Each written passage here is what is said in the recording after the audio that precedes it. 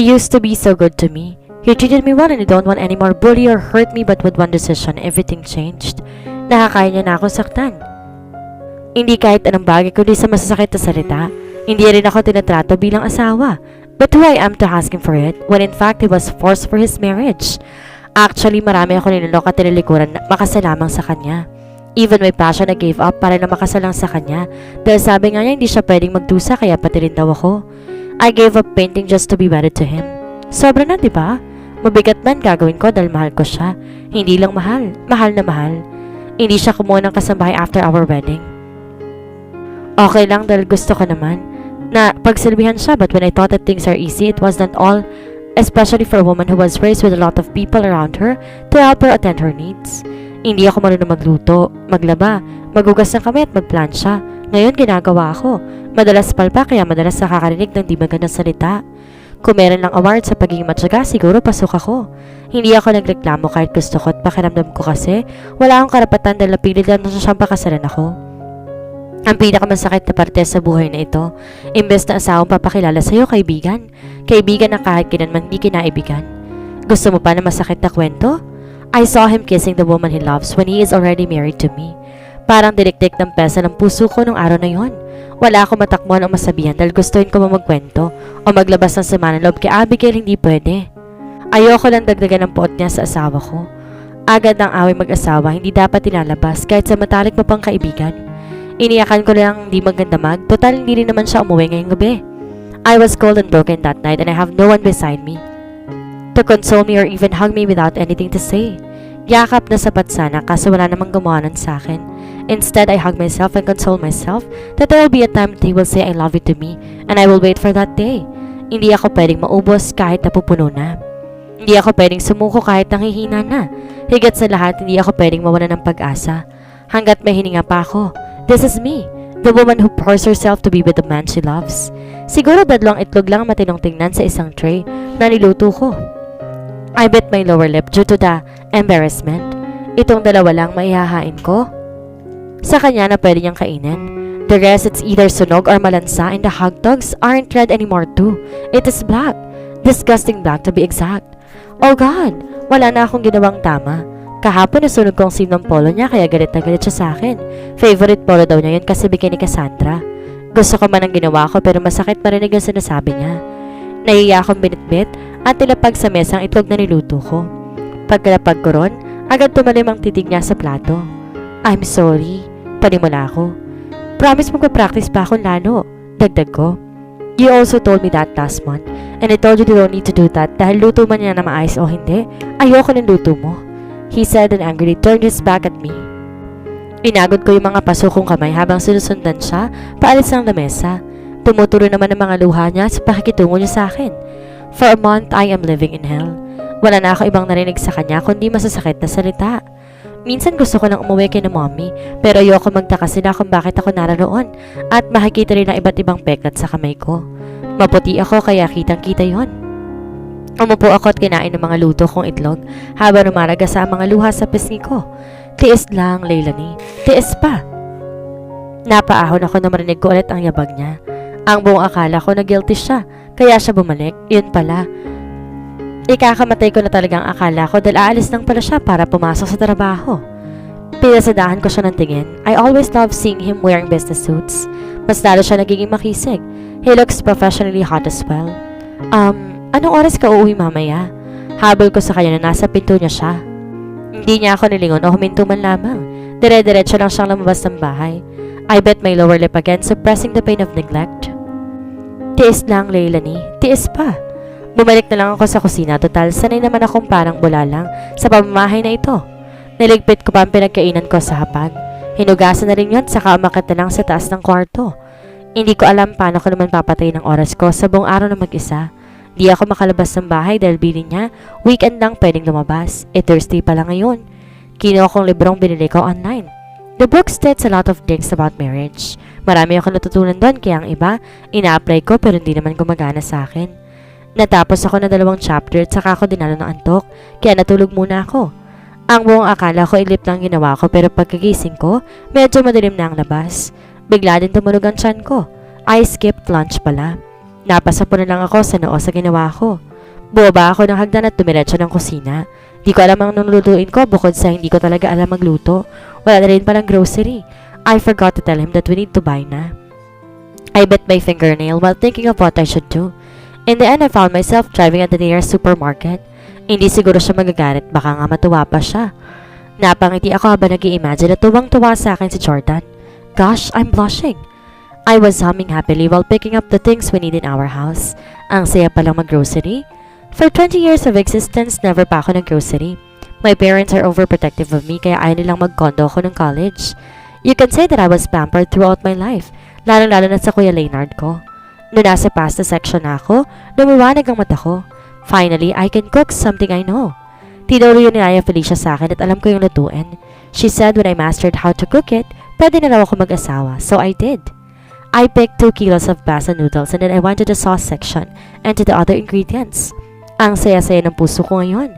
Naibsan ang sakit na nadarama ko sa loob ng bahay and I already found my comfort. Grocery shopping! Pagkatapos ko mag-grocery, nilagay ko lahat ng nabili ko sa kotse at bumalik ulit sa loob. Gusto ko mag-SB or Starbucks muna.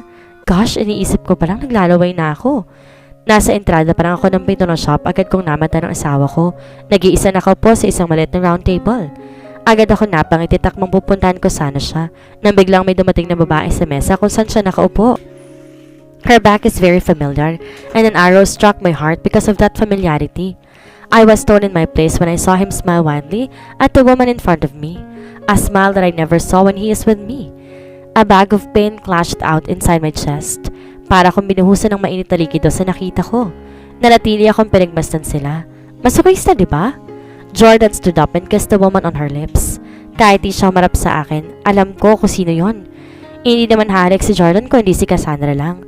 Ako nga hindi niya pa nahalikan eh. Ganon siya ka-loyal sa babae. Once again, I was pierced with a knife on my heart on that sight. Abundant tears fell down my cheeks and I couldn't do anything beside to care because no one knows I am his wife. Wala akong lakas ng loob na kalbohin ng babaeng yan dahil hindi niya alam. Hindi ko maibanyag ang totoo kahit meron akong karapatan because I am afraid that if I will do that, he will be disappointed at me again and I don't want to hear it. Kaya pa ba? Magtitiis pa ba? Tiis pa! Konti pa. Kahit gusto ko mag-dine in sa Starbucks, mas pinili ko na lang umuwi ng luhaan. Lagi naman eh. Halos nga hindi ko na makitang dinaraanan ko dahil sa labo ng paningin ko kakaiyak. Kahit alam niya lang kung bakit ako hindi tumatanggi, pilit ko magpakatatag pa rin sa kabila ng masakit na sampa ng katotohanan sa akin. I put everything I bought in their place and I went upstairs to sob to death dahil yun lang alam kong gawin sa isang buwang mag-asawa kami, ang umiyak ng umiyak magdamag. I grew up sheltered with love and care. Lahat ako ang pinapansin. Lahat ayaw ko masaktan at magalusan man lamang. I was people's apple of the eye kaya kung kaya ko lang magsalita ng salobin ko, I would say I don't deserve this. All of this. Maraan ako nakatingala sa langit. I was the star but not as bright as them. Wala akong kinang. Isa akong parte ng universe but never the universe.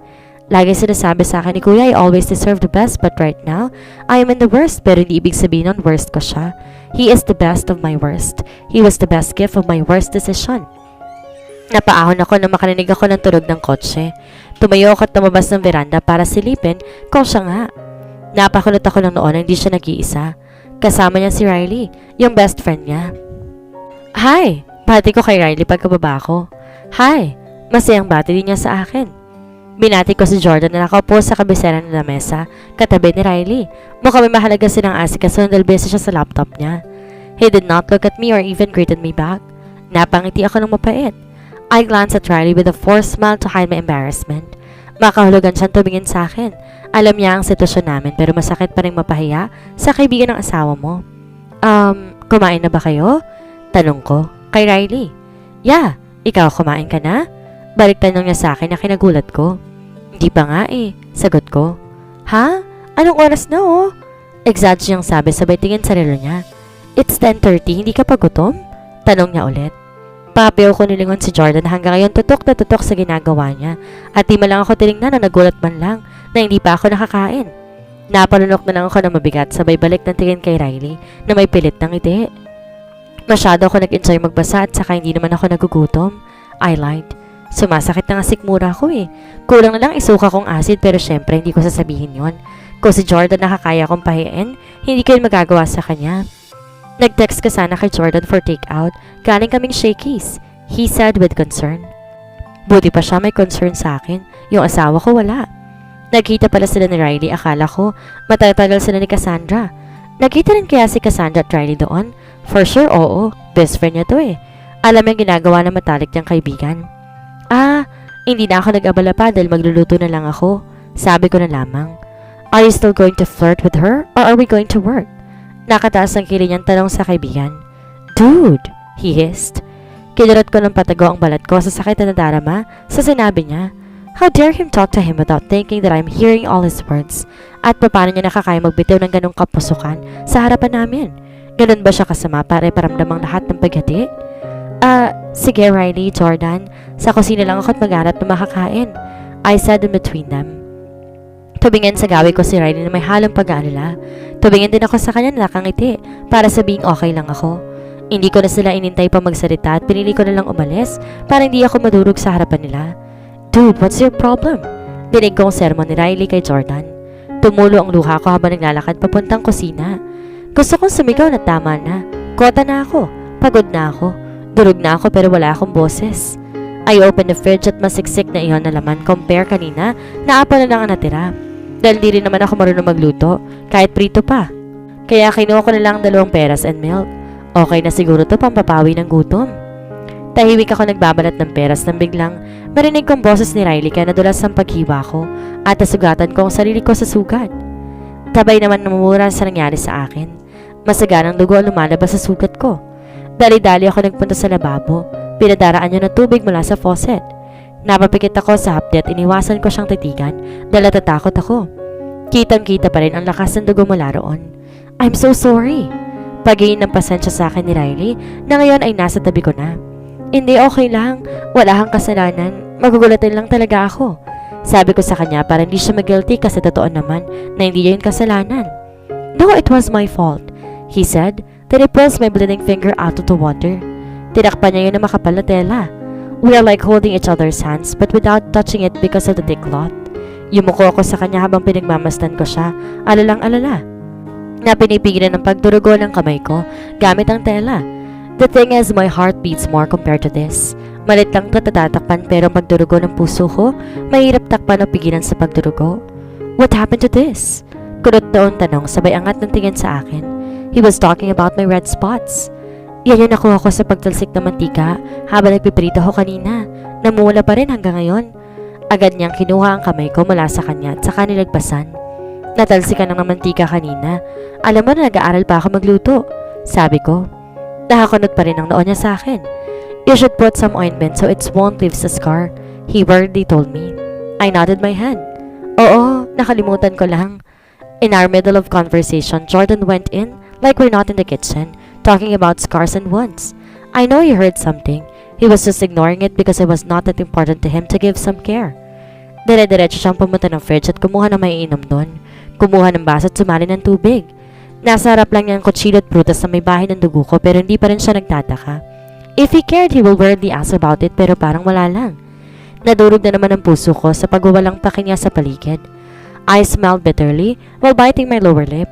Tumala nga at kumikarap-karap ang mata para pigilan ang luha ko. Tama na, Leilani. Tama na. Hindi ka pwedeng umiyak.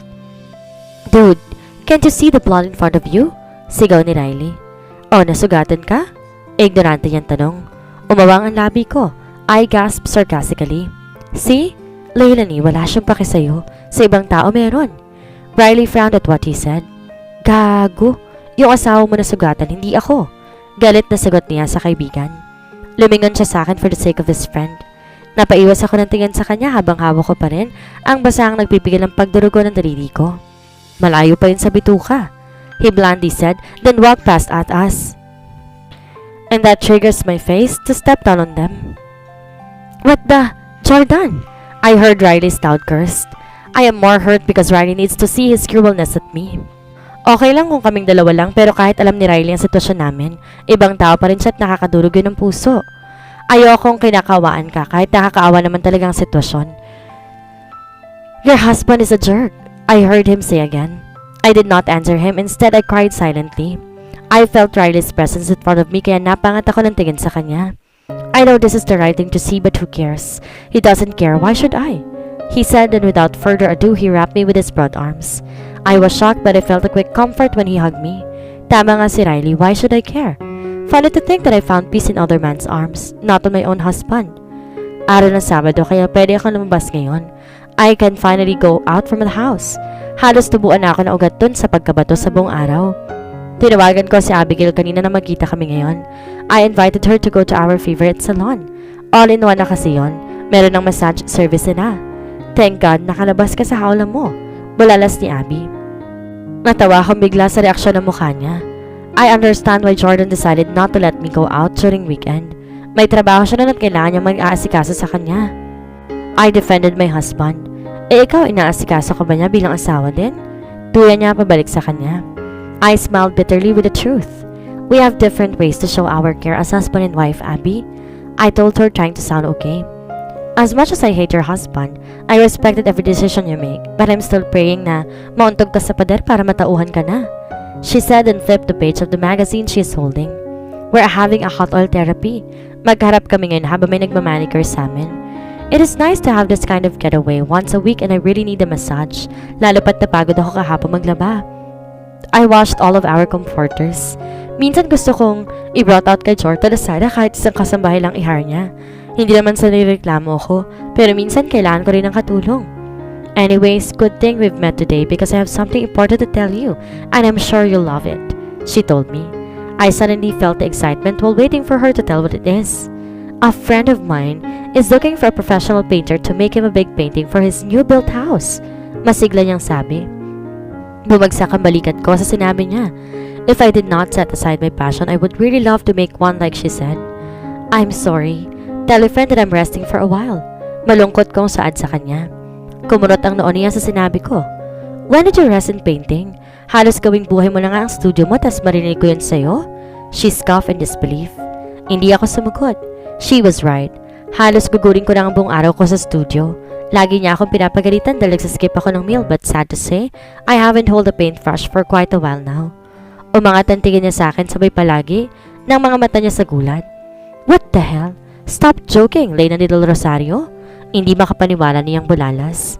Nag-iwas ako ng tingin sa kanya. Napatitig ako nang biglang binagsak niya ang hawak ni magazine, kaya naglikain ng malakas na ingay. Pati ang dalawang naglilinis ng kuko namin na bigla din sa pagwawala niya, kaya I motioned them to leave us for a moment. I looked around the shop and see customers turn their head at us. I bit my lower lip due to embarrassment. Ganun ka na ba kalala, ha? That was your passion. You love painting and I'm always proud of you because you know exactly what you will be like, unlike me. Then talikuran mo na lang basta-basta? She disappointedly commented. Gusto ko maiyak sa mga sinabi niya. Love ko pa rin naman ang painting eh. Di ko naman talaga tinalikuran yon. Na-set aside lang. I still love painting naman. Don't give me that crap, Leilani. Alam kong napilitan ka lang dahil naman sa peste mong asawa. You could have any guy greater than him who will value your passion, not forcing you to turn your back at what you love. Patuloy na litanya niya. Kitang-kita mga paglaki na ugat niya sa leeg sa sobrang galit. But the thing is, I don't want any guy. I just want my husband. Marahan kong sagot sa kanya. Ano ba meron sa kanya na hindi mo bitaw-bitawan yung pesteng yawang yan? Singhal niya ulit. Nawala ang pisngi ko sa huling sinabi. I still haven't seen his thing so I don't have any reference for a comparison. God, you're making me more mad today, Leilani. Problemadong saad niya sa kasi ako malma. Di na ako nagsalita pa dahil lalo lang siya magagalit sa akin at sa asawa ko. I get her point naman dahil nagdamdam ito.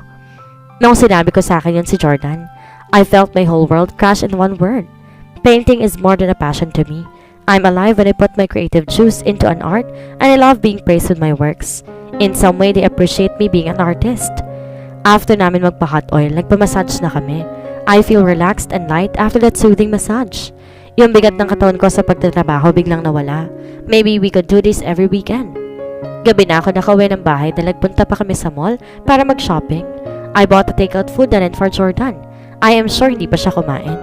Ang lapad ng ngiti ko habang papasok sa kabahayan. I saw his car at the driver kaya pakiramdam ko, andito na siya. Nakailang hakbang pa lang ako sa paakyat na mapahinto ako sa narinig na ingay. My hand immediately flew on my chest to suppress the pain of the sound I am hearing. Nang hinang tuhod ko at kusa na lang ako napaupo sa sahig ng hagdanan. Stream of tears fall down on my cheeks as I hear them, making moans of pleasure. Ganito na ba siya kababaw at nililay pa rito ang babae niya? Matatanggap ko pa kung aanilain niya ako dito pero yung pamukha niya sa akin na kawalang respeto niya, sobra-sobra naman ata yun. Napahilamos pa ako sa sobrang hinanakit sa kanya. He is so cruel.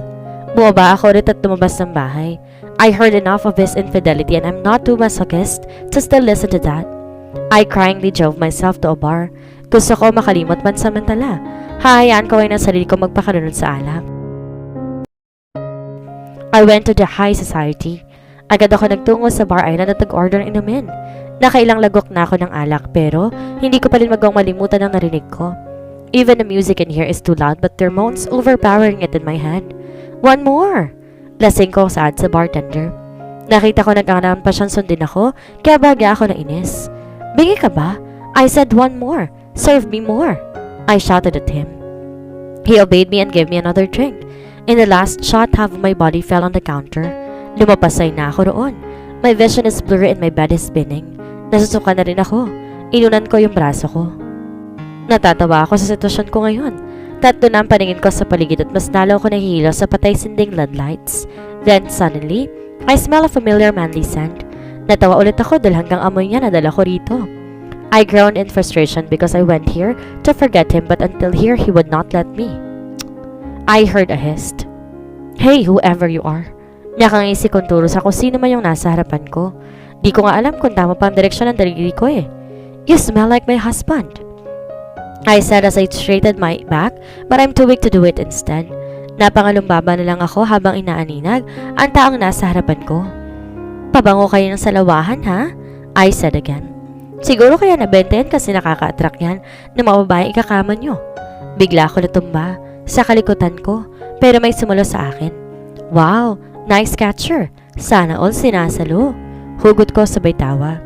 Dahil nasa bisig niya ako kaya naramdaman ko yung matigas niyang pangangatawan. At dahil na rin wala ako sa kitinoan, malakas ang kaloob ko na hinawakan ko ang braso niya. Natutuwa akong pinisil-pisil yun. Ay, sheps, ang tigas. Mangha ko. Napaangat pa ako ng tingin sa kanya.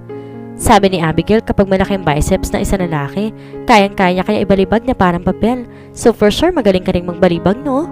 I playfully teased him. Sinundot ko ulit yung biceps niya. The hell? I heard him gust. No, mister. Sabi ko habang iniiling ang daliri ko bilang pagtanggi. You can't do that to me. I have a husband. I told him and showed him my hand.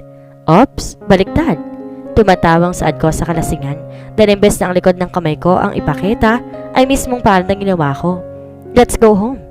I can sense frustration in his voice. Umalis ako sa kanya at agad siyang itinulak. Munti ka na naman akong matumba kaya lang mabilis ang reflexes niya kaya nahila niya ako pabalik sa kanya. What is wrong with you, woman? I heard him again. Wala na talaga akong lakas para maitulak siya. My eyes aren't open anymore at parang lantang sitaw na ako ngayon. Nakahilig na lang ako sa kanya. Mister, can you do me a favor? Can you please let me stay in your house tonight? Ayoko kasing umuwi sa bahay dahil nandun pa siguro yung babae ng asawa ko at ayoko marinig ang ginagawa nila. It's breaking my heart into pieces. Kahit ngayong gabi lang, please. Pagmamakaawa ko sa kanya. I just hope he's a good guy at iya pagsamantalahan ng kalasingan ko. Before dark completely devours me, a side of tears streamed down my cheek. I am too hurt tonight and I can sleep in a house where I can hear the truth that my husband could not pleasure the way he did to the woman he bedded tonight. Sampal sa akin yun. Parang pinamukha niya talaga sa akin ang pagkawalang paki niya. Naramdaman ko na lang umangat ako sa ere and I am too drunk to open my eyes. Sa pangalawang pagkakataon, I fell on someone's arms, not on my husband. Pagkagising ko kinaumagahan, sapo-sapo ko ang ulo ko sa sobrang pananakit noon. Samahan pa na masamang panlasa ng dila ko. I smelled my shirt and it was not pleasant at all. I groaned in pain and dizziness while massaging my head. I have never been drunk before.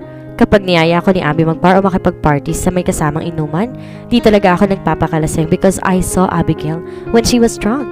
She can barely stand for herself and she keep on vomiting. It traumatized drunk. She can barely stand for herself and she keep on vomiting. It traumatized me but here I am right now, experiencing the same thing. I think. Did I? Napatakip ako agad sa aking bibig sa naisip. My eyes widened as I tried remembering what had happened to me last night. As far as I can remember, I was talking to a man in the club and he asked him to bring me to his home. Oh my God! In panic, I quickly rolled my eyes around all corners and realized that this is my husband's room. Don't tell me, inuwi ako dito ng lalaking hindi ko alam ang pangalan kagabi. Sinabunutan ko ang sarili ko sa katangahan. Nagwala-wala rin ako sa kama. Then all of a sudden, the blanket which covering me right now slightly fell down and reveals my almost naked body. Nandaki ulit ang mata ko sa gulantang. Agad kong tinaas ang kumot pa itaas upang takpan ang halos subad kong katawan. Tanging underwear lang ang suot ko ngayon. Isip. Leilani, sino nang tanggal ang damit mo? Nagubad ka pa sa rep na estanghero at inuwi kang ganyan? O yung asawa ko nagtanggal ang damit mo? Pero bakit naman niya gagawin yon? Nandidiring ang hawakan ka nun eh. Samot-saring tanong ang sunod-sunod na pumasok sa isip ko. Pinipilit ko talagang alalahanin ang nangyari, pero wala talaga. Blankong memorya ko. Bumaba ako ng kama tagtungo sa cabinet ni Jordan. Isang organized na damitan ang bumungad sa akin. Hindi ko alintana na kabra at panty lamang ako. Mataman ko lang pinagmasa ng damitan niya. This is my first time seeing the inside of his wardrobe. Malimit niyang bilin sa akin na ilapag lang sa kama ang mga damit niya na nilabhan at na plansya. We are close before but I've never been to his dresser. Ngayon pa lang. Di ko maiwasang mamangha sa ganda at linis ng pagkakaayos. Hindi ganito ang pagtupi ko pero maayos siya nakatupi ngayon. The white is separate from the colors at kitang-kita yun sa bawat layer ng divider.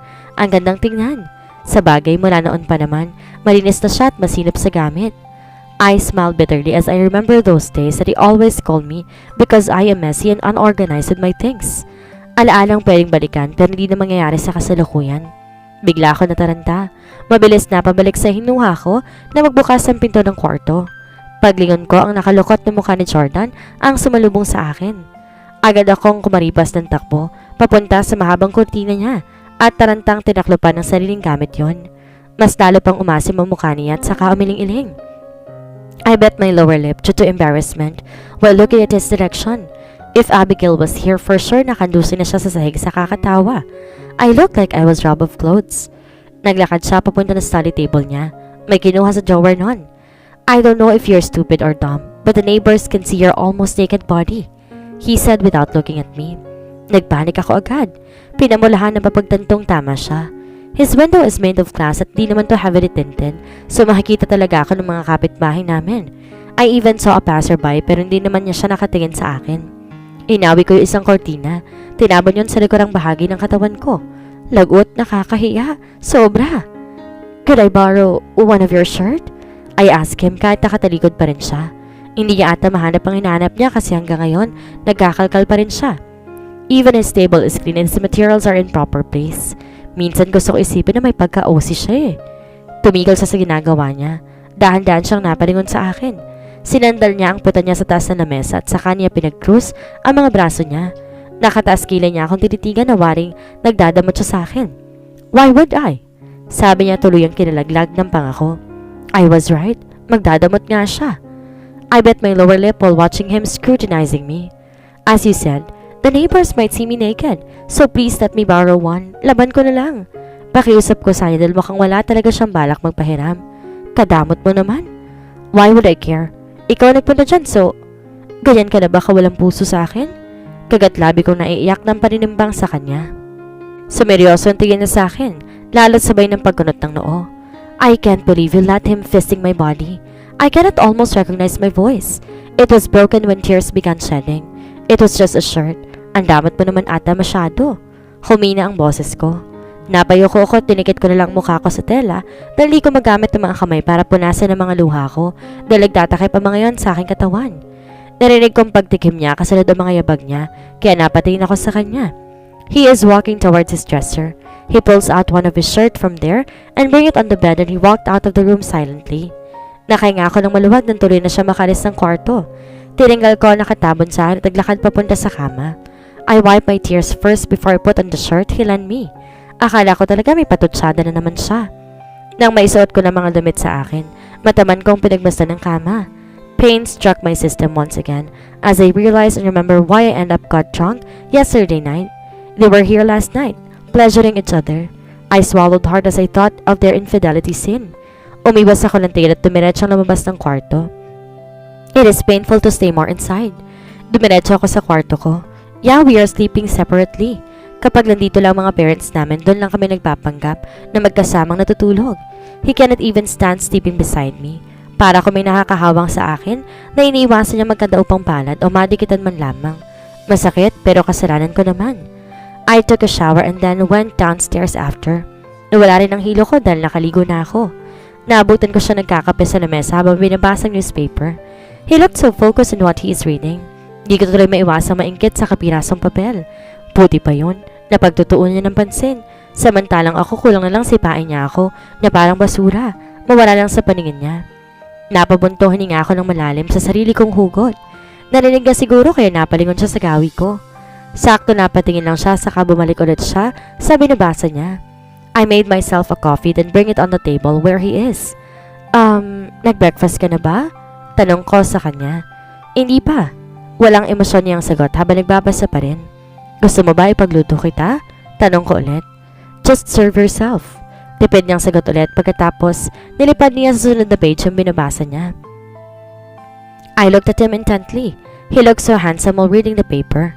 Ang makakapal niyang pilik mata at kilay na bumabagay sa mukha niya. His defined jaw and pointy nose lalo nagpaangat sa kakisigan niya. Kay swerte kong babae siguro kung mahal niya lang ako. Nasa kanya lang lahat na po pwedeng pagmalaki na isang may bahay sa kanyang asawa.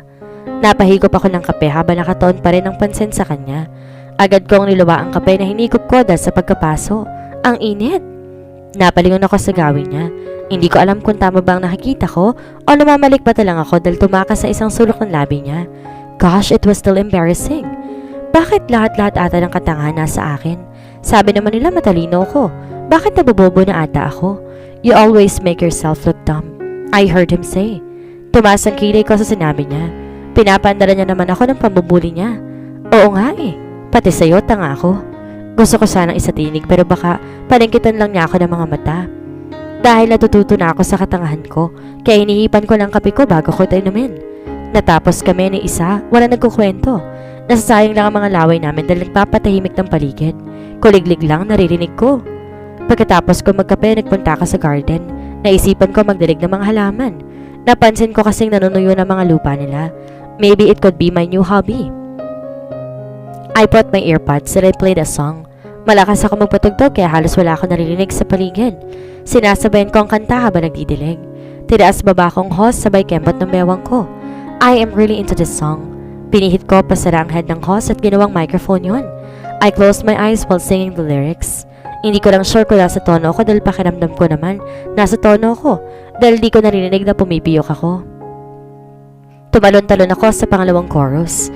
Saktong pagdilat ko ng mata, bumungad sa akin ang kurot ng mukha ng asawa ko. Ang kanyang kaliwang binti ay nakapatong sa kanan.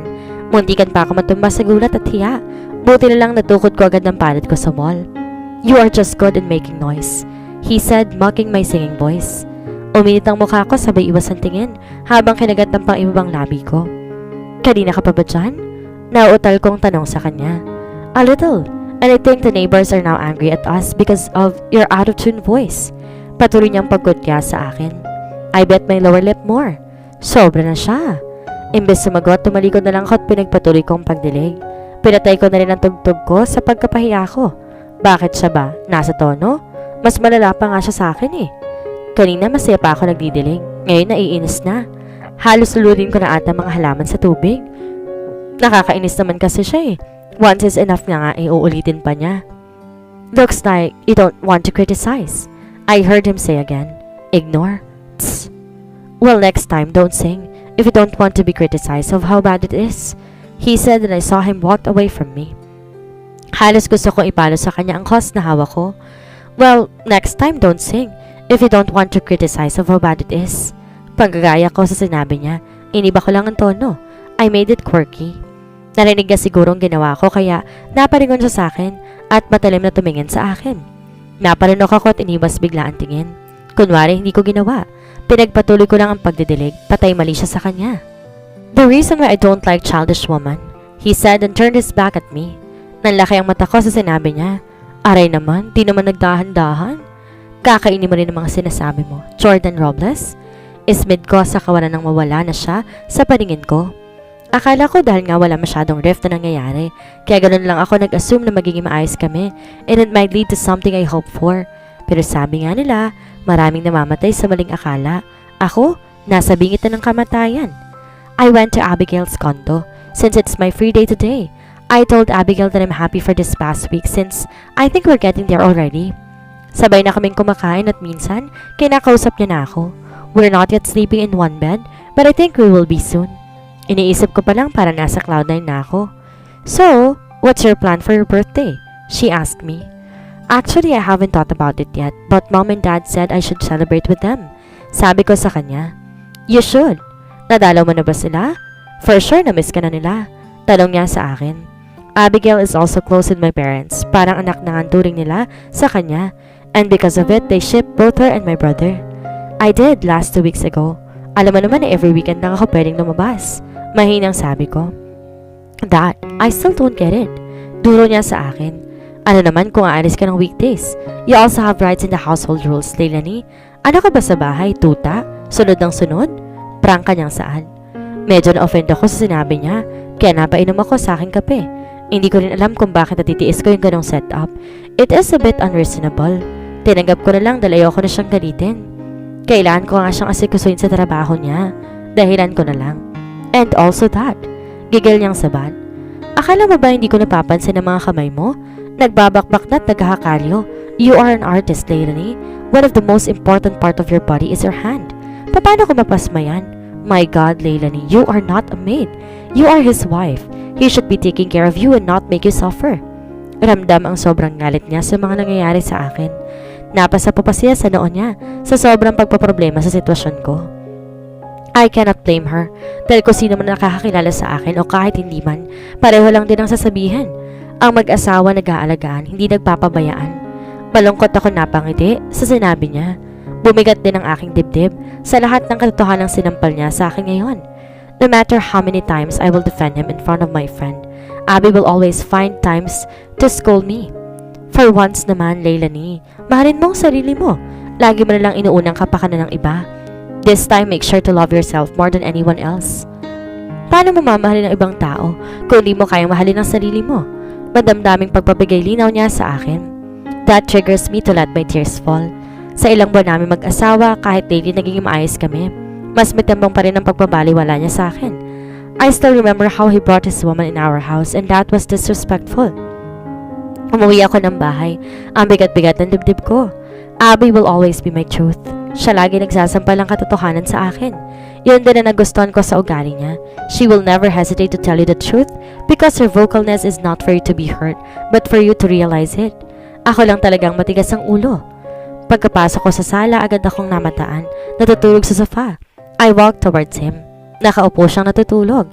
Para ako patuloy nakangalay sa lain niya na nakahilig lang sa ulo na ng sofa. I sat beside him and took a moment of silence as I gazed at him lovingly. While watching him asleep, I could not stop but to recall the time when he said he would protect me at all cost. Huwag ka nang umiyak, Leilanie. Nasuntok ko na sila. Maangas na balita sa akin ni Kuya Jordan. Jordan is my kuya's childhood friend and his parents are my parents' business associates, so we grew up together. Napangat ako ng tingin sa kanya mula sa pagkakadukdok sa aking tuhod. I cried because Carding and his friends bullied me. They called me stick woman because I am so thin. Ano magagawa ko? Hindi talaga ako tabain. I drink a lot of vitamins but nothing works. Talaga, kuya? Pasinghot-singhot ako sa may pahid ng luha ko gamit ang likod ng kamay ko. He smilingly nodded his head. So don't worry because I won't let them hurt you again. No man should hurt you, even me. Determinado niyang pangako. Napangiti ako sa kanya sabay tayo at niyakap siya na mahigpit. I felt his hand on my head caressing my hair gently. You deserve to be loved, not hurt. He simply said but impacted a lot to me. But the sad reality is, he broke his promise and even hurt me more than what Matt Bullies did back in those days. Mataman lang ako nakatingin mula sa kanyang mga mata, pababa sa kanyang labi. Ano kayang pakiramdam na halikan ng labi nito? It looks luscious. I am tempted to try it. I bit my lower lip as I shake my head to erase what's inside my mind. But the more I stare at it, the more I want to kiss him. Di naman siguro siya magigising. Dampi lang naman ang gagawin ko eh. Pinigit ko pang aking mga mata para kastiguhin ang desisyon ko but in the end I found myself moving my face towards him and still a smack from his lips. Agad ako lumayo sa kanya at baka magising ko siya. Tama na yun sa akin. Napapangiti ako nakawak sa aking labi habang pinagmamastan siya. Even if it was just a smack, I felt elated. Para akong teenager na kinikilig. Dahil masyado ata ako naligalig sa labi niya, kaya naglakas loob na naman akong halikan siya. I did. Pero nung lalayo na sana ako, biglang minulat niya ang kanyang mga mata. I was stoned and could not move my face. We could feel each other's breath because of close distance. Bigla din ata ako nawalan ng hininga sa paraan ng titig niya sa akin. I am about to move away when he quickly cupped my face and kissed me torridly. His lips moved expertly. I could not keep up on his face. Masyado siyang eksperto para sa amateur na tulad ko. I haven't been kissed by a man before, that's why I don't know how to respond to him. Nakakahiya. Part your lips, baby. Nagulat ako sa sinabi niya. I did what he told me. I parted my lips. Mas lalong pumusok at lumalalim ang kanyang mga halik. Naglalaro din ang kanyang tila sa aking bibig. He's kissing me torridly and as rigid as he can. Naglakbay din ang kanyang halik pababa sa aking liig. Sa bawat halik niyang handog sa akin ang kakaibang ligaya. Ito ang una kong karanasan sa ganitong level of intimacy, pero parang wala akong alinlangan sa mga ginawa niya. I just let him invade all of my glory. I felt a hot liquid splash inside of me when he convulsed. Nang hina ako napadapa sa sofa sa ginawa namin. I could feel my sweat dripping on my body due to exhaustion. That was intense, Cass. Sambit niyang bigla. Natigilan ako sa sinabi niya. Mas lalo ako ng hina dahil doon, pati siya na bigla din. Instead of apologizing, he picks up his clothes immediately then left me hurt with the wrong name, he muttered. Parang may punyal na bumuon sa puso sa narealize ko. I smiled painfully as I covered my body with a cushion. When he was having desires and lost earlier, he wasn't thinking of me. He was thinking about her. Kaya ba siya magkana dahil siyang nasa isip niya? Once again, an abundant tear streamed down to my cheeks as I pulled my hair to the back. Gusto kong sumigaw sa sakit na ginawa niya. Kinawaan ko ang sarili ko ngayon. I stooped so low. My pride and dignity has taken for granted. Pakiramdam ko I am ruining in circles. I keep on experiencing the same pain over and over again.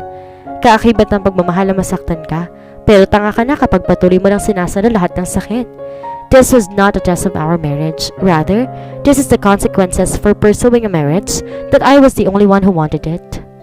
After that incident, I went to our ancestral house in Batangas and I'm staying here for more than a week now. Gusto ko muna magpalipas ng galit at magpagaan ng pakiramdam. Pakiramdam ko kasi bibigay na ako at yun ang ayaw ko. Hanggat kaya ko pang kumapit, kakapit ako. Hindi naman ako nagkamali sa pagpunta ko dito. Sariwa ang hangin at mamayapa dito. No one knows I am here. Iniwan ko talaga ang cellphone ko sa bahay. Ayoko may magtatanong kung bakit ako dito. Hindi rin naman ako nagagaway dito at sila mommy at daddy sa business sa Manila. Si kuya naman nasa Boston ngayon dahil sa isang branch namin. Kahit nandito ako, iniisip ko pa rin kung kumusta na siya. The other day, I was tempted to go home to him but something scolded me inside my head not to. Siguro gusto ko rin siya makahinga mula sa aking presensya. The more he sees me, the more I reminded him how selfish I am to force to marry me. Nasasaktan ko rin siya pero hindi ganoon katindi sa ginagawa niya sa akin. Kinagabihang umalis ako sa bahay niyang araw na yon, nilagnat ako. Buti na lang Mang Kiko and Manang Gladys, our caretakers, took care of me hanggang sa humupang lagnat ko. I am feeling the pain in between my legs at sigurado ako doon ang gagaling ang lagnat ko. They kept asking me what I did, why I got sick, but I did not tell them the real reason. The next day, umokay naman ang pakiramdam ko. I got up so early to stroll again around the niyugan. Manong Kiko told me mangunguha daw sila ng buko ngayon dahil gagawin nilang bukayo. Kumikita rin naman tong farm bukod sa mga niyog na napoproduce nila. Mayroong mga gulay at iba pang mga prutas. Actually, this is my grandparents' property. Ang tito Robert ko nag-aalaga dito. Silang namamalakad sa sakahan. Daddy is into real estate business while my tito, dad's brother, prefer the province. If you would ask me, I also prefer this kind of life. Simple at payapa. Malayo sa maingay na syudad at magulong pamumuhay. Dito, simpleng gulay lang, masaya ng pamilyang kumakain. Each little food is a blessing. Nakita na kami nila tito at tita. Pati rin mga pinsan ko kinabukasan pumunta ako. I told them not to tell dad that I was here. They asked me why and why I was here. I lied to them. Sabi ko, gusto ko lang makapag-isip ng bagong creation kaya kailangan ko ng complete serenity. They did not know I got married, so I really need to lie. Nagiging sinungaling na tao ko sa kagagahan ko. Hindi ako ito pero ginagawa ko na. Lumuwas pala sila ng Manila ng araw na dumating ako kaya hindi ko sila naabutan. Napangiti ako habang naglalakad na pinapagmamasdan ng buong paligid. Kahit tirik na tirik ang araw, hindi maramdam ang init na sa silong na binibigay na mayayabong at malalaking puno ng nyog. Tumingala ako at madaming ang bunga mga yon. Tinignan ko ang bawat inaapakan ko at baka kasi merong mga nakausling matutulis na kahoy.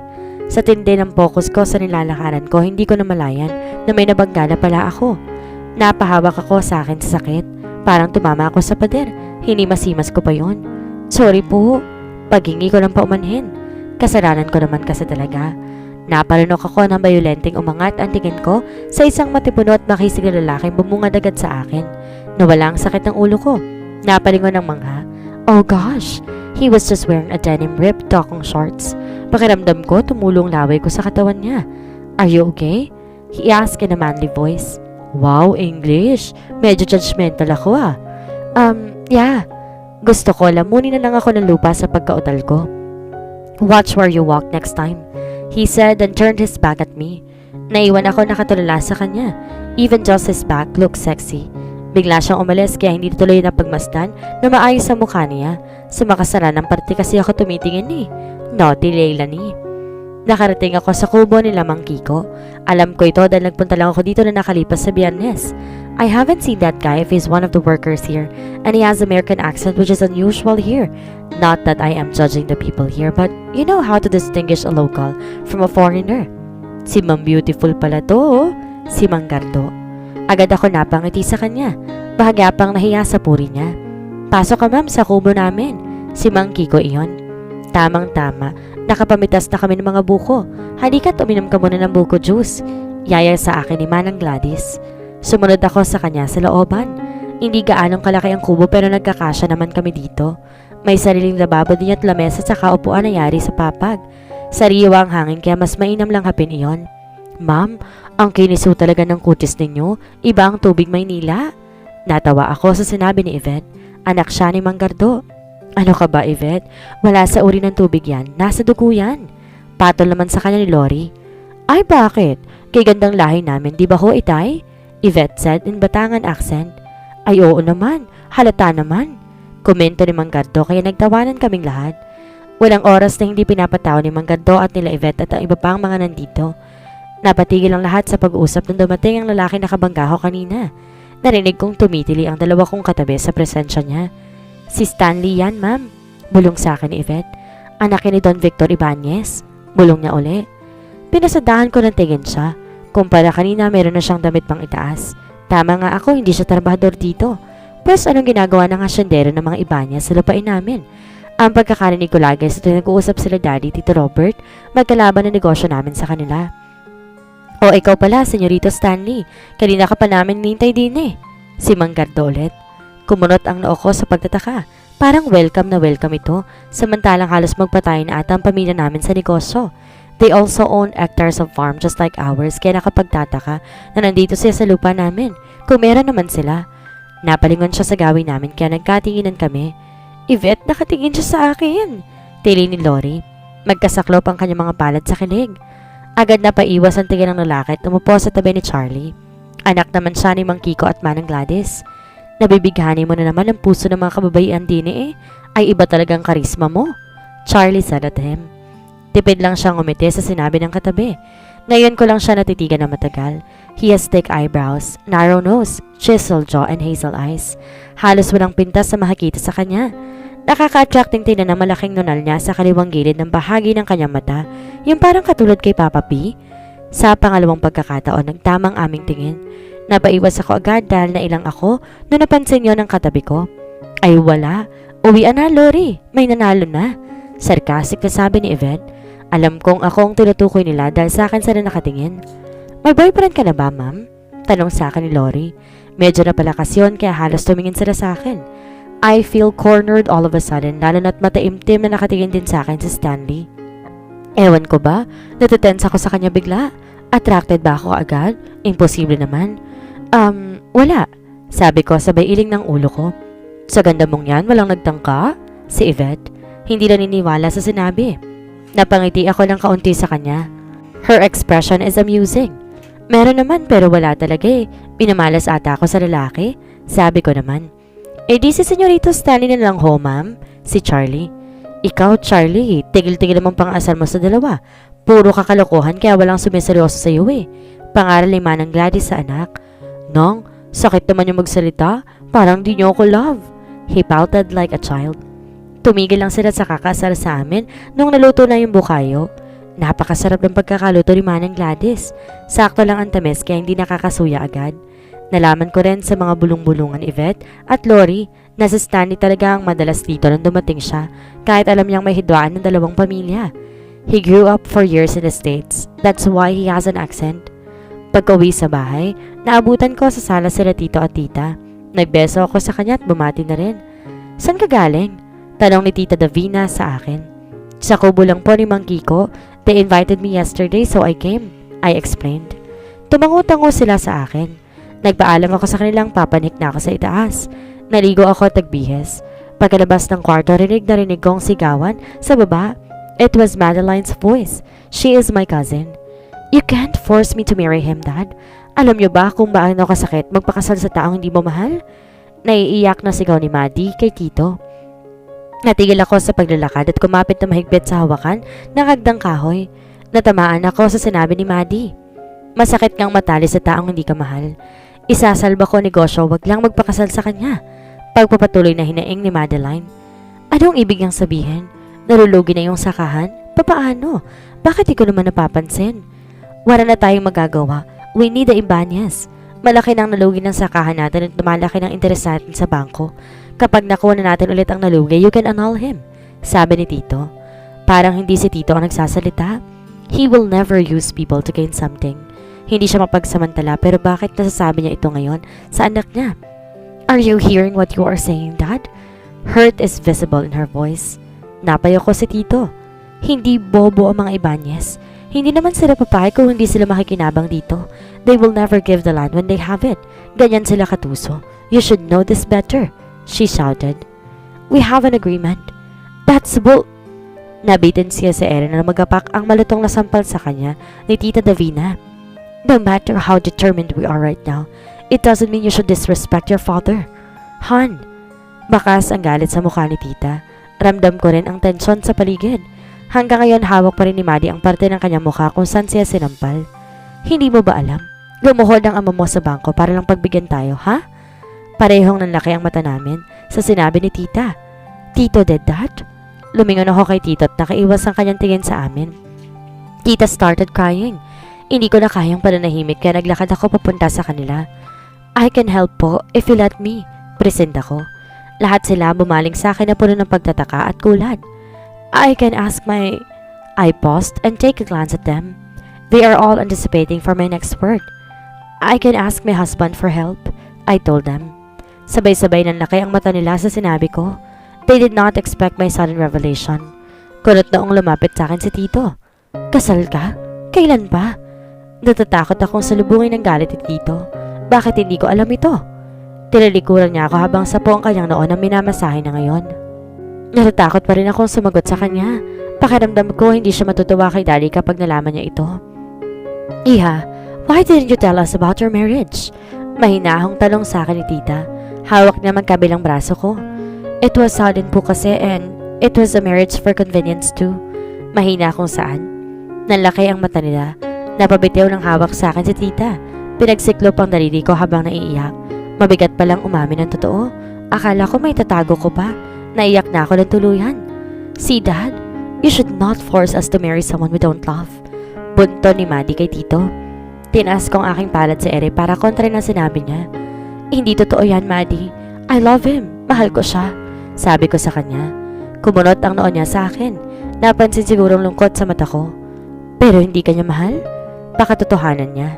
Napayo ko ako sa hiya. You forced him to marry you just to gain something. That is not so you, Leilani. She sounded disappointed. I can't blame her. Talaga namang nakaka-disappoint ako. Nalulugi na rin ba ang kumpanya ninyo kaya ka pumayag? Tito asked. I nodded. I heard him sighed. Bakit ka nandito, Leila? Matalim siyang tumingin sa akin. Natameme ako. Natatakot sa lubungin ng lalim ang titig ni Tito. He is more dangerous than my father. Did your husband hurt you? Kaya ka ba nandito? Medyo napalakas ang boses niya kaya nabigla ako. Robert, mahinahong pagpapakalma ni Tita sa kanya.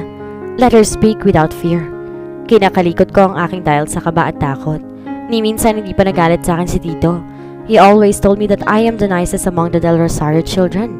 Dalawa lang sila ni Papa kaya intact ang samahan namin magpapinsan. Not physically, but emotionally, siya ang nagdabos. Hindi ako sumagot. I heard a hard curse from him. This is the first time he lied to me. Galit niyang sambit. I told him not to, Tito. Our wedding is a secret. No one knows about it. Tanging pamilya niya at ako ang nakakaalam. Paliwanag ko sa kanya. Bakit? Don't tell me because of your husband. Tumaas ang boses niya. Yumuko ulit ako. Wala akong mahagilap na dahilan na sasabihin sa kanya. But I understand why he chose to make it a secret. Among us, he is the one who is forced to do it. Mabuti po ang asawa ko, tito. Naiintindihan ko kung minsan nakakapagbitaw siya ng salita dahil naiipit siya sa sitwasyon at yun ang ayaw kong mangyari kay Maddie. I experienced the exhaustion of loveless marriage. Masakit at madugo po, tito. Kung kaya ko makatulog, gagawin ko. I said with all my strength. Ayoko na may makaranas pa sa pamilya ng ganoong sitwasyon. Leilanie, malamlam na tumingin sa akin si Maddie. Tipid lamang akong umiti sa kanya.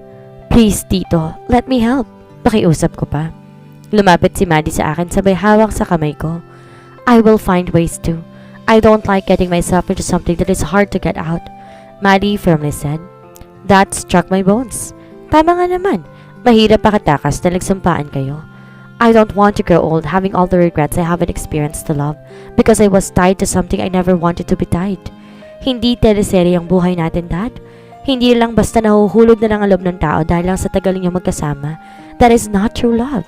True love is felt sa una pa lang, hindi natututuhan. Buong pusong paliwanag ni Maddie. All her words are arrowed to me. It got me bullseye. I realized that I hoped too much for our relationship. Paano mangyayari kung ako may gustong mangyari? Napaka-selfish ko ba masyado? Napakasama ko na ba? We deserve a love that is fully given from the start, not the midway or in the end. Pinalaki niya kaming mulat sa tunay na pagmamahalan. Bakit ngayon pinagkakaito sa amin ang maranasan yun? Her voice broke because due to form's flubs. Inigpitan ko ang hawak sa kamay niya, kaya naparingon siya sa akin. And you deserve a brave love, Leilanie. Sa ating dalawa, ikaw ang nangangarap na ikasal sa simbahan, kasamang lalaking mahal mo. Nakasama mo nga pero hindi naman ikaw ang mahal. Hindi mo deserve to. Isipin mo na lang na deserve niya rin ang tunay na pagmamahal. Kung nasasaktan ka, mas lalo lang siya masasaktan. She said, that breaks me down to pieces. Tama siya.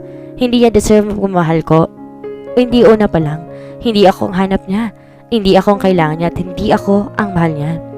I realized today that I'm hurting not because he did not love me because it was my fault for forcing my love to someone I love but love somebody else and she wasn't me. I told Tito Robert that I will stay here for a couple of days more bago tumulak ng Maynila. Gusto ko bago ko harap sa kanya buo ng desisyon ko. Nang gabing yun, halos hindi ako makatulog sa kakaisip sa lahat ng bagay. Tama si Maddie. Hindi ko po pwedeng tanongin ang sarili ko kung saan ako nagkulang dahil wala naman akong pagkukulang. Ang tamang tanong, saan ka nagkamali? My cousin is always good with words. Yun ang kinainggitan ko sa kanya palagi. Nasasabi niya ang mga tamang salita na takot akong sabihin. Words are her friends and I can see that they get along with each other. Pumunta ako sa kubo dahil nahanap ko si Mang Kiko. Papasama ako sa bayan.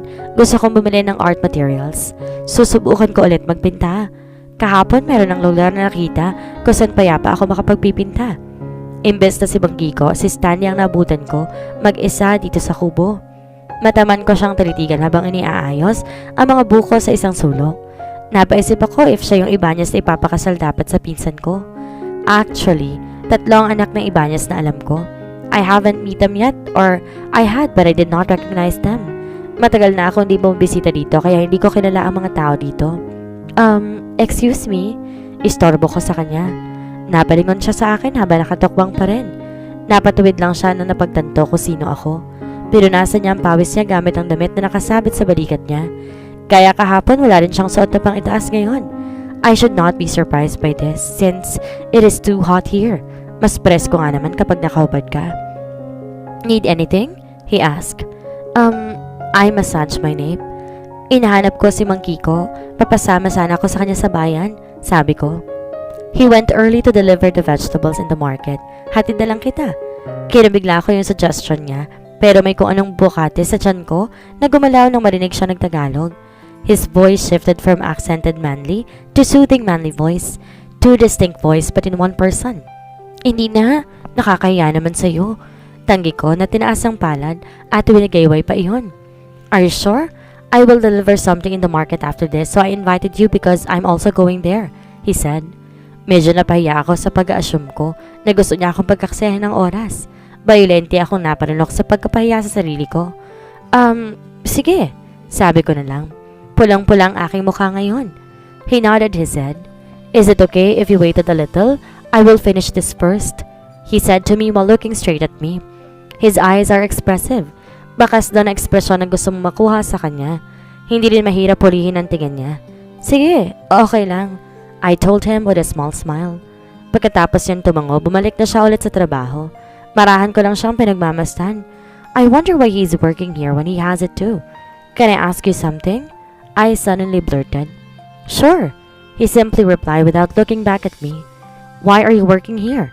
Meron naman kayong farm kaya dito. Napatayo siya ng tuwid at bumaling sa akin, saka may kinukuhang ano sa tabi ko. Napasingha pa ako na maramdaman ng pagdikit ng balat namin. Because I find something more valuable here than in our house, he meaningfully said. Hi, Farun. What does it mean by that? Sinundan ko ng tingin ng likod niya. Are you not a spy of your father, are you?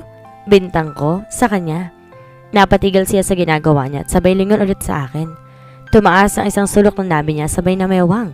He curved his lips. For a business that is going down? No. I'm a bit offended by what he said.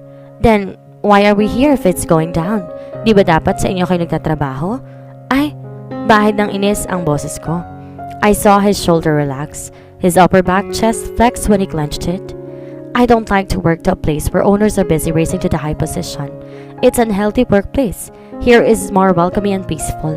Paliwanag niya. Does your father know that you're here? Sunod ko ulit na tanong. Yes. And if you'd ask if he's good with, the answer is no. He doesn't like me wandering around here, sabi niya. I am about to ask him again. Follow up sa sagot niya. Inunahan niya na akong parang basang-basa na niyang nasa utak ko. Wala na siya magagawa. I like it better here. Hindi na ako nakapagsalita pa dahil halos alam niya na ito ang sasagot. Para nakaprogram na sa utak niya yung mga tanong ko. After nung ginawa niyang pagtulak sa kami papuntang bayan, nag-deliver muna siya ng mga kamoting kahoy sa bagsakan. Maraming kakilala siya kaya maraming bumabati sa kanya. Mukha na nga siya nangangandidato eh. The people here are very warm to him. Very far from what I have heard from the hearsays. Lagi kasi kami nakukumpara dahil mas maayos daw kayo makitungo kaysa mga Ibanez. They are ruthless business owners and I think he is an exception to them since the people here talking to him are like their comrades. Sino ere? Yung kasintahan ba niya? Tanong ng isang medyo katandaang lalaki. Pamangkin ho ni Don Robert. Magarang nasagot niya. Ganun ga? Ngayon ko lang siya nakita dito, sabi niya. Taga Maynila ka ba, Iha? Baling niya sa akin. Oho, tipid kong sagot. Akala ko talaga'y kasintahan mo, kay gandang bata pa naman. Paligurado maraming pumipila sa iyo, Ineng. Sabi niya pa. Tipid lang akong ngumiti sa kanya. Napansin siguro niyang nahiya ako sa mga kausap niya kaya nagpaalam na siya sa mga iyon. Ganon din ang ginawa ko. Umuwi ako malungkot dahil wala kami nakitang art shop na pwedeng bilhan ng mga kakailanganin ko. Halos nalibot na namin ang buong bayan pero wala pa rin. Salamat sa pagsama sa akin. Sabi ko sa kanya pagkababa ko ng sasakyan. He slowly nodded his head. Tumalikod ako at naglakad papasok sa kabahayan. Kinahapunan, kinabigla ako na may isang malaking paper bag na may lamang canvas at mga paints ang sumalubong sa akin pagkababa ko ng hagdan. Manang, kanino ko galing to? Tanong ko kay Manang Odessa habang nasa paper bag pa rin ang tingin ko. Dumaan po si Senyorito Stanley dito kanina at tinatid yan. Sabi ko nakatulog ka kaya sabi niya din wag na daw kitang gigisingin pa at ibigay na lang daw yan sa iyo. Paliwanag niya sa akin. I wanted to thank him but I don't know how to communicate with them. I have no cellphone to begin with. Kaya naisip kong gagawin ko, ibibigay ko na lang sa kanya. Pinuntahan ko ang na-despicable lugar kung saan malaya ako makapagpipinta. This place is serene. I could hear the sounds of the water from the stream. The color of the blooming flowers beautified the place more. Merong magkatabing malaking puno dito kaya doon ako pupwesto. I placed the mantle on the thick green grass. Meron ako nahanap na stand kanina sa storage room kaya dinala ko yon. Nilagay ko ang canvas at nais na ang pintura. I already pictured the landscape I will be painting. When I am done putting paints on the board, I began stroking the brush. It took me 2 hours to finish my work. Hindi ko alam kung magugustuhan niya yan, but it was him. While he was separating the coconut earlier, I smiled while looking at it. Happiness filled my heart right now. This is what I miss. I am too guilty that I chose to stop something I am good at. Dito lang ako magaling pero tinalikuran ko pa. Painting would always be my most passionate passion. Pagka-uwi ko, pansin kong marami mga sasakyan na nakaparada sa garahe. Mukhang may mga bisita sila dito. Sinulubong ako ni Nadia, anak ni Manang Odessa. Naging katiwala din dito. Kinuha niya sa kamay ko mga bitbit ko pero hindi ko na binigay ang painting na ginawa ko. May mga bisita ata sila tito. Tanong ko sa kanya. Tumango siya. Opo, ang mga Ibanez. Marahan ako napalingon sa kanya. Ibanez? Sino sa kanila? Kuryoso kong tanong. Ang buong pamilya, senyorito. Ang gugwapo nga na magkakapatid na Ibanez eh. Pero umangat sa tatlo si Senyorito Stanley. Saan niya na kinikilig pa? I know she was just biased with her comments. Naglakad kami sa loob ng kabahayan. Nadia said they are in Dalalay. Akala ko ba nag-uusap na kami na tutulungan ko sila? Does it mean tutuloy talaga ni Tito ang plano niya? Hindi ko naman madadaanan ng lanay kaya dumiretso na ako pamanhik sa taedas. Wala din naman akong pakinabang sa usapan nila. I placed the rectangular painting on the table beside my bed. Pinagmasdan ko pa na ilang minuto ang gawa ko. Even just his back, he still looked handsome. Though sweaty back is giving me something. Oh my, this is infidelity already. Erase. Lumabas ako ng kwartot mo ba para kumain. Dire-diretso ako sa kusina. I immediately opened the fridge to get myself water. Dinala ko sa aking labi ang baso para uminom. Did you receive my gift? Muntikan pa ako mabulunan sa gulat sa pagsalita. I cursed when I spilled the water on my silky pajama. Agad kong pinahiran yon gamit ang kamay ko. Sorry to surprise you, sabi niya habang papalapit sa akin. No, it was okay. Nagiging magugulatin lang talaga ako ngayon, sabi ko naman. Bakit ka pala nandito? You have some family matters to attend to outside. I curiously asked. Humilig siya sa dulo ng counter sabay pinag-cross sa mga braso sa dibdib niya. He bowed down his as I heard him sigh. They are just talking nonsense there. I don't want to get involved with it. Matigas niyang turan. Mataman ko lang siyang tinitigan. I could see the weight through his eyes. Sa malapitan, mas na nakikita ko ang kakisigan niya. Lalo na yung nahapit ang malalaki niya mga braso. I think they have the same build with Jordan. Mas mataas lang siguro ng kaunti ang asawa ko. But with looks, hindi naman nagpapahuli yun. I remember, women in our school scroll themselves every day to him. Lahat gusto magpapansin sa kanya. Yung iba nga sinasadya pa nilang madapa sa harapan niya para tulungan lamang sila. Napainom ulit ako sa tubig sa naisip ko. Napaahon kaming dalawa sa kintatayuan namin sa narinig naming sigaw. Agad kaming nagtungo upang silipin sila.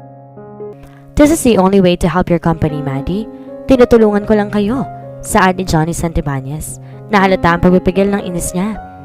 And I told you I can find ways. Ayoko magdali sa salawahang katulad mo. My cousin profusely shouted. It was a one-time mistake. He fought back. It is still a mistake. Medyo humina ang boses ni Maddie pero bakas pa rin ang hinunakit. I trusted you with all my heart but you broke it. Just because you said we were on a break? Her voice broke down. She brushed his finger on her hair while his free hand is on her waist. She started crying. Hindi nakapagsalita ang lalaki sa sinabi niya. He reached out his hand to her but she immediately avoided it. Tumalikod na ako at bumalik ulit sa pinanggalingan ko kanina. Naramdam ko rin ang pagsunod ni Stanley sa akin. Nagsarin ako ng tubig sa baso ko at tinala ito sa bibig ko kaagad. What are you thinking? The man beside me suddenly speaks. Nilapag ko sa counter ang basong hawak ko at sabay bumuntong hininga. Marami, tipid kong sagot. Why is love complicated? I turned to him. Lumamlam ang mga tanyang nakatingin sa akin. Bumuntong hininga siya na para bang kaibigan ng tanong ko. Love is not complicated. Lovers are. Things turn into complication when the people involved can manifest the real reason why they love each other. Love is a commitment. Kung hindi mo kayang panindigan, then don't commit yourself. Saad niya sabay baling niya sa akin. Am I wrong to force my love for someone? I asked while fidgeting my fingers below. I can't say your way love is wrong, but I think it is unfair. Unfair to you and to him. Just try to put yourself on his shoes. Would you accept that kind of love? Natigilan ako sa tanong niya. I bit my lower lip as I averted my gaze. Alam ko naman sa sarili yun, pero yun lang ang tayong paraan para maprotektahan ko siya. Gusto ko mawala sa kanyang pinaghirapan niya. Of all the years I see him, I know how important his company is to him. Tito, ayoko pong gawin to kay Jordan. He loves Cassandra po kaya siya na lang po ipakasal ninyo. Nandito ako ngayon sa opisina ni Tito Rowan. Pinatawag niya ako kanina dahil sabi niya meron siyang mahalagang sasabihin at ito nga iyon. Gusto niya kaming ipakasal na dalawa. Sorry to put you in this situation, Iha, but the Montreal group of company wanted to see him a committed man already. And the reason why I wanted you more than Cassandra is this. he said and handed to me an envelope. May pagtataka ko siyang tinignan, sabay haba ng tingin sa lamesa ng kunasa ng envelope. I slowly picked it up and opened it. Samot-saring pictures iyon. All pictures were Cassandra's and unfamiliar men. They looked intimate to each other. I flipped every photos and one photo explained all the things I made up in my mind. They were kissing in the photo that I am holding. What is the meaning of this? Is she cheating Jordan? Does Jordan knows about this? Napaangat ako ng tingin kay Tito. I saw him heaved a sigh then turned his back at me. Kahit ipipilit ko pang kasal nito sa anak ko, gusto ko pa rin mapunta siya sa mabuting mapapangasawa, he said. Dahan-dahan siyang pumihit paharap sa akin. Iha, I know you love my son even before. I could see it in your eyes and the way you look at him. Umiikot siya papunta sa akin. Ikinabigla akong pagluhod niya sa harapan ko. Agad ko siyang hinawakan sa mga braso at pinatayo ko siya. Kahit luluhod ako ngayon sa harapan mo, save my son. Save us, please. He pleaded more. This is the first time I saw Tito Rowan in tears. Halos madurog ang puso ko sa nakikita ko ngayon. He is a loving partner and a caring business owner. Alam ko nag-aalala din siya sa mga libong mga empleyado niya kapag nawala ang kumpanya at ang Montreal Group Company, which is what they needed right now. Jordan doesn't know that their company is going down because Tito Rowan lost in a bet of gamble. Not all people are perfect. They have flaws. They could make a mistake. Mali siguro talaga ang pagmamahal ko sa kanya. Paano ko magagawa ko if they love me with no choice? Pati na rin sa sarili namin kumpanya nakasalalay, kaya saan ako dapat lulugar? Saan ako dapat kakapit? When everybody is saving him, I have no one. I felt a sudden pang in my heart when my eyes roam around those house when I got inside. Wala naman nagbago sa ayos ng mga bagay dito. The house is still quiet. Walang buhay, kumbaga. I slowly walked upstairs. Agad ako nagtungo sa kwarto niya. Binuksan ko yun at pumasok sa loob. Malinis ang kama niya. Walang bahid ng lukot ang bedsheet. I wonder if he is sleeping here when I was not here. Minsan sumaga din sa isip ko na kung hinahanap ba niya ako, kung nawala ako. Tinanong niya kaya ang mga magulang namin nung nawala ako. I bet none of these things happened. I sat on the bed. Pinasadahan ko ng haplos ng kama. I can still remember the first night I stepped there. It was when I drank myself in the bar because he brought a woman inside the house. Isinantabi ko pero hindi ko kinalimutan. Nahagip ng mga mata ko isang kulay itim na maliit na box sa bedside table niya. I bit my lower lip, arguing if I should open it or not. Pakiramdam ko kasi mangingialam ako. In the end, nanaig pa rin ang kuryosidad ko. I picked it up and carefully opened the lid. My eyes immediately liquidify when I opened it. Cassandra's name appeared as I read the engraved name on the gold bracelet. Agad ko tong isinara. Inilapag ulit ko saan ko ito kinuha. Tumayo ako at lumabas na lang ng kwarto niya. Walang humpay sa pagtulong luha ko papunta sa kwarto ko. I quickly lay down on my bed. My chest is tightening due to the extreme pain. My breath hitches because of my heavy sobs. All I did was to save him, but I didn't know that the reward of that is death. It is slowly killing me inside, but I'm still not yet ready to let him go. Ayoko pa. I curled my body more as I held my chest tight. Hindi ko na malayan, nakatulog na pala ako sa sobrang pag-iyak. Pagmulat ko ng mata, dilim ang sumulubong sa akin. I go down and walk towards the switch. Nasilaw din ako ng konti sa biglang pagliwanag ng kwarto ko. Naghilamos muna ako bago lumabas ng kwarto dahil medyo kumalam na ang sikmura ko sa gutom. When I opened the fridge, I suddenly craved for my ice cream and chicken. Since wala din naman akong gana magluto kaya nag-order na lang ako online. I ordered 1 bucket chicken, 1 large fries, and 2 sundaes. When I heard the doorbell, I immediately ran to the gate. Ang saya-saya akong tinanggap ang order ko. Hindi ko na kinuha pa ang sukli at tip ko na iyon sa kanya. Instead na nasa kusina dahil ang pagkain, dinala ko yon sa may sala. I want to watch Friends again while eating. I keep muttering, "Aww," in the scene where Monica is the one who proposed to Chandler because she realized that he loves him. Pinahid ko yung konting patak ng luha sa pinapanood ko. While I was crying with the scene, I am munching like a pig. Nakaubos na nga ako ng 3 legs. Nasamid na ako sa fries na kinakain ko.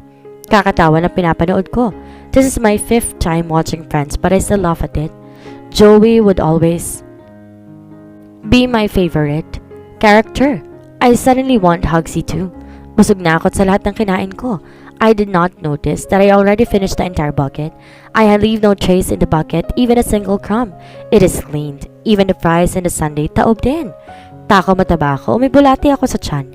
I am full now yet I want to eat more. Kinastigo ko ang sarili ko sa mga katakawan ko. Agad ako napalingon na marinig kong magbukas ang pinto. What the hell, bro? You should have seen your face. Natatawang salita ni Riley. Biglang nagbago ang ekspresyon ng mukha ni Jordan nang mamataan ako. Riley turned to me as well. Gulat pa siyang nakita ko. Alam ba niya kung bakit ako umalis? Tumayo ako, tipid nang umiti sa kanila. After 2 weeks ngayon lang kami ulit nagkita. Nothing changed. He is still capable of pounding my chest whenever I see him. He is intently looking at me as if he is surprised to see me as well here. When did you come back from your vacation? I haven't seen your posts yet. Sabi ni Riley sa akin na kinabigla ko. Kunot na akong binalingan si Jordan. Nagtatanong ang mga mata ko kung anong pinagsasabi ng kaibigan niya. Did you tell him that I went on a vacation alone? I sighed inwardly. Things you will do to protect your ego. Bumaling ulit ako pabalik kay Riley at tipid ulit siyang initian. Yeah, kanina lang and my photos are for myself only. I want to keep it personally, I said to him. He nodded to him. Nakita ko na pabaling siya sa likuran ko. Sinundan ko yun ang tingin. He is looking at my mess. I bit my lower lip because of guilt. Nagmumukha tuloy akong salahula. You ate all of that? Manghang tanong ulit ni Riley. I am still biting my lip as I clasped my hands together. Before I could utter another word, Jordan cleared his throat. Ligpitin mo na yan bago pagapangan ng langgam dyan. Suplado niyang utos sa akin. He walks past us and straightly go upstairs. Napailing na lang ang kaibigan niya sa kanya. Nag-umpisa na ako maglipit ng pinagkainan ko. Nakita ko ibinagsak ni Riley ang attache case niya sa sofa at tinulungan ako magligpit kaya naalarma ako. Ako na dito, Riley. Karat ko to. Saway ko sa kanya pero hindi niya yata ako narinig. Nagliligpit pa rin siya ng basura. You look like you haven't eaten for a week. Nakangisi niyang saan habang tinutumpok ang bote ng sundae sa bucket. Hanggang ngayon nahiya pa rin ako sa kanya. Hindi naman. I suddenly crave for something and I did not notice na naubos ko na pala. Tugon ko. I heard him chuckle. Way too much cravings. He laughs as if he lift up my waist. Ako na please, nakakahiya na sa'yo. Bisita ka dito. Sabi ko sa kanya habang kinukuha ang hawak niya. Inilayo niya sa akin yun para hindi ko makuha. Ako na, hawak ko na eh. Magpahinga ka na. Sabi mo kadarating mo lang. I am sure you still have jet lag. He said then he left me. I heaved a sigh. Saan lugar ba sinabi ni Jordan ako nagpunta? I traveled by land, not air. Napatingala ako sa babawang bulto ni Jordan. Nakabihis na siya. He is wearing a short and a simple statement shirt. Napanunok ako na mapansing it was my gift to him during his 21st birthday. Hindi mawala-wala ang tingin ko sa suot niya. I wanted to jump in joy but what I saw earlier in his room prevented me from being happy. Iniwas ko ang tingin nang tumingin siya. By the way, we ordered pizza. Nagkayaan kami kasi mag-iinuman nito bigla. You should join us. Yaya sa akin ni Riley pagkabalik niya. Ayokong kainuman ng madaling nalalasing. Makahulugan niyang saan habang didire-diretso ang lakad palabas ng garden. May kung anong bumara sa lalamunan ko sa sinabi niya. Hindi naman kasi ako nalalasing agad eh. Sadyang marami lang ako nainom noon. Kaya na lang, Art. I'm not in the mood to drink. Sabi ko na lamang. Ganun ba? Sumama na lang kami sa kwentuhan. Kwento mo sa amin ang bakasyon mo. Maligaya niyang pagpilit sa akin. In the end, napadpad din ako kasama nila. Pagkarating ng pizza, agad ako naglaway. May kung anong bumubulong sa akin, nilantakan ko na iyon. I keep biting my lip while eyeing the delicious pizza in front of me. Pinikit ko lang aking mata para iwasan yon. Busog ka na, Leilani. Takaw mata ka. If you want to eat, get a slice. Stop tormenting yourself. He scolded me. I protruded my lips. Just one slice, I said as I happily picked the bigger slice. Here is our beer. Hiyaw ni Riley pagkabalik niya galing sa loob. What the? He cursed when he saw that the whole pizza is now in half. Sorry talaga, mag-order na lang ako ulit. Sabi ko dahil yung one slice sa tawad ko is naging 8 slices. Ako lang nakakalahati sa buong pizza. Mataman ko lang inoobserbahan ang kaharap ko. Niyaya ko siya pero ayaw niyang kumain. I even saw him smirk. Sigurado ka bang bakasyon ang pinuntahan mo? You look like you came from Hunger Games. Natatawa niyang komento. Pagka kong natawa. Hindi naman. They always give me buko. And alam mo ba, there is a hot guy there named Stanley. He's always half naked while separating the buko. Magiliw kong kwento habang kinukuha ang isang slice pa. Lagot? I mentally muttered after I realized I said too much information. Hindi naman ako nakainom pero daig ko pang nakalagok ng 10 bote. I think you enjoyed your vacation. Tatawa-tawang wika ni Riley sabay simsim ng inumin niya. Napalingon ako kay Jordan. Mahigpit ang hawak niya sa bote niya at saka marahas sa sumimsim doon. Gusto kong samparin ang bibig ko sa kadaldalan ko. Ano ba yung naranasan mo doon and tell me about this Stanley guy? Interesadong tanong niya sa akin.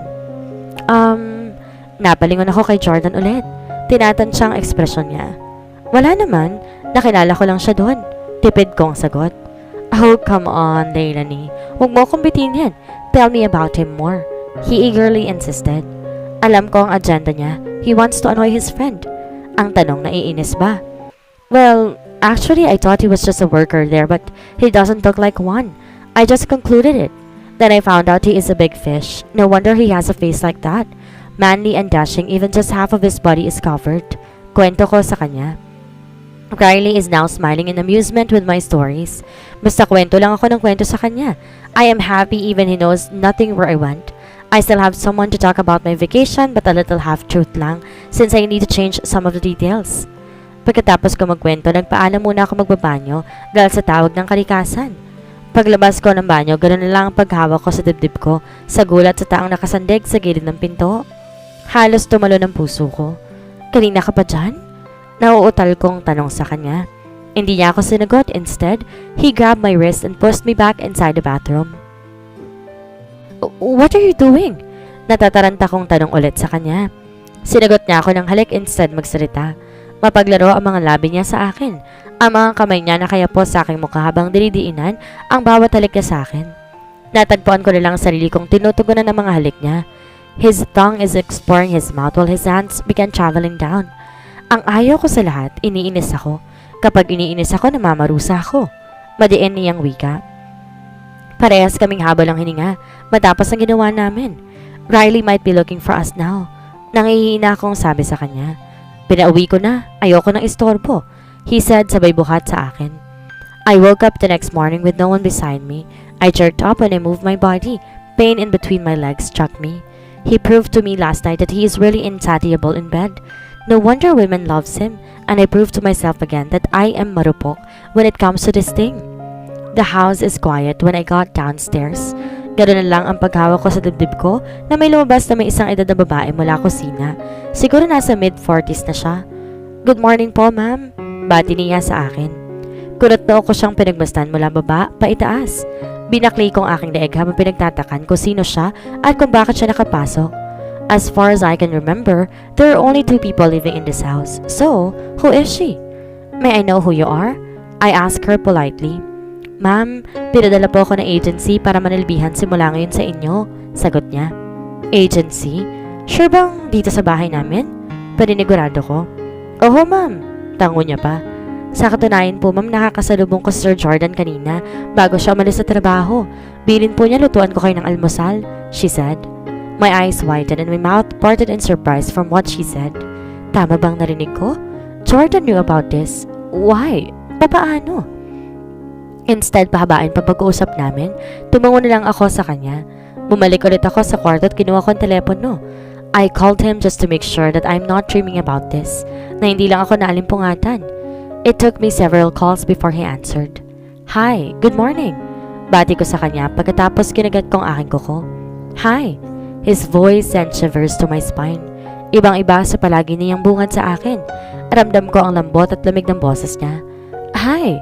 Wala sa isip ko ulit na bati sa kanya. I heard him chuckled. Namula ako sa kilig. Parang kinikiliti ako ngayon. Nananaginip ba ako? Kung oo, ayoko na magising. I called because there's a woman here in our house and she said, you hired her? I asked while walking back and forth. My free hand is on my name. I made sure that I used the right words to ask. Yeah, I called a manpower company. I want to stop all what you did before. This time I will make things right for us. I heard him say. Natameme ako sa sinabi niya. Hindi ko alam kung ano bang nararamdaman ko ngayon pero masaya ako sa narinig. Parang mayroong pagdiribang sa puso ko sa sinabi niya, lalo pa yung huling sinabi niya. I lift up my head to prevent myself from crying. I am so overwhelmed with his change. Hindi ako sanay na naririnig ang mga iyon mula sa kanya. Buong akala ko kasi talaga walang kami na pag-asa. But that is why I'm considering to let him go because I always broke his heart. Are you still there, baby? Halos tumalo ng puso ko sa tinawag niya sa akin. I smiled with all my heart of this sudden happiness. I just hope that this will never end. Sana ganito na lang kami palagi. Sana wala nang magbabago. Yeah, naninibago lang. Mahinang sabi ko. I heard a sigh from the other line. Sorry for all the things I did before. I wish you could still give another chance, he said. I never gave up, Jordan, and never will, I told him. Silence enveloped us for a moment. Ang dating sementong pader na nakaharang sa amin dati pakiramdam ko, unti-unti nang natitibag. Inayos ko muna ang sarili ko bago ulit bumaba. I went to the kitchen where she is right now. I wanted to know her more. Hi, bati ko sa kanya. Nagulat pa siya sa akin. Natawa ako kasi parehas kami magugulatin. Naabutan ko siya naghihiwa ng sibuyas at bawang. Lumapit ako sa kanya tumupo sa kaharap ng high chair. Sabi ni Sir Jordan, paborito niya raw ho itong ginataang adobong paa ng manok. Sabi niya. Napangiti ako sa narinig. I am starting to love this change. I'm also glad that he knows my favorite. Alam ko kasi ni isang detalye tungkol sa akin wala siyang alam. Oho, tipid kong sagot. Ang sweet nga ni Sir Ma'am kasi alam niya ang paborito ninyo. Ganyan na ganyan ang asawa ko. Lagi niyang binibili ang gusto kong pagkain. Lalo na nung buntis ako. Masani ang kwento sa akin. Natawa ako ng pagkak sa kanya. Magaan siyang kausap. Finally, meron na ako makakausap dito sa bahay. Talaga ho? Paano pa bilang asawa yung mister ninyo? Tanong ko sa kanya para makilala ko siyang lalo. Tumigal siya sa paghiwa at napangiting tumingin sa akin. Sa nakikita kong tamis ng ngiti sa labi niya, meron na ako nakukuha na isang mapagmahal na asawang kanya mister.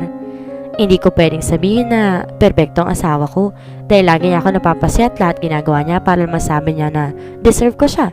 Isa lang ang masasabi ko para ilarawan siya. Kontento. Natuto ako makontento nung dumating siya sa buhay ko. Nakangiti niyang tugon sa akin. My heart is filled with so much envy about her husband. Meron mang pagbabago ngayon sa pakikitungo niya sa akin pero hindi maganda ang aming simula and I'm still hanging on my doubts because of the bracelet I saw inside his room. Pagkagising ko kanina, wala na yun sa tabi ng kama niya. He probably hid it somewhere. I know I probably feel the same with you. Tugon ko. Oo naman, ma'am. Subukan niya lang hindi makontento. Puputulin ko yung ano niya. She said with conviction as she raises the knife in the air. Natawa ako ng tuluyan sa kanya.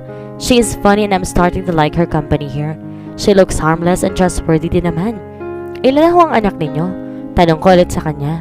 2 ho, ma'am. Sagot niya. Leilani na lamang ho. I told her. Gusto ko maging kaibigan siya more than just a household worker.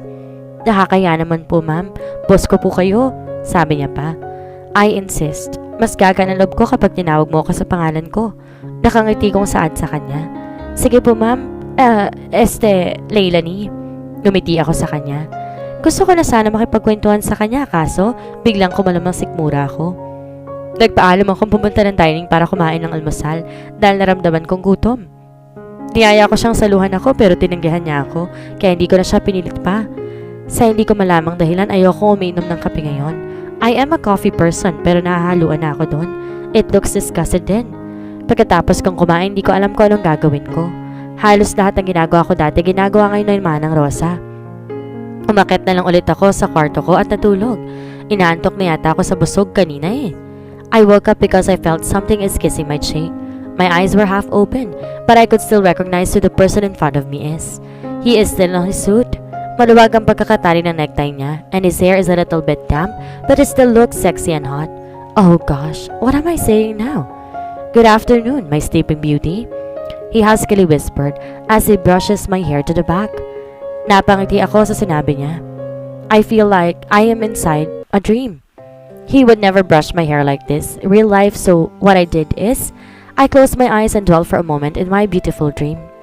Lumanda sa kanyang mga haplos sa aking pisngi. Narinig kong pagtawa niya ng kaunti saka ko niyapos ng yakap. It felt so real. Then, when he pulled me closer to him, I violently opened my eyes as I realized it wasn't a dream after all. He is real and he is beside me and hugging me. Holy fudge! I struggled but he did not let me go. Instead, he pulls me again and buried my face to his chest. Ang lakas ng kabog ng dibdib ko sa ginawa niya. Hindi nga talaga ako nananaginip. Niyayakap niya ako ngayon. Another bolt of electricity flows through my veins when he planted me a short kiss on my temple. as he held me tighter. I could smell his fragrant perfume. Ang bango-bango niya talaga. Ayoko tigilan lang hapin. Hindi ko alam kung ilang oras kami sa ganong posisyon. Namalayan ko na rin nakatulog siya habang nakayakap sa akin. Dahan-dahan akong kumawala sa kanya. He is still soundly asleep. He looks so calm on that position. Hindi ko maiwasang mapangiti habang pinagmamasan lamang siya. Another dream came true today. Ang tigasin kong asawa, akala ko hindi ko makikitang lalambot ng ganito. Dahan-dahan kong pinitang pinto para hindi siya gisingin. He looks tired from work. I cannot blame him. Business world is really tiring kaya ayoko ding pasukin ng ganoong trabaho. Gusto ko lang magpinta o di kaya maging isang guro. Ma'am, painit ko na lang po yung ulam na niluto ko dahil gising na po kayo. Bungad sa akin ni Manang. Mamaya na lang siguro, Manang. Natutulog pa rin po si Jordan sa itaas. Sabi ko sa kanya. Tumango siya sa akin. Agad niya akong niyakap. Sa akin kanina pagkarating niya. Sabi ko, natutulog pa kayo sa taas kaya agad ko po siya umakyat sa kwarto ninyo. Imporma niya sa akin. Lumanda sa malapad ng ngiti sa aking labi sa nalaman ko. Masayang-masaya ako dahil ngayon nararanasan ko na isa-isa ang mga nasa isip ko lamang dati. I didn't know that he can be this sweet. Then memory of that box came in my mind again. Should I ask him about it? But I don't want to ruin what I am experiencing right now. Baka pag tinanong ko bumalik siya sa dati, tsaka na lang siguro. I want to savor this moment for the meantime. Isang araw ko palang nararanasan ang pagbabago niya. Let us see kung hanggang saan iyon. But for now, I will keep it inside the box for a while. My cravings intensified. I would wake up in the middle of night due to a growling stomach. For a month and a week, Jordan and I are sleeping together in one room and every night we ended up not satisfied with just cuddling one another. So let's just say we did a lot of exercises. Yes, talagang bilang ko mga araw. How couldn't I? This was like a dream to me kaya alam ko at tinatandaan ko. Naputol naman ulit ang tulog ko dahil sa pagkamalang sikmura ko. I could even hear it. Oh gosh, I should really see a doctor for this. Maingat akong bumaba ng kama para hindi magising si Jordan. Ang himbing ng tulog niya ngayon. I walked towards the closet naked. I put on an underwear below but nothing on top. Sinuot ko ang t-shirt at tinila ko at shorts. Nilipat ko na rin kasi ni Jordan ang mga gamit ko sa kwarto niya. When he said that, my heart immediately jumped in joy. Biruin mo, pinapalipat niya ng gamit ko sa isang kwarto. Imagine how surprised I was that pakiramdam ko dahil ko pang nanalo sa loto. Dahan-dahan ko ring pinita ang pinto para hindi ako makapag-ingay. My stomach is growling again. Halos maubos ko na nilutong ginatang adobong paa ng manok kanina. Pero eto ko ngayon naghahanap na naman ng pagkain. When I opened the fridge, I saw nothing I like to eat. I want balot and bibingka and isaw na sunog. Iniisip ko palang naglalaway na ako. Napapansin ko nga nagkakaroon na ako ng puson at bilbil kakakain ng marami. Makapag-exercise nga bukas. But I need to see a doctor first before doing anything. Baka kasi iba na to. Mas lalo pang tumindi ang cravings ko sa mga naisip ko. I am salivating while just thinking about it. Then a little idea popped in my head. I walked out of the kitchen and go to where my car keys are. Sa sobrang gusto ko makakain ng mga pagkain yon, basta-basta na lang akong umalis na hindi nagpapaalam. Ewan ko ba, lagi ako natatakot abalahin si Jordan. Maybe because I am scared that he will be angry at me if I did. Masaya kasi ako ngayon kaya ayokong sirain ko ano man ang meron kami. It is too precious to ruin it. That is why I'm always at my best behavior not to ask him anything or do anything to disturb him kahit na minsan gusto kong mangulit sa kanya. Na minsan nga kinurot ko siya sa pisngi dahil bigla ako nang gigil. Tumalim agad tingin niya sa akin. Naiyak pa nga ako nun pero sorry din naman siya kaagad. Hindi ko alam saan ko hagilapin ng mga gusto kong kainin sa kaorasang ito. It is 2 a.m. Another thing, where on earth can I get a bibingka when it's still July? Holy moly! Gumasgas na naman ang sikmura ko. I keep biting my lip while I'm driving and nowhere. Alam ko kung saan to pero hindi ko alam kung saan ako pupunta. Then may nakita ko nagtitinda na isa bangketa na bukas pa. Itinigil ko ang sasakyan sa tabi. I picked my purse and walked towards the vendor. Meron po ba kayong balot? Tanong ko sa nagtitinda. Ay wala man po, ito lang mga tinda ko, sabi niya. Bumaba ang tingin ko sa mga tinda niya. Chichirya, candy at iba pa ang mga tinda niya.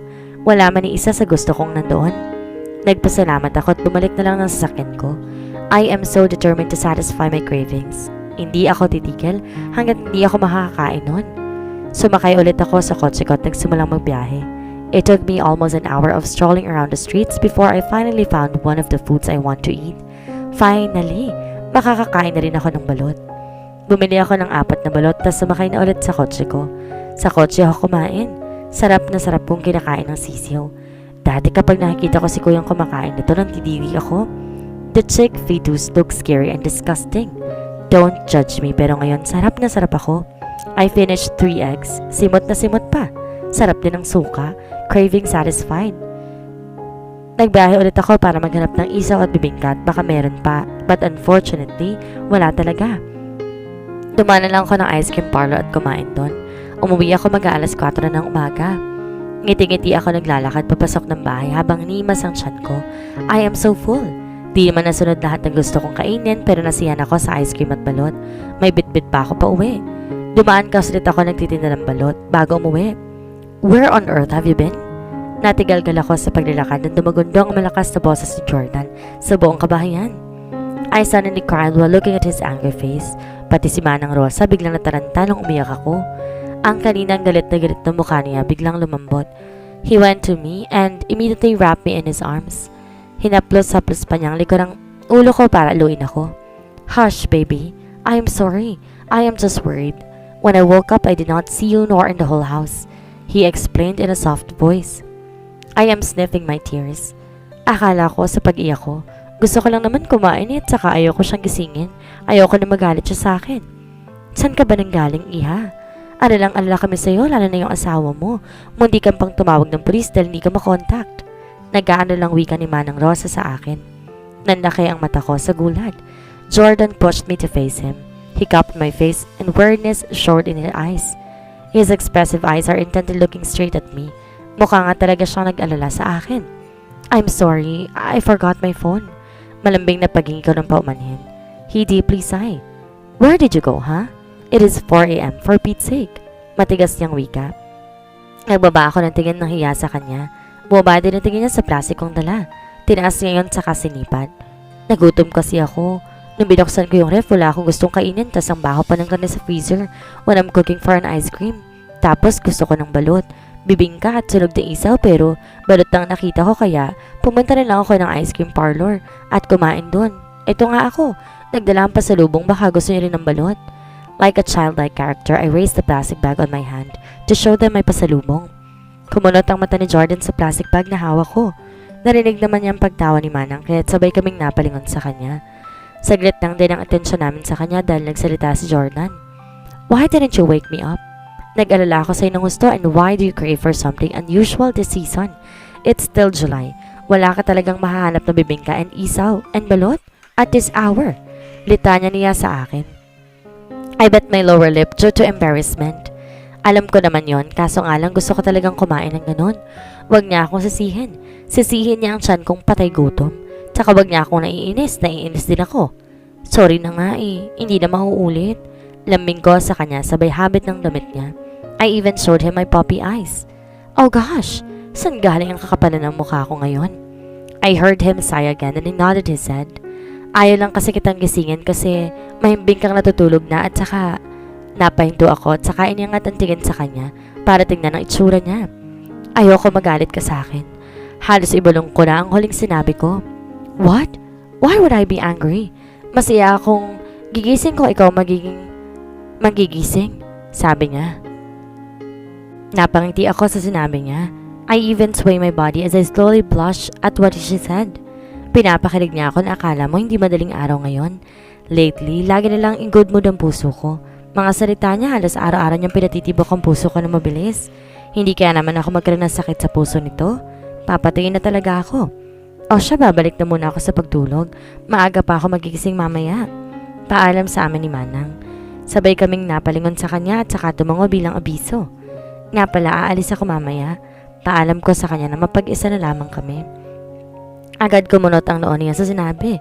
Siguro iniisip niya kakaalis ko lang, aalis na naman ako. Where are you going? He is still frowning at me. To my doctor. Papacheck ko na itong nararamdaman ko lately. Sagot ko. Mas lalo na lukot ang mukha niya but this time may halong pag-aalala. Hinawakan niya ako sa magkabilang braso ko. Why? Ano bang nararamdaman mo? May sumasakit ba sa'yo? Did I cause you stress again? Sunod-sunod niyang tanong. Napangiti ako ulit habang kagat ko ang labi ko. He looks so cute while he is worrying. Tumikim ako at saka nagsalita. Wala namang masakit sa akin. Lagi na lang kasi ako nagugutom lately at saka antukin na rin ako. Baka ako may bulati ako sa tiyan. Papapurga ako nun. Paliwanag ko sa kanya para matigil na siya but she still looks cute though. Tubango siya sa akin. I'll take my leave tomorrow. I will take you there. I am worried too. He said as he pulls me to him and kissed me on my head. Di pa rin ako sanay na ganito siya sa akin. Everything is surreal. I am used to his cold treatment ever since day one of our marriage. Now when I came back from a long break of our marriage, he welcomes me with change. He is really a versatile person. One moment, he's ruthless. The next moment, he is so sweet like a candy. I hope everything will not change na lang kasi nagugutom ako lately. At saka antukin na rin ako. Baka ako may bulati ako sa tiyan. Papapurga ako nun. I hope nothing will change from now on because I am starting to get used to his rapid change. Unfortunately, Jordan had to attend an emergency meeting in the company. Pinatawag siya ni Papa Rowan bigla, kaya di na ako nasamahan pa. He just dropped me off the clinic of my dear friend, which happened to be his friend also. I think I'm not the right person to confirm your condition, Lay, Eileen said. Nalarma ako sa tinulan niya. She looked so serious while saying it. What does she mean by not the right person to confirm it? May lumalubha na ba akong sakit? Do I have a serious disease? Abot ka ba kung tanong sa kanya? She chuckled. Mas lalo ako nagulan sa kanya and I'm starting to get annoyed too. Is she pranking me? Because she knows I don't do pranks. Eileen! Saway ko sa kanya dahil di pa rin siya tumitigil sa kakatawa. Go to an OB doctor, Lay. I will recommend you to my friend Adam. He is a good doctor in his field. I can confirm it right now but I think an expert can elaborate it to you well. Plus, he can give you more precautions and prescriptions, she explained. OB? Why would I need an advice of an OB doctor? Bakit di mo pa ako diretsuhin? Medyo naiinis na ako sa kanya. All she gave me was a broad explanation and terminologies that I can't comprehend. She looks at me incredulously, then violently heaves a sigh when I am still confused about what she said. Based on your explanation of what you have been experiencing lately, you're showing symptoms of pregnancy. She fired away. My eyes widened in surprise as I brought my hand on my mouth to cover it. Does it mean I have the possibility of being pregnant? Ibinaba akong isang kamay ko sa aking tiyan. It felt so empty but there is a possibility that a human is starting to grow inside of me. How amazing is that? How is your menstrual calendar so far? Is it delayed or not? Nakataas ng kilay niyang tinatanong ako. Nag-isip ako sa tanong niya. Then, as I immediately realized what date it is today, I violently turned my head back to her. Hindi ako dinatan ngayon na dapat talagang petsa ng regular cycle ko. After all the things that had happened, I lost track of it and come to think of it, we are very active when it comes to that. Hindi ko mapigilang mumula habang iniisip ko, nakakailan kami sa isang gabi. It is not just one, not two, but more than that. I bit my lower lip as I think of how insatiable my husband in bed every night. He always ripped my innocence and naiveness when it comes to adult stuff. But how come you get pregnant? Wala ko natatanda na may rumor boyfriend ka o asawa. Is he a secret? I snapped out of my reverie from her curiosity. I forgot that I am still a secret wife. Only our families and our best friends knew about our secret wedding. Hindi rin na ituwid yun dahil hindi ko rin naman tinatanong sa kanya noon. Nagsisimula pa lang kami maging maayos kaya ayaw ko munang pangunahan siya sa desisyon niya. Napalunok na lang ako habang nakatingin sa kanya, kinakabahan. She is still looking at me with utmost curiosity in her eyes. Of course, she would be confused by it since wala naman ako naging boyfriend after my ex and that was on our high school days. Meron ka ba? She snapped her fingers to pull me out of my reverie again. Don't tell me you have a secret husband. Sinasabi ko sa'yo, Leilani, magtatampo ako. You did not even invited me. Naka-cross arms niyang sabi. Baka sa mukha niya ang pagtatampo.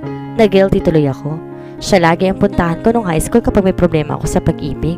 Wala lang sa mukha niya yung love expert pero kapag nagbitiw na siya ng salita about love advices, papaisip ka talaga. Prangka rin siya pagdating doon. She has no filter with truths. She will slap you with reality which is okay dahil mapapagising ka sa katotohanan. I did not answer her. I was just silent and she is not dumb not to understand my silence. Maraan siyang napatayo sa relasyong natagpi niya. Nagangat ako ng tingin sa kanya at bakas pa rin ang gulat. Don't tell me that secret husband of yours is that douchebag, she said as she referred to Jordan. She always called Jordan douchebag because he always made all the women in our batch cried over his rejection. Natahimik ulit ako sa bayo ko ng ulo. Shoota ka? Pumayag ka? Hindi niya makapaniwalang sigaw. Eileen knows how I adore Jordan since she knew about it. Alam niya rin kaya ako sinagot dati si Dylan dahil gusto kong kalimutan si Jordan. Baka kasi pag naging kami ni Dylan, makakalimutan ko na ang pagmamahal ko sa kanya. Yes, I am a user and I regret using Dylan. Why? Why did you do this to yourself? Medyo kumalma na siya. Umupo siya sa harapan ko. I love him. That's nonsense, Lay. Tumaas na naman ang presyon niya sa akin. Sabay marahas na namang tumayo. We've known him for so long, Lay, and for over that years when he landed his eyes on that girl, you know he did not take his eyes off of her since that day. Gulong pinasukan mo. Singhal niya pa. Ramdam na ramdam ko ang disappointment sa boses niya. Hindi ko tuloy maiwasang mapaiyak. I felt like I always let people down because of my indecisiveness. Pakiramdam ko tuloy wala na ako nagawang tama. Shh! Don't cry. Alo niya sa akin sabay buntong hininga. I am just worried about you. Kamusta naman ba ang relasyon ninyo? Does it treat you well? She asked with her soft voice. We are getting along for more than a month now. Mahinang sagot ko. Now? How long have you been married? Buo ang boses niya. I felt like I'm in the hot seat of interrogation and she is a detective. 6 months. 6 months. She, exhausted, exclaimed in low tone. I can't believe this. Sapo-sapo niya ang ulo niya habang palakad-lakad sa harapan ko. Hindi matutumbasan na 1 buwan at mahigit ang pagtitiis mo sa kanya. I doubt he treated you well in those 5 months. She snapped at me. Napaiwas ako ng tingin sa kanya habang pinupunasan ng mga pisngi ko na basang-basa dahil sa mga luha. Sa tingin mo dahil naging maayos kayo, mamahalin ka na niya? No. Prangka niyang sagot sa akin na dahilan ulit sa pagkakabagsak ng mga luha ko. Ang sakit nun tagos sa puso. Lay. She sat again in front of me while she's holding my hands on my lap. Hindi sa lahat ng oras na susuklian ang pagmamahal, lalo kung hindi ikaw ang laman nito. She placed her hand on my chest to point the heart, which beats for the right person. I cannot clearly see her because my tears are blinding me now. Ang sakit-sakit niya magsalita pero hindi ako nakakaramdam ng inis dahil tama siya. My point ang sinasabi niya. I am not saying this to hurt you. I am saying this because I want you to realize your worth. You are the most lovable person I know. Ikaw din ang taong kilala ko na halos ibigay lahat sa pagmamahal. Pero nasa naman yung sayo? Invest ka ng invest pero wala ka naman nakukuha ang interes. Sumagat ulit ang sinabi niya sa puso ko. Ang pagmamahal parang insurance lang yan. Kung may ini-invest ka, kailangan meron kang makukuha. Mas pinayayabong ka. But I won't be that bad guy. I will be your friend. If you see him as a person worth investing, then I would gladly be a supportive friend. Niyakap ko siya na mahigpit and she hugged me back while patting my back. I am sorry for not telling you this. I apologized while crying. It's okay. Pero ipangako mo sa akin kung napapansin mong nalulugi ka na, withdraw your shares. You should stop investing and find another bank to invest and that's yourself. She said that made me cry even more. Marahan akong tumango sa kanya. We agreed that we will take everything in secret. She was kind enough to cancel all her appointments just to accompany me to her friend doctor. Nakumpirma nga namin na nagdadalang tao ako. I am 4 weeks pregnant. Marami siyang babalang sinabi sa akin and he prescribed a lot of vitamins para lalo kami maging healthy ni baby. I was overwhelmed with the good news. Walang pagsidla ng saya ko sa balitang yon. There is an angel inside of me now and I am not alone anymore. I have him or her. Kinakabahan lang ako kung paano ko sasabihin kay Jordan na magkakaanak na kami. Gusto niya kaya to? Sana. Dahil ako kahit dugo pa lang siya ngayon, mahal ko na siya. I promised to myself today that whenever his decision at whatever it will be, I won't force him this time. I will let him decide. If he did not want this, masasaktan ako pero wala na ako magagawa pa. Ibibigay ko ang kalayaang gusto niya dahil ayaw kong lumaki ang anak ko na mararanasan ang naranasan ko. Yun ay ipagsiksikan sa tatay niya ang pagmamahal namin. Ipaparanas ko sa anak ko ang pagmamahal na buo at totoo kahit hindi kami buo. Basta hindi siya pinagtiyagaan lang at natutunan because I think he or she is more deserving of that than me. I texted Jordan to inform him that I'm already at home. Nagpapahinga, dagdag ko pa. Kinimkim ko munang balitang nalaman ko ngayong araw. I want to surprise him. I even asked Manang Rosa to cook his favorite. Naligo at nagpaganda ako para ngayong araw na to. Tama naman lahat ng sinabi ni Eileen sa akin. Masasakit pero dahil yun ang totoo. Sabi nga nila, truth hurts. But I am still hopeful that we will be fine. Also, lalo na't malaki ang pinagbabago niya lately at baka sign na yun ang unti-unti niyang pagkahulog sa akin. Boba na ba ako? Baka nga, kasi wala akong kapagurang umaasa. Buo na rin ang desisyon ko na kahit masakit, tatanggapin ko ang desisyon niya kung hindi niya tanggap ito. Masaya ka ngayon, Iha. Siguro may ganda mga balita kay Sir Jordan. Malisyosang puna sa akin ni Manang Rosa. Namula agad ako sa sinabi niya at saka ngumiti. I won't spoil the secret yet. Malalaman niyo rin mamaya, Manang, sabi ko. Aba, excited na ako. Tili niya. Ako din, sabi ko sa isip ko. Napatayo ako sa narinig na busina ng kotse. He is here. Abot-abot ang kaba ko habang magkakasaklop ang mga kamay ko sa aking harapang dibdib. I am nervous as hell to tell him the news about his child. I am about to welcome him with a hug when he confused me with his sudden anxiousness. Humahango siyang lumapit sa akin, pati ako'y natataranta na rin sa kinikilos niya. You go inside my room. Mabilis niyang utos sa akin. Hindi siya mapakali at kitang-kita sa noon niya ang malalaking butil ng pawis. Hindi siya mapakali. Ha? May nangyari ba? Bakit ka? Just go to my room. Sigaw niya dahilan para mapitlag ako sa gulat. Bumukas ang guilt sa mukha niya dahil pati siya'y nabigla sa pagtaas ng boses niya. Gusto niyang umiyak dahil bumabalik na naman siya sa dati. Yung walang pakialam sa nararamdaman ko. I am sorry. Hangos niya sa akin habang hagod-hagod ang braso ko para pakalmahin ako. Just go upstairs, please. Maraing pakiusap niya. Para wala ng gulo. Tumungo ako sa kanya at sinunod ang gusto niya.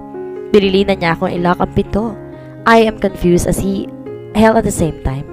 I am worried about his sudden outburst. Nag-uumpisa ng mamungam ang sasamang pangyayari sa isip ko. Binalikan ba siya ng kaaway niya dati kaya ka nagkakaganon siya? While I am walking back and forth inside his room, I heard consecutive engine sounds. Maraming sasakyan. Oh gosh, no! Ang lakas ng kabog ng dibdib ko habang papalapit sa bintana para silipin iyon. Baka nga tama ako. Binalikan siya ng kaaway niya. Paano si Manang Rosa?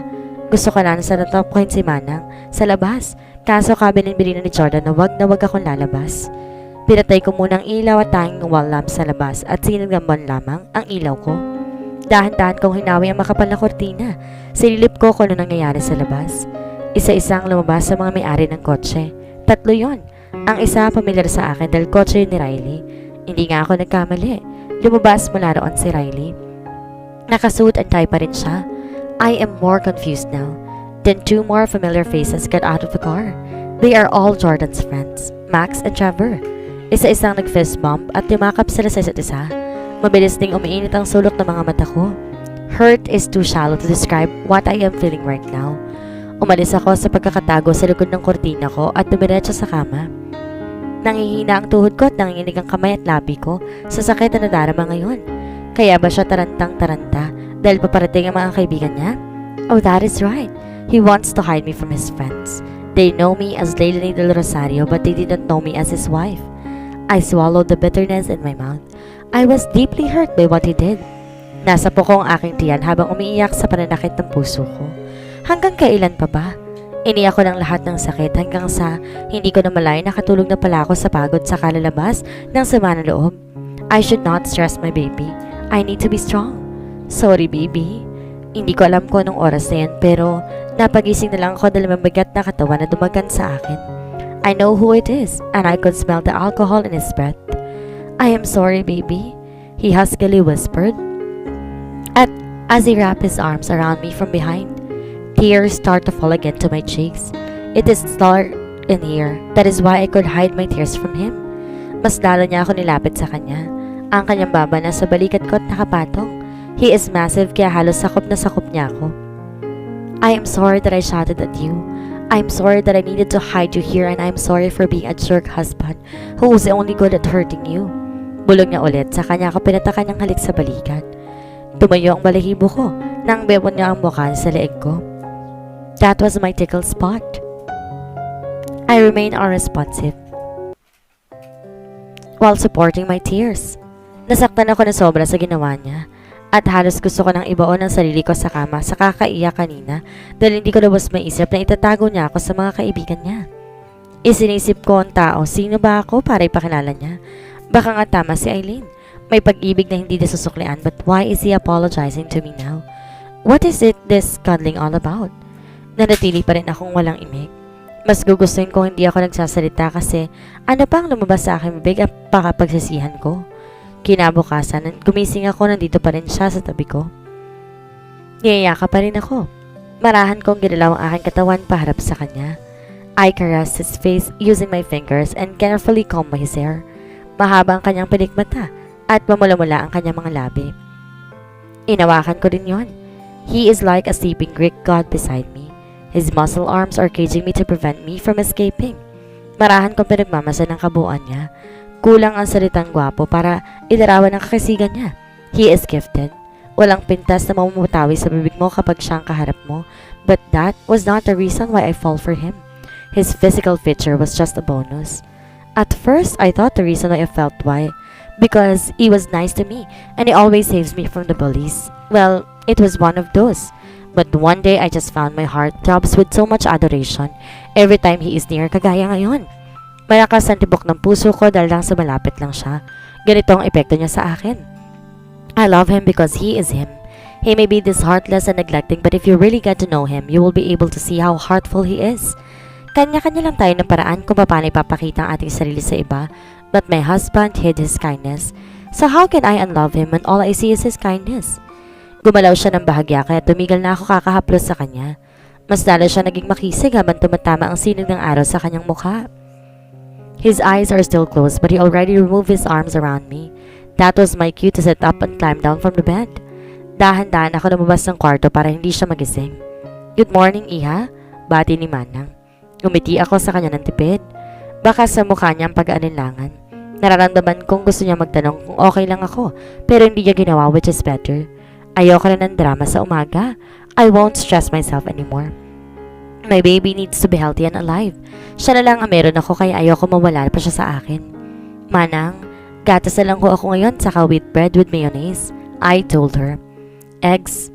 Tumayo siya sa akin saka pumasok ng kusina. Lalabas ako mamaya para bumili ng mga pagkaing masustansya. I need to provide enough nutrients for me and for the human inside me. Doc Adam said, first trimester is the trickiest stage of pregnancy. Normal lang na wala akong morning sickness as of now, but there comes a time na mararanasan ko raw yon. Intense cravings for food and sexual desires. Iniisip ko parang yung sexual desires na mumula na ako. Frequent mood swings din daw. So I really need to tell Jordan about this dahil malalaman din naman niya eventually sa mga makikita niya sa akin. Kumain ako sa garden. Pinadala ko kasi doon ang pagkain ko. Gusto ko yung simoy ng hangin sa umaga. While I was having a breakfast, Riley arrived. He immediately went to me when he saw me. He is smiling as he walked towards where I am. Hi! Nag-aalangan niyang tanong. Hi! Bati ko pabalik. Sorry about what happened last night. He needed to do that because... Do not ruin my morning, Riley. It is a beautiful morning. I cut him off. Bad aura needs to go away. Sorry again. Sabi niya sabay buntong hininga. What are you doing here? Barito ng boses ni Jordan ang narinig ko sa likuran. Nanatili ako nakadungaw sa bulaklak na rosas na nakatanim sa harap ng bakod namin. They are all red and pink. Ang ganda-ganda tingnan kaya hindi ko pinapansin ang dalawa dahil masyado ako nakafocus doon. Report pare. Dinig ko ang sabi ni Riley. You can just give me that in my office. Why need here? I can sense irritation from his voice. I could hear them but my attention is still on those beautiful roses. Hindi ko napigilan ang sarili ko at naglakad papunta doon. They are more beautiful now that I am inches away from them. I touched one of the flowers. It is smooth and fragrant. Dinala ko pa sa aking ilong yun dahil sa bango niya. What are you doing? Napatali ako sa sakit na matusok ako sa tinik niya sa pagkagulat na nagsalita sa likuran ko. He caused and pulls my pricked finger which is now bleeding. Halos malaglag ang mata ko sa gulat nang dinala niya yung dumudugo kong daliri sa bibig niya tsaka sinipsip ang aking dugo. Mabilis kong binawi ang kamay ko sa kanya at saka tinago yon sa likuran ko. Bayolente ako napalunok dahil iba ang dulot ng pagsipsip niya sa akin.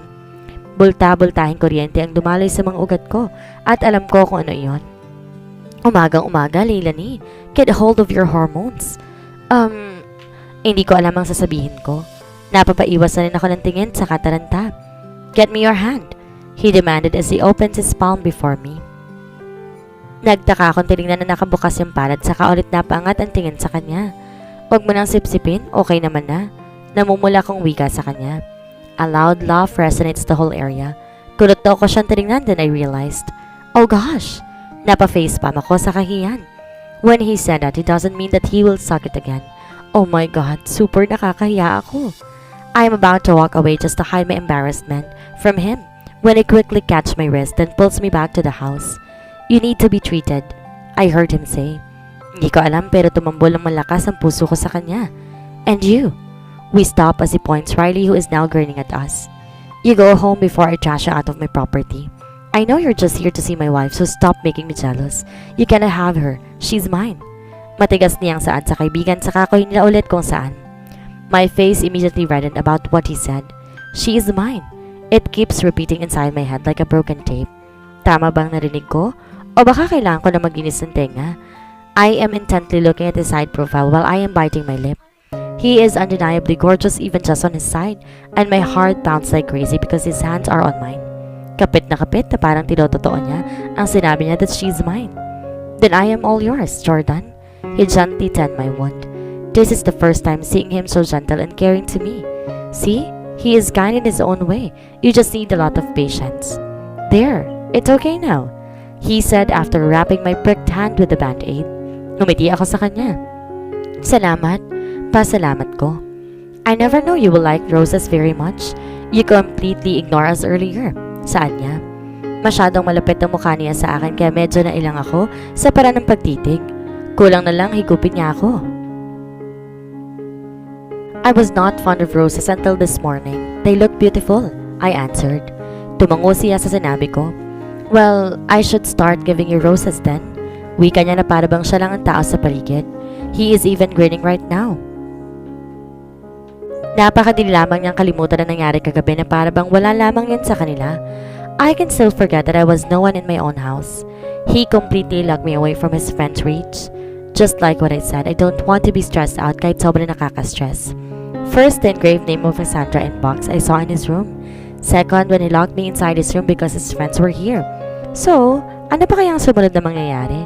Sasampalin na ba niya ako ng katotohanan na hindi talaga ako kayang mahalin o hindi niya matatanggap ang batang sa sinapupunan ko? Kahit alin sa dalawa, mas masakit pero mas masakit ang pangalawa. Hindi lubos maisip na isang tulad ko na galing sa pamilyang buo at nagpapauna ng pagmamahal at aruga, hindi mararanasan ng anak ko. Mahigpit kong kiniyom ang kamao ko sa naisip ko na mabait na kahinatnan niya. You can never have the best of both worlds. How was your check-up yesterday? I called Eileen and she said you will be the one who will tell me the results. She even cussed at me. Kunot noon niyang saad bigla. Bigla ako nahirapang lumunok sa tanong niya. I thought hindi yan yung tatanungin, but is this the right time? Bakit parang ayaw ko pa? Natatakot ako sa desisyon niya. Nothing alarming. It is normal to eat a lot, especially if you had not eaten that much, I lied. Kumulot ang noon niya sa sinabi ko. He looks like he did not believe what I said. I am really not good in lying. Napayuko ako para iwasan ang mapang-usig niyang tingin. Really? Because as far as I know, I fed you enough here. Kontra niya. Don't worry about it. Eileen gave me vitamins and she said to avoid stress. Epekto din daw yon. I continued with my lies. Guilt crept through his eyes kaya agad ako napaiwas ang tingin while biting my lip. Iniwas niya ang tingin na sa akin. He is too guilty to face me directly. Kung dati tinatago ko na lang mga nararanasan kong sakit, ngayon gusto kong ipakita sa kanya. He confused me a lot these days. Hindi ko alam kung alin doon sa pinapakita niya ang paniniwalaan ko. Akit na ako. Salamat sa paggamot ng sugat ko. Paalam ko sa kanya at saka tumayo. He nodded his head slowly. Hindi na ako nagkatubili pang magsalita. Tumalikod na lang ako at saka umalis. I am supposed to go out today but after I took a bath, I got sleepy. I just wanted to take a nap but it turned out to be a long sleep. Pagkagising ko, agad na parang hinahalukay ang tiyan ko. I quickly climbed down from the bed to run inside the room. Doon, nagsuka ako. Nagmumug at naghilamos ako pagkatapos. Is this it? Tahimik ang buong bahay pagkababa ko ng hagdan. Inisip ko na lang na pumasok sa trabaho si Jordan. O iha, gising ka na pala. Iinitin ko na lang ang pagkain mo. Manang told me when she saw me. I nodded my head and went to the table and sat on the chair. Pagkabalik ni Manang, bitbit niya na ang pagkain pinainit niya. I am already salivating while looking at her as she put it down on the mat. Nauna na akong kumain sa'yo. Di na kita ginising pa dahil himbing ka natutulog. Saan niya? Yayayain pa man din sana kitang kumain. Malungkot kong turan sa kanya. Hay nako, iha. Busog na ako. Ang sarap kasi ng luto ni Sir Jordan. Eksaherado niyang sagot sa akin. Umawang ang bibig ko sa sinabi niya at saka binalingan ng pagkain nasa harapan ko. I didn't know that he cooks. Niluto po niya yan bago siya umalis kanina. Gusto niyang ipagluto kayo ngayon. Ngiting-ngiti niyang kwento pa. A familiar flattering feeling emerged in my heart upon hearing the reason why he cooked this. May kung anong tuwa ang humaplos sa puso ko. Hindi ko tuloy mapigilang mapangiti habang doon nakatingin. He cooked my favorite ginataang adobong paa ng manok. Hindi ko alam kung nakailang pinggan ako ng kanin sa sarap. I even licked my fingertips as I savored the flavor on it. Sayang, na makapagpahinga na ako at nakapagbihis, nagpaalam ako kay Manang Rosa na aalis saglit. Kaya pa siya nagulat dahil weekdays ngayon pero simula ngayon, gusto ko nang gawin kung anong gusto ko. Naiirita na ako agad kapag hindi ako makakalabas. Papunta lang naman ako ng mall. Lay? Agad ako nabalingon sa babaeng tumawag sa akin. Hi! Bati niya sa akin. Of all people na makikita ko ngayon dito ay siya pa. What a fate! She is smiling at me. That is the most sweetest smile I've ever seen. Upon admiring her smile, I couldn't help but to remember her infidelity. Looks are really deceiving. Hanggang ngayon, di pa rin ako makapaniwala na kaya niya magtaksil. She is sweet and kind, and even it hurts, I always see them love each other. Jordan gave his all to her, and I can see that Cassandra loves him too. Then what happened? How can she still cheat on him? Hi, I snapped out. How are you? Ang tagal ko nang di ka nakikita. Are you also preparing for the expo? She curiously asked. People often tells us that we're like twins or sisters. Same hair color, same height, same attitude, and most of all, same passion. Kaya mas lalong tumindi ang pagkakaingit ko sa kanya. Ano naging edge niya para mapansin at mahalin siya ni Jordan? No, I'm having a long break for a while. Pilit ang ngiti ko. Really? Why? You love painting as much as I do, she said out of curiosity. Nagkibit-balikan na lang ako sa kanya. The lesser I talk, the shorter the conversation. I don't want to prolong this because the more I talk to her, the more I am insecure. Lahat ng bagay tungkol sa kanya nai-insecure ako. Call me bitch, but that's how I felt. I can't help it. Kusa nilang nararamdaman ko yon. Mag-isa ka lang ba? Biglang tanong niya, ulit. Simple akong tumango. You should join us. My brother and I are going to dine together. For sure matutuwa siya makita ka.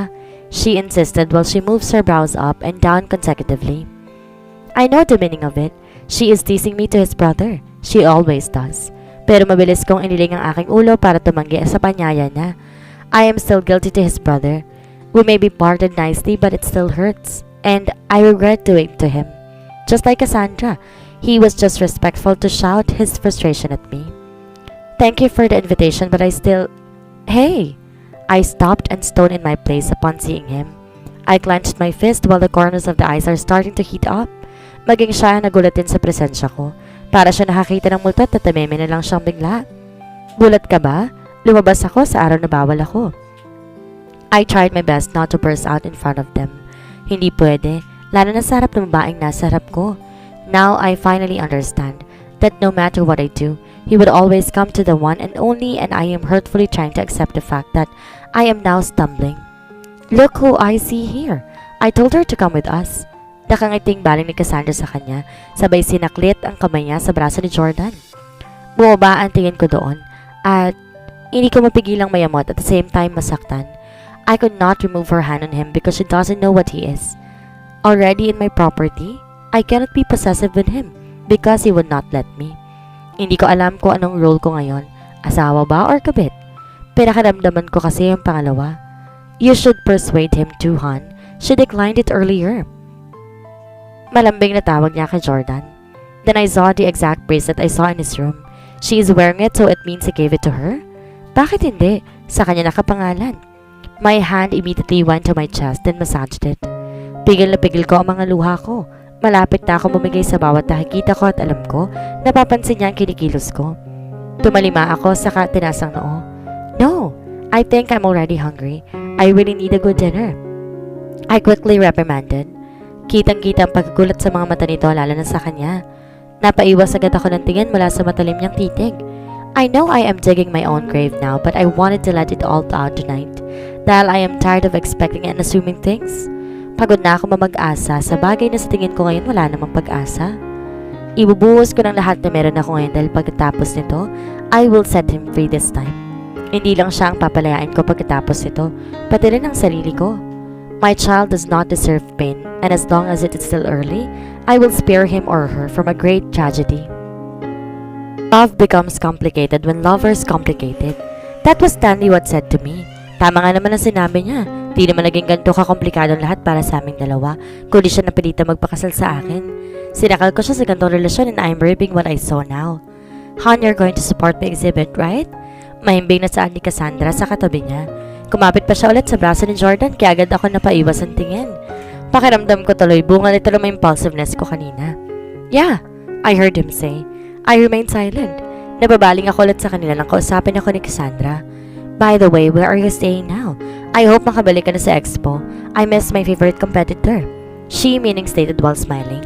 Tipid akong umiti sa kanya. Napasula pa ako sa katabi niyang lalaki. I'm about to answer her when someone suddenly kissed me on my cheek. Napapitlag pa ako sa kinaupuan ko. Ramdam ko rin ang pagkainit ang buong katawan ko. For sure, namumula na ako.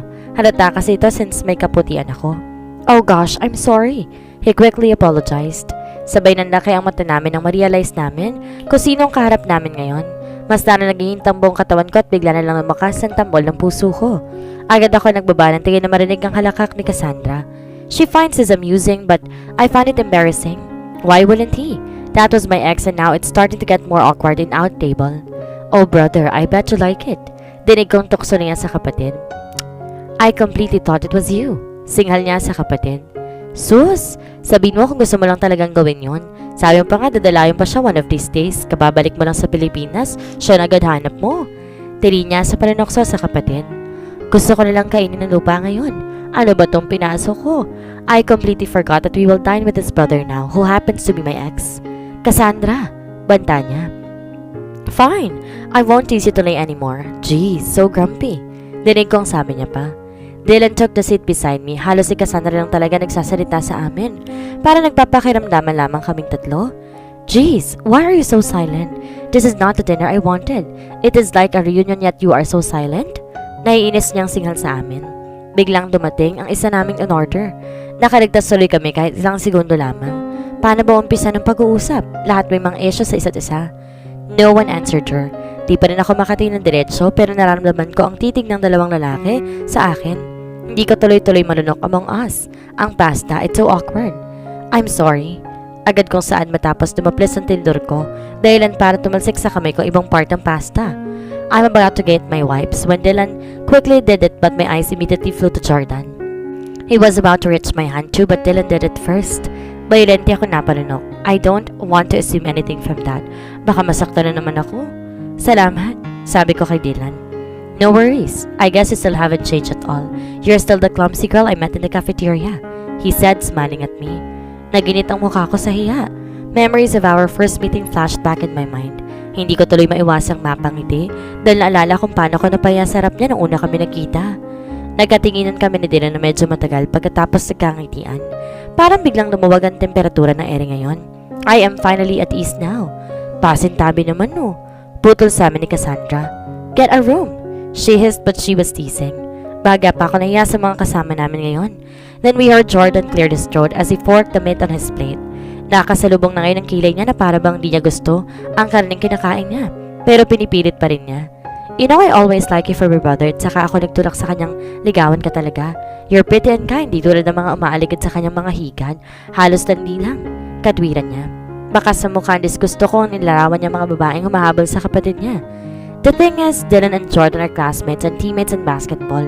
Parehas mo rin ng babae dahil sa kagapuhang taglay. Cassandra, you're too talkative. Do not make the table more awkward. Saway niya sa kapatid. I am not. Di niya magawang makompleto ang sasabihin niya nang biglang tumunog ang cellphone niya. Wait, I will be right back. Paalam niya sa akin saka sinagot ang tawag. Mas lalo tuloy kong naramdaman ulit ang awkwardness. Diretso ang tingin ni Jordan sa akin na ba nakapatong isang braso niya sa taas ng upuan ni Cassandra.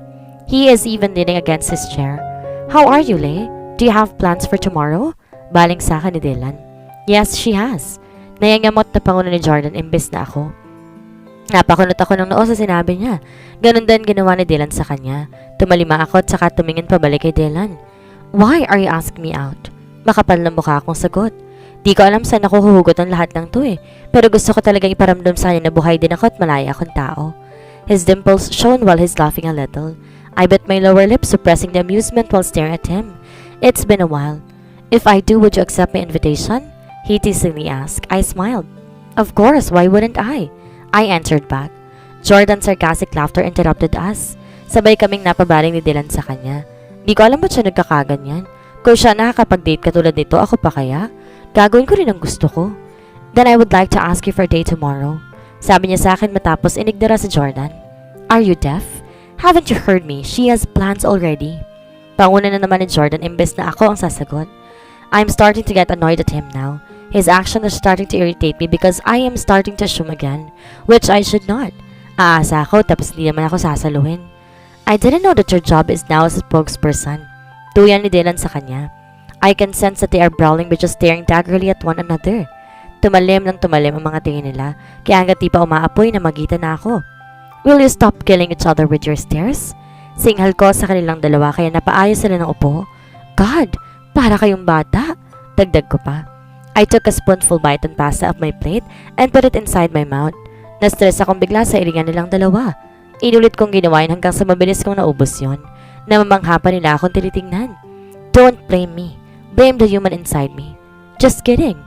After that moment, Cassandra came back from her call. Sino yung tumawag? Tanong sa kanya ni Dylan pagkaupo niya. Ha? Client lang? Nautal niyang sagot. Mataman ko siyang pinagmasdan. Nagpahid siya ng pawisan at bigla din siya nabalisa sa tanong na yon kaya kinatuban ako. She looks at me and forced a smile as brought the food in her mouth. Numiti na rin ako sa kanya. Di ko mapigilang mapatingin every time na tinataas niya ang kanyang kamay. Pinapaalala sa akin wala talaga ako sa buhay niya. I was just the woman who forced him to marry me.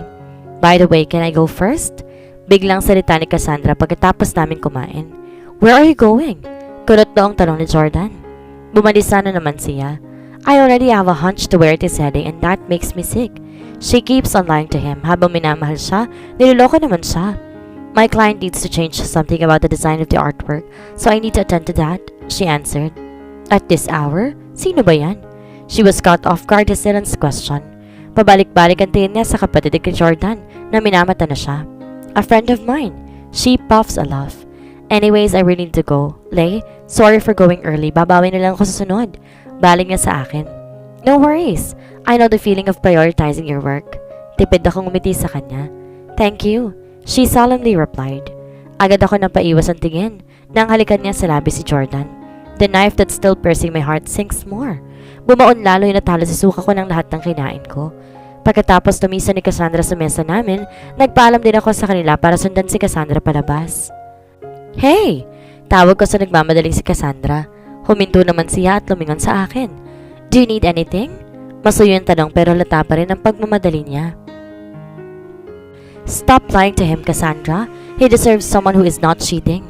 Marahan kong wika kay Cassandra. Baka sa mukha niyang gulat sa sinabi ko. Napalunok pa siya na narinig mula sa akin. Hindi niya siguro sukat akalain alam ko ang pangaliwa niya. Nakita ko ang pag-igting ng panga niya. Kaya ako siya sinundan hindi para awayin siya. Gusto ko na naman iparating sa kanya na mali ang ginagawa niya. Oo, nagagalit ako kay Jordan dahil paulit-ulit niya ako nasasaktan. Pero kahit sa huling pagkakataon, I could save him. Do not accuse me with things I did not do. Mariing tanggi niya habang nakakuyom ang kanyang mga kamoo. Kung ganun, saan ka nagpupunta? Bakit ka napapabalisa? Sunod-sunod kong paratang sa kanya. Whatever I do or wherever I go is none of your business. Leave us. You are his friend's sister. She fought back as she gives more emphasis at her last two words. Parang baril na lang pumutok sa isip ko ang sinabi niya. Friend's sister. Ang sakit marinig sa iba ng salitang yon. Gusto kong bigyang diin na hindi na ako basta lang kapatid ng kaibigan niya. I am his wife. Ako dapat ang humahalik, kumakapit at binibigyan ng atensyon. Pero paano kagawin kung una pa lamang, mas pinili kong isang tabi at itago sa iba? Nakakaya ba ng konsensya mo na sa bawat araw niloloko mo siya, ha? Patuloy kong panguusig sa kanya. Marahan siyang lumapit sa akin saka ako tinulak sa braso. Wala kang alam. Matigas sa sambit niya sa harap ko. Kaya wag mo akong pangaralan na nakala mo ikaw na yung pinakamatinong babae. Kumunot ang noo ko sa pangatwiran niya. I am starting to get annoyed. Kanina kalmado pa ako pero ngayon parang gusto kong sumabog sa pangunguyam niya. I am saying to this to look good or myself saint. I have my fate's share of evilness. I am just trying to say to stop in lying to him. Kung hindi mo siya mahal, just tell him and leave him. Litanya ko sa kanya. Para ano? Para ikaw naman pumalit sa akin? Ganun ba yun? Sigaw niya sabay buga ng sarkastikong tawa. I stilled in her accusations.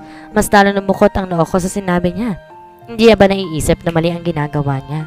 Hindi ba siya nakakaramdam ng kahit kaunting konsensya sa pamamangka niya sa dalawang ilog? So what if I am? I think I am more deserving than you. Mas kaya kong ibigay ang pagmamahal na buo, hindi yung may kahati. Halos mabingi ako sa lakas ng sampal niya sa akin. Napasa po ko sa morte ng mukha ko kung saan niya ako sinampal. I greeted my teeth as well and clenched my fist. Anger is starting to build up inside of me. How dare she slap me? Hindi ako nagpatalo. I pushed her shoulder. Wala siyang karapatang saktan ako. Una sa lahat, pwede kong isapalpal sa kanya na ako ang asawa, but I don't want to use that card because it will look me desperate and neglected. Ayaw kong isambat niya sa akin na papaano kung asawa ko siya, ang kasama niya. It will be another slap in my face. Hindi rin siya nagpatalo. Hina niya ang buhok ko habang manghila kami ng buhok ng dalawa. Lay! Cassandra! Napahinto kami sa paghihila ng buhok na isa't isa nang marinig namin ang pangalan namin sa mga kasama namin kanina. Mas lalo akong dinulog ng katotohanan nang pumunta si Jordan kay Cassandra imbes sa akin na asawa. Dylan is on my side checking me if I'm okay, pero wala sa kanyang atensyon ko. Lay! Tawag sa akin ni Dylan pero di pa rin ako tumitingin sa kanya. Nasa kasama pa rin namin ang tingin ko kahit masakit na. Lay! Yugog ni Dylan sa braso ko kaya napatingin na ako sa kanya. Nasa baba ang tingin niya kaya napatingin din ako doon. Hindi ko na malayan may tumutunan na pala sa hita ko. I am wearing a dress, that's why. I could see it clearly. Napapikit ako sa braso ni Brian dahil sa pakinig at pagka-alarma. No! My baby! I am crying while looking at Dylan. Please help me, my baby! Pagmamakaawa ko pa sa lalaking kaharap ko. Akala ko hindi ko na mabubuo ang salita sa bibig ko dahil sa panginig ng nabi ko. Dylan quickly left me without any words. Kumapit ako sa likod niya na maigpit. Nangihina na rin ako. Please save my baby, please. I whispered in plead. I will, just hang on. Hangos niya. Unti-unti bumagsak ang talukap ng mata ko hanggang sa hinayaan ko na lang namulin ako ng dilim. Pagmulat ko ng mga mata, puting kisame at tingding ang bumungad sa akin. Mapungay-pungay kong nilibot ang tingin ko sa buong paligid hanggang sa mapahinto ako sa lalaking nasandig sa pader na malapit sa pinto. Ang mga braso niya ay nakakrus, ganun din ang mga binti niya. Nakayuko siya na para bang may iniisip siyang mabigat. He jerked up when the door suddenly opens. Two people wearing the same white coat with a pen clipped in their pocket and entered our room. One is Dr. Adam and the other is Eileen. Eileen immediately went to me with all worriedness in her eyes. Napaiwas ako ng tingin sa kanya dahil alam kong binili niya ako mag-iingat lalo na't maselan nga ang pagbubuntis ko.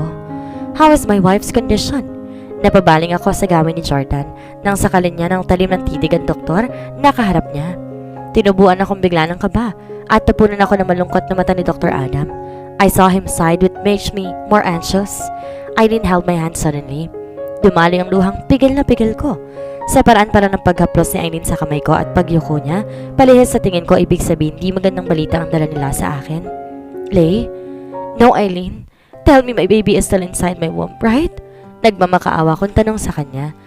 Sabihin mo tama ako at maling iniisip ko sa mga pinapakita nila. Unti-unting bumigat ang dibdib ko na mapaiwas siya ng tingin sa akin. She's still holding my hand tightly and saw in tears in her eyes. Care to explain me what's going on? What do you mean, baby? Dumagundong ang malakas na boses ni Jordan sa buong kwarto. I am sorry to inform you that the baby did not survive. It was too late already when you arrived in here. You lost too much blood. Anunsyo sa akin ng doktor. Excuse me. Paalam niya sa amin. Na makumpirma mula sa doktor ang balitang ayaw kong tanggapin. Parang binagsakan ako ng langit at lupa.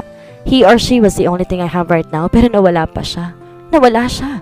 Eileen pulls me to hug me. Rumagasama sa ganang luha sa aking mukha. Di ko matanggap na wala ang dahilan na makapagpapasaya sa akin. Paano ng pangarap ko sa kanya? Paano yung mga gusto kong iparana sa kanya? I feel so empty and anguish. My wife was pregnant and I did not even know. I heard him say, Did you know that you're pregnant? Baling niya sa akin. Umiyak na lang ako imbes sagutin siya. Wala akong lakas makipag-usap ngayon. Para ko naman hid sa pagwala ng anak ko. I blame myself for what happened. Kung sana hindi ako nagpadala sa emosyon ko, di sana buhay pa siya. Malutong na napamara si Jordan sabay sipa sa upuang nasa tabi niya. Naalarma akong bigla na suntukin niyang pader. I saw red stain left on the white wall after he punched it. I wanna come to him and hug him but I was too hurt from what he lost.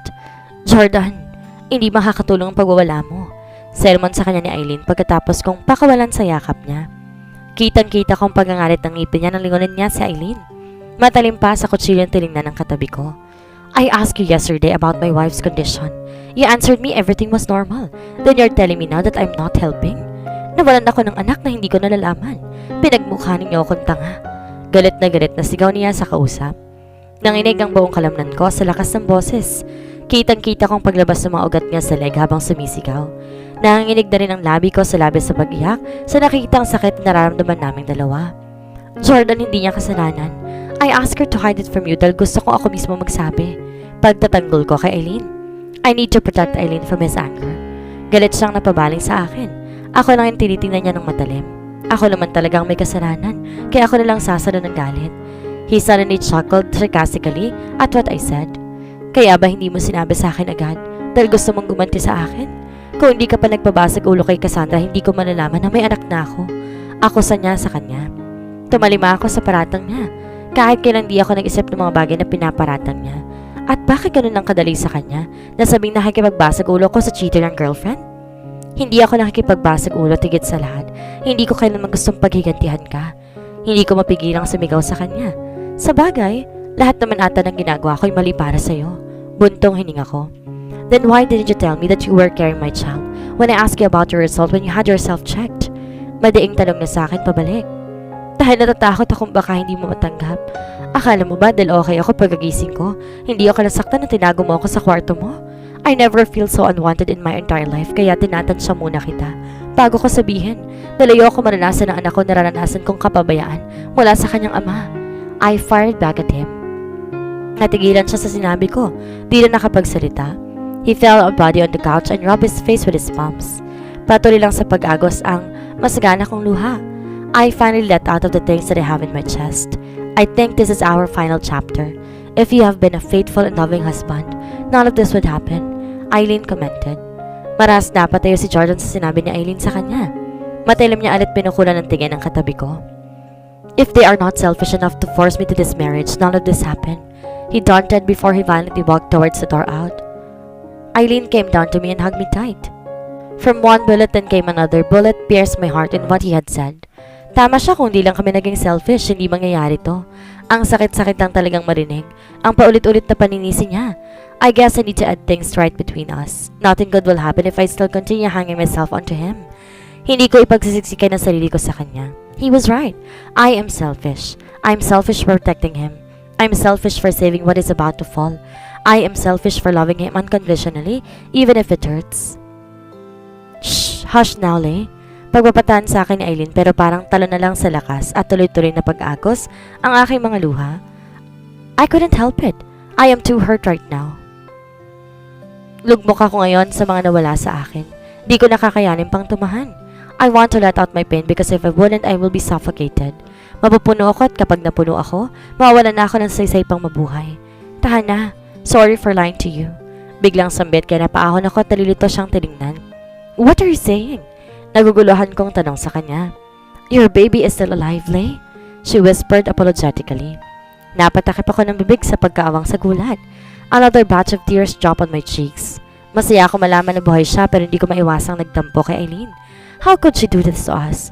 I hurt Jordan because of this. Why? I couldn't even pronounce the word. I care for you, Lay, and Jordan doesn't deserve the baby. He keeps hurting you and can't you see? The more you are with him, the more that he or she is in danger. Saan niya? Naisip ako sa sinabi niya. The he or she? I don't know. Gulong-gulo lang ako na nararamdaman ko. One side of my brain tells me that Eileen was right. Napapahamak siya dahil sa ama niya at sa akin. Then the other side is telling me that it's still wrong. With all the things that had happened between us, he is still the father of his. Hindi mabubuo ito kung wala siya.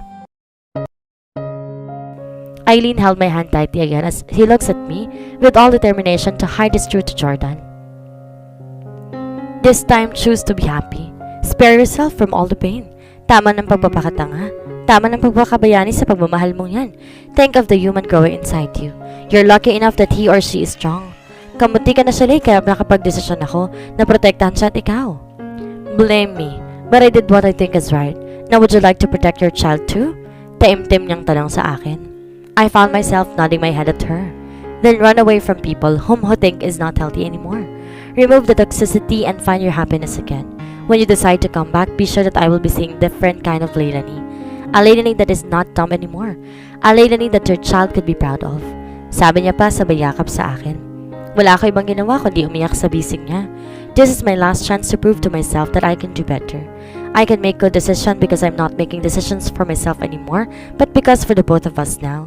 Kahit masakit at mabigat, pero kung ito lang paraan para maprotektahan ko siya, gaya ng pinangako ko sa kanya, then I will do it.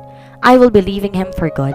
Leaving was not my option from the very start because I believe in the old-time saying, kapag mahal mo, hindi mo dapat sukuan. But wind changed its direction and turned into a whirlwind. What is this, Iha?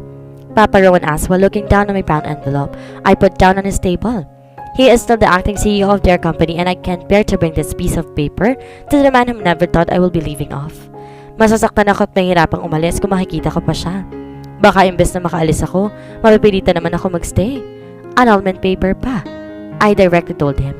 Napangat siya ng tingin sa akin na mabilis. Hindi ko siya masisisi kung nagulat siya sa sinabi ko. Biglaan to.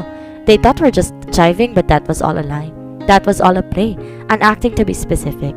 Did my son hurt you physically? That's why you gave me this? Marahang tanong niya. Nabilis kong iniling ang aking ulo para itanggi ang paratang niya. If I'm going to be truthful, he did more than just physical pain. Una pa lang, di naman po akong mahal niya. I realized we forced him to do this. None of this thing is his choice and we both suffered because of that. Gusto ko pong palayain na sarili namin sa sitwasyong ito. We will just suffer tremendously if we prolong it more. We both deserve a love that stays and pure. I explained both sides. Kahit paano hindi ko gustong siraan siya sa daddy niya dahil di naman niya ako gaganituhin kung hindi lang siya napilitan sa relasyong to. I have done my part in persuading and showing my love to him. Husto na. Tama na. Naibigay ko ng dapat kaya hindi naman ako nagsisisi ngayon dahil alam ko sa sarili ko. Hindi ko lang ang pagmamahal ko. Hindi lang ako sapat sa kanya kasi hindi naman akong hanap niya. Di naman akong nais niya. Higit sa lahat, hindi talaga ako sasapat dahil di naman ako ang taong mahal niya. I accept it now. May I know what are your plans after this? He asked me again. I don't have a specific plan for now, Papa. Gusto ko munang hanapin ang worth ko. Gusto kong hanapin kung saan ako nababagay. I was lost and never been found right now. That was my goal after this, I told him. I saw him sigh and he stood up and went to me. Umupo siya sa harap ko at mabilis kinuha ang kama ko. Dahil doon nanginid ang buti ng luha sa aking mukha. They treated me as their real daughter kaya masakit din sa akin ay iiwan ko sila. I won't stop you for doing what you desire. First of all, I want to apologize for the trouble I put you into. I brought you here and I could not thank you enough for saving us, even at sacrifice your freedom. Madamdaming wika niya sa akin, habang hawak pa rin ang aking kamay. Nangihinayang lang ako na hindi nakita ng anak kong sinayang niya. His shoulder equaled. Pa, don't blame yourself for dragging me to this. Because I never regretted my decision. I was the luckiest woman who married the man of her dreams, but unfortunately, I was not the woman of his dreams. That's why I cannot fully happy with it. It is the only thing if we accept things, if we can free ourselves from pain. I let all the courage I had inside in my chest while saying it without breaking my voice. Iniisip ko na lang kayon, lilisan man ako ngayon, may witwit pa rin akong alaala sa kanya. Freedom is always a choice and this is the choice I will be making. O Iha, napadalaw ka. Bungad sa akin ni Mama na biglang yakapin ko siya mula sa likod pagkarating ko. Naabutan ko sila ni Daddy na mag-uusap dito sa lanay ng bahay namin. It's been a while since I last visited here. I miss the smell of the house and corners of the house. I have a lot of memories here and I will surely miss it. Namiss ko lang kayo kaya napadalaw ako. Sabi ko sa kanila. Sabi ko kasi dito na lang kayo tumira eh. Nakaismid niyang wika sa akin. Is your husband treating you right? You look so thin and stressed. Puna sa akin ni Daddy. Hinawakan niya ang payat kong braso. Umakbay ako sa kanya sabay ngumuso. Papa naman, di ba, dati pa nga akong patpatin? Di ba nga dami kong bulisan because I was so thin? And don't worry, my husband is the most caring man in the world. I assured him and even gestured it out. He looks like he does not believe what I say. Yumakap ako mula sa gilid niya. Inihilig ang aking ulo sa kanyang ulo. I am sitting on his armchair. Takot lang sa'yo ni Jordan. Halaka ko. You know that he wouldn't hurt me. Kahit ganito ang nangyari sa amin ni Jordan, gusto ko pa rin na hindi siya masira kahit kanino, especially sa mga magulang namin. Gaya nga ng sinabi ko kay Papa Rowan, naiintindihan ko kung bakit siya malupit sa akin kaya wala akong karapatan na manambat at manira sa kanya. Naglalambigan ka na naman sa papa mo para hindi ka mapagalitan. Kantsaw sa akin ni Mommy na kinatawa ko. Namiss ko tuloy si Kuya. He is in Toronto right now. Hindi naman eh. Nguso ko pang lalo. Tumayo ako tumupo sa bakanting upuan sa harap nila. I cannot help but to get envy when Dad suddenly held my mom's hand and brought it to his lips to kiss it. Simple sweet gesture lang nila yon pero abot-abot ng kilig ko. Mapapasana all ka na lang talaga sa kanila. Di ko maiwasan ding malungkot habang pinagmamasan sila. This is the last time that I will see them. I am leaving without telling them and I know it will hurt because I need to hide it. I know that they wouldn't let me go. Anong idadahilan ko? Gusto ko pa rin siyang protektahan hanggang dulo? Me? How do you know that Daddy was the right man for you? I suddenly asked my mother. Mom smiles as she wonders. Paano ba? Tumingin siya kay Daddy. They're both holding each other's hand which makes them more romantic. I don't believe in love at first sight but I believe it first impressions last. And that was it. It took me to chase your dad. Nakangiting panimula niya. I listened attentively at her stories. The first time I saw him when he helped an old lady to cross the street. Bibihira lang ako makakita noon. I am not generalizing man but it was just my first time witnessing kindness which I usually see and hear in television and character education subject in school. Then nagsimula ako na siyang makita sa campus. He is the kindest, down-to-earth and compassionate man I ever met. Matabis niyang kwento sabay hilig sa ulo ng balikat ni Daddy. Daddy gave her a peck of kiss on her hand. Kinilig akong pinagmamasa ng mga magulang ko. I want to have that kind of relationship. Tilingan pa lang, pamatay na sa kilig. My mother continued telling me their love stories. Di na ako nakaramdam ng kahit anong inip at antok. I listened until the very end. I suddenly wonder if I could still meet a guy like my father. He is always my ideal man. Alam kong mahirap yun pero sana. May magmamahal pa sa akin kahit meron na akong anak. Hapon na ako nakalis ng bahay namin. Pililit pa ako ni mami matulog doon kaso lang tumanggi ako. Sumunod pumunta ako sa bahay ni Abigail. I want to see my best friend for the last time before I go. I want to say goodbye to her. What? Impit na sigaw niya matapos ako magsabi sa kanya ng totoo. Sinasabi ko na sa'yo wala talagang may dudulot na mabuti ang asawa mo. God, nagkikigil ako eh. Frustrated niyang pagsuklay sa buhok niya gamit ang mga daliri niya. So saan ka pupunta niyan? Tanong niya nang kumalma siya. Iloilo, sagot ko. Iloilo? Nakataas ang isang kilay niyang tanong. May kakilala ka ba doon? O sisa niya? Sa totoo naman wala. Eileen told me meron silang ancestral house doon na pinamana sa kanya ng lolo niya. Sabi ko naman pansamantala lang kami doon dahil gusto ko matutong mamuhay na mag-isa. Nung una tumanggi ako pero pinagpilitan ko pa rin ang gusto ko. Tutulungan ako ni Eileen makapagsimula. Sabi ko, isa pang babaeng yun, nagsasarili na kayo ha? Nagtatampo niyang saan. I immediately moved near to her. I held her hand. That is why I'm here. Ipapaalam ko sa desisyon ko dahil ayoko magtampo ka sa akin.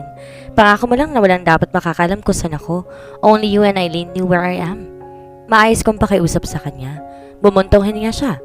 Ano pa nga bang gagawin ko? Ipangako mo na lang sa akin agad mo akong tatawagan kapag may nangyari sa iyo doon. Malaki man o maliit na aberya. Diin niya sa akin. I smilingly nodded my head at her. Hay nako, kung di lang kita mahal, magtatampo na talaga ako eh. Ngayon mo lang sinabi na may inaanak na pala ako. Inimbitan mo ako sa binyag dahil kung hindi, lalagutan kita ng hininga. Bruha ka. Kabilin-bilin na niya sabay hila sa akin para yakapin. I hugged her back. I'm smiling widely because of the gladness I'm feeling right now. Isa si Abigail sa mga hindi umalas sa tabi ko kapag kailangan ko at kahit lawag sa loob niya ang pagpapakasal ko kay Jordan, she still supported me. Pinapagalitan niya lang ako kasi mahal niya ako kaya malaking pasalamat ko na naging magkaibigan kami. Buti naman natauhan ka na. Pumupukin na sana kita ng bato eh. Reklamo niya kaya natawa ko. Hindi ako natauhan, natanggap ko lang. Pagbibigay linaw ko. She rolls her eyes on me, annoyed that I corrected her. I laughed a little. The next day, Eileen and Abigail sent me off in the airport. Until now, naghihintay ako ng message niya kung saan at kamusta ako. Simula na makalabas ako ng hospital, di na ako umuwi ng bahay namin, Jordan. The more I stay here, the more it prevents me from going. Actually, nasasaktan ako dahil masana napapatunayan ko na baliwala lang ako sa kanya, na wala akong halaga sa kanya. For 2 days I haven't heard from him makes me more determined to free him. Na tama tong gagawin ko. Mag-ingat ka doon ha? Sure ka bang ayaw mo akong isama doon? Pamimilit pa ni Abigail sa akin. Eh di na-trace pa kung saan siya pupunta. Sigaw sa kanya ni Eileen. Humaba ang uso niya sabay irap ng mga mata niya. Hindi man nga hinahanap ipapatrace pa. Puputi mo ng uwak no? She fired back. Hinampas siya ni Eileen sa braso sabay panandalatan ng mata para sabing nandito ako sa tabi nila. Truth hurts. Guys, baka maiwan pa ako ng eroplano. I have to go. Putol ko sa kanila. Parehas na nubig ang mga mata nila kaya hindi ko na rin maiwasan na mahawa sa kanya. Unang yumakap sa akin si Eileen. Sumunod si Abigail. I will miss you, Lay. Naluluhang saan sa akin ni Abigail. Me too. I will miss you both. I told him while forcing a happy smile. Call me when you get there, okay? Bilin sa akin ni Aileen. Tumango ako agad sa kanya. We waved our hands goodbye when we heard an announcement of my flight. It is a painful goodbye for us, and I don't know when will be the next time we'll see each other. Before I take a step again, I glanced back. Around them, I released a long and deep sigh. Goodbye, my love. 6 years later. Ay nako, Stream, madumi ka na naman. Galot-kat sa mama niyo mo na yan. Dinig kong pananakot ni Bella. Agad kong tinigilan ng pag-check ko ng papers at saka bumaling sa kinaroroonan ng anak ko. Napaismid ako sa nakikitang madungis sa bata nang iting-iti pa sa kaharap ko. Ay, Diyos mio, Cara Mia. Sa diin ka naghalin liwat? San ka na naman galing? Tili naman ang kakapasok na si Ricky sa anak ko. Tumayo ako at lumapit sa kanila. Nakapamewang kong humarap sa kanya kaya agad siyang nagbaba ng tingin. Sabay tago ng kanyang kamay sa likod niya. Kanina kaya agad siyang nagbaba ng tingin sabay tago ng mga kamay sa likod niya. Ang puting uniforme niya naging kulay kayo manggina. Napabuntong hinila lang ko sabay dumukwang palapit sa kanya. Stream, ano naman ginawa mo ngayong araw na to? Kalmado kong tanong sa kanya. Nagangat siya ng tingin sa akin. Kasi mommy, tinulak nila Hana si Esther ulit. Kaya tinulak ko din si Hana tapos po, nakisama mga kaibigan di naman kagandahan ng ipit ng buhok. Tapos po natumba ako sa putikan ng tinulak ako na malakas ni Hana. Di ba po masamay na away ng kapwa? Kalaw ay sa ila ka-bonding? Kapangit nilang ka-bonding. Mahabang kwento niya. Ang dalawa naming kasama, napatawa sa huling sinabi niya. Stream is a talkative type of kid, way far from me. Baka nga minanan niya ito sa mga ninang niya. I released a long and deep sigh and I put my hands on her shoulder as I quatted to the level with her. Stream, di ba? Sabi ko sa'yo magsabi ka sa teacher mo o kahit sa teacher para pagsabihan sila Hana, you must not do it again, okay? Masama yung pumapatol ka sa kanila. Let your teacher handle it. Mahinahon kong pangalan sa kanya. At di maganda yung mga nasasabi kang hindi magaganda sa kapwa mo. Dagdag ko pa. Halos araw-araw lang ata, pinatatawag ako sa classroom nila dahil sa away batang issue. Ewan ko ba sa batang to? Tako gulo lagi. Sorry po, mommy. I won't do it again. Palanggata ka. I love you. Malambing yung turan sa akin. Lumambot ang puso ko sa sinabi niya. Hinawakan ko niyang pisngit saka ngumiti sa kanya. Mas palanggata ka, I told her. Alam niyo minsan, hindi ko alam kung nanonood ba ako na maalaala mo kaya. Ang sweet yung mag-ina. Komento ni Bella. Tipid lang ako napangiti sabihin ng ulo ko sa sinabi niya. Buti na lang dala ko ang PE uniform niya kaya nakapagbihis siya ng bago. Half day lang sila lagi since kinder pa lang si Stream.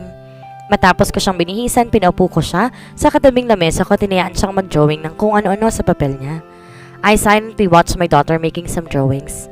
Stream is a perfect combination of us. She got her hazel brown eyes from her father. She got the shape of my face and my lips and I like that she got her dad's narrow nose. Mahaba din ang mga pilikmata niya kaya mas lalo siyang rumirikit. Marami nagsasabing maganda ang anak ko. I couldn't help not to thank them. It is a compliment. Mahaba rin ang bias ni Stream which is she got from her father's side. Pangalawa siya sa pinakamanta sa klase nila. Di mo nga akalain na kinder pa lang to.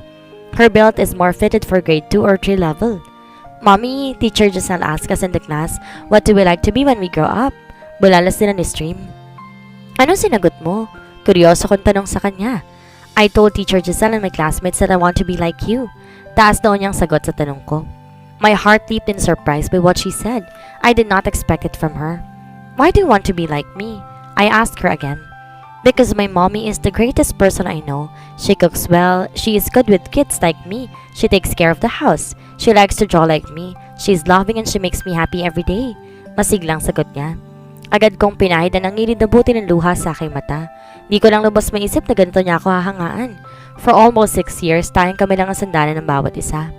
I still remember how much I struggled when I was still carrying her in my womb. I crave a lot and my morning sickness weary me. Good thing I have Manang Sabel. She is the caretaker of the house before I arrived here. She helped me throughout my pregnancy, that's why I owe her a lot. I stayed there until Stream was 2 years old, then naghanap na ako ng malilipatan. I wanted to explore on my own. Dahil sa tulong ni Abby at Aileen sa akin nakapag-ipon ako. They introduced me to different clients kaya habang buntis ako, nakapagtatrabaho pa rin ako.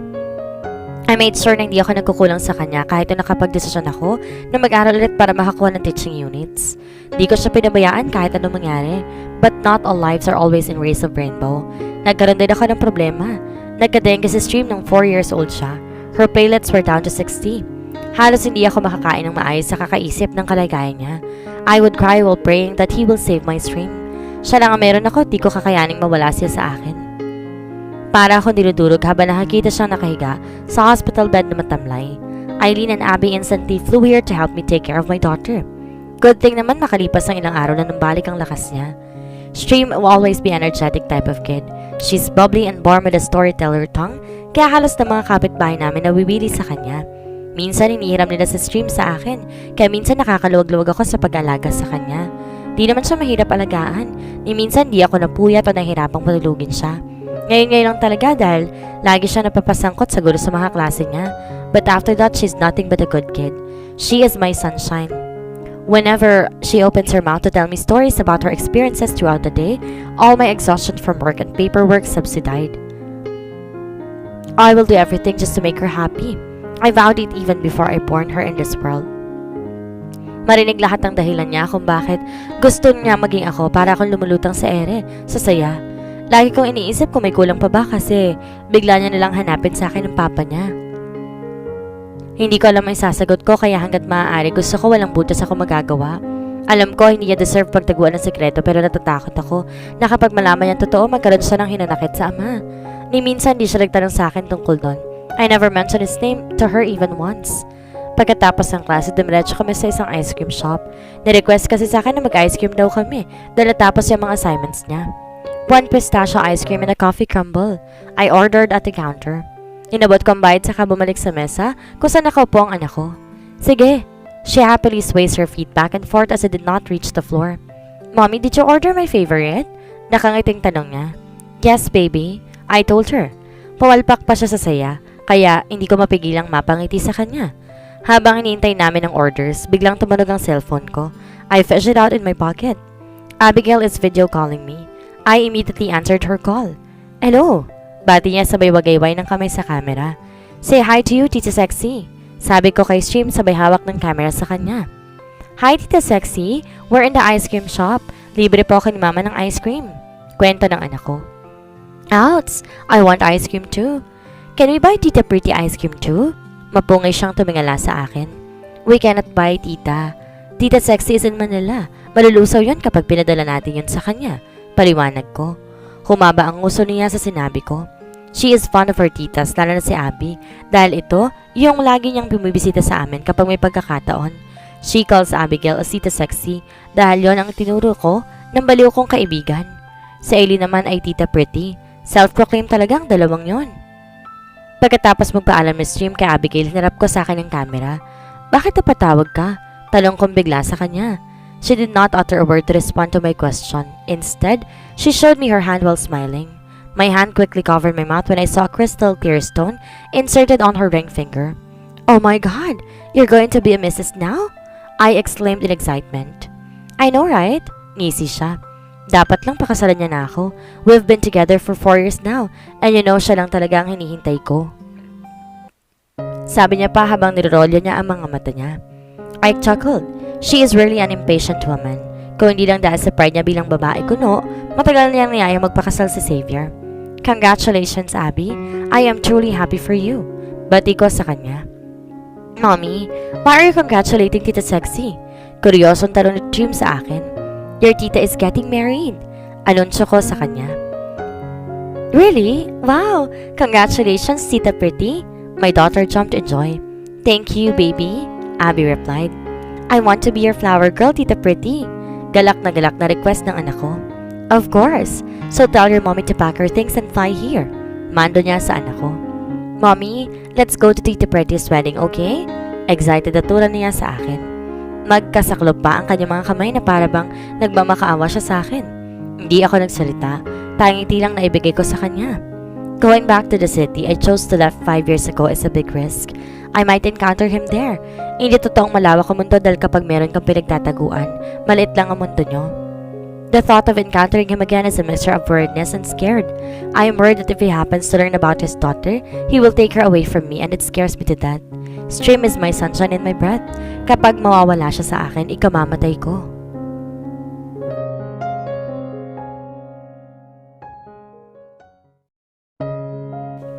Matapos kong i-head the streams sa classroom nila, dumiretso muna ako sa faculty para ilagay ang mga gamit ko. I picked the book and my laptop with my classroom advisory. I am teaching junior high school, particularly grade 7 students. Nung una na inibago ako dahil iba ito sa una kong field. I chose to be a teacher because aside from being an artist, this is my second choice, and when I born stream, I want to teach kids. I want to impart what I'm good at to the next generation more than owning myself. Good morning, Teacher Lani. Bati na nila mga estudyanteng nakakasalubong ko. Good morning. I bow as I greet them while smiling. Good morning, Teacher Lani. Bali ulit sa akin ang grupo ni China. Good morning. Bati ko ulit. As soon as I organized my table, the bell rang. Hudyat ng flag ceremony. All students are assembling themselves in the quadrangle. I keep on smiling while looking at my daughter standing beautifully on their line together with her teachers and classmates. I always adore her while she is on her uniform. The red checker design skirt and the white polo shirt with the logo of the school embroidered on the pocket of her left chest, and a red bow tie fits to her perfectly. His two pigtails with the red ribbon clip on the top of it looks cute on her. Indeed, she is my little Barbie doll. The flag ceremony and morning exercises ended with a little announcement from the principal. Today, we will be having a big-time visitor. He is the one who will be sponsoring the building of our audiovisual auditorium and science lab. As to welcome him, us teachers will all have to be present in front of him. That is why there will be no classes this afternoon, but the teachers will be giving a take-home activity.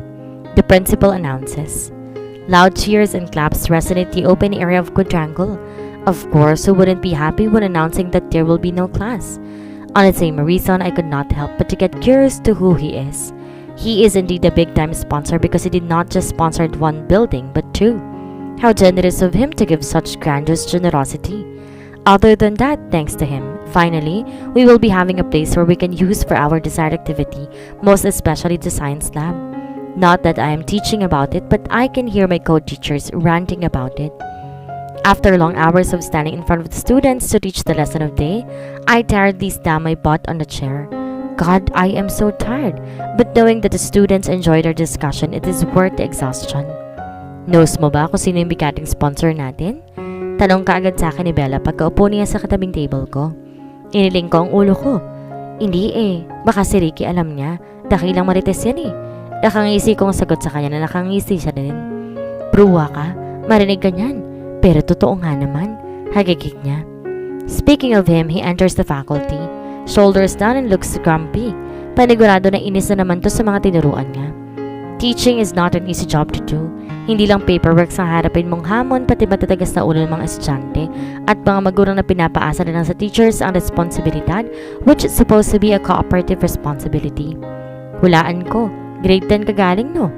Duro niya habang hinuhulaan kung bakit siya bugnot ngayon. Diyos ko day, na-stress ang beauty ko sa kanila. Pisting yawa. Natawa kami pareho ni Bella sa paghilamos niya sa buhok habang nag-grand. He did not mean to cuss the kids but the stress he got from them. The grade 10 is troublesome section. Our school is just a small community but we offered from kindergarten to senior high school. Tig isang section lang din kami. What I like about this school is the relationship of the teachers. Maganda sila makisama at di kami naglalamangan dito. Palagi lang kami masaya. Minsan nga naubos ng meeting namin sa halakakan sa mga skits ni Ricky at Gia. Okay lang yan. Half day naman silang at malay mo. Papabol pala yung sponsor natin mamaya kaya magpaganda ka. Kantsaw niya rito. I just could die, I cannot. Inis niyang tili sabay balat ng balat sa mukha. Hi guys, alam niyo na ba ang balita? Nagawang kakapasok lang si Gia, ang isa pang marites. Nakichisbis na naman siya kay madam ngayon. Komento naman ni Giselle na kasabay pang anak kong pumasok. Mama! Tawag ng anak ko habang papunta sa akin. How's your day? Hindi ka ba pasabay sa teachers? Tanong ko sa kanya pagtiting niya sa akin.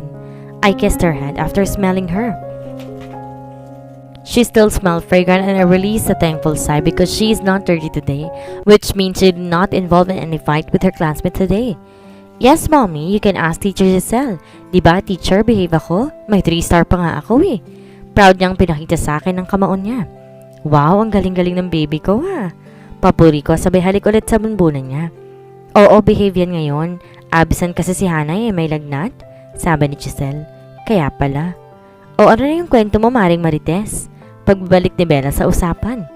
O heto na nga, Single pa raw yung sponsor natin mamaya. Bigatan sa real estate industry at saka sa narinig kong balita, hindi naman talaga siya taga Iloilo.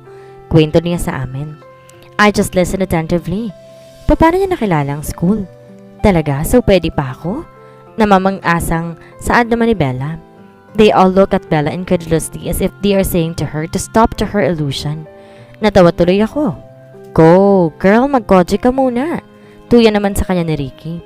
Wow, Ricky, kaputi mo makapagsalita to. FYI, parehas lang tayo ng complexion.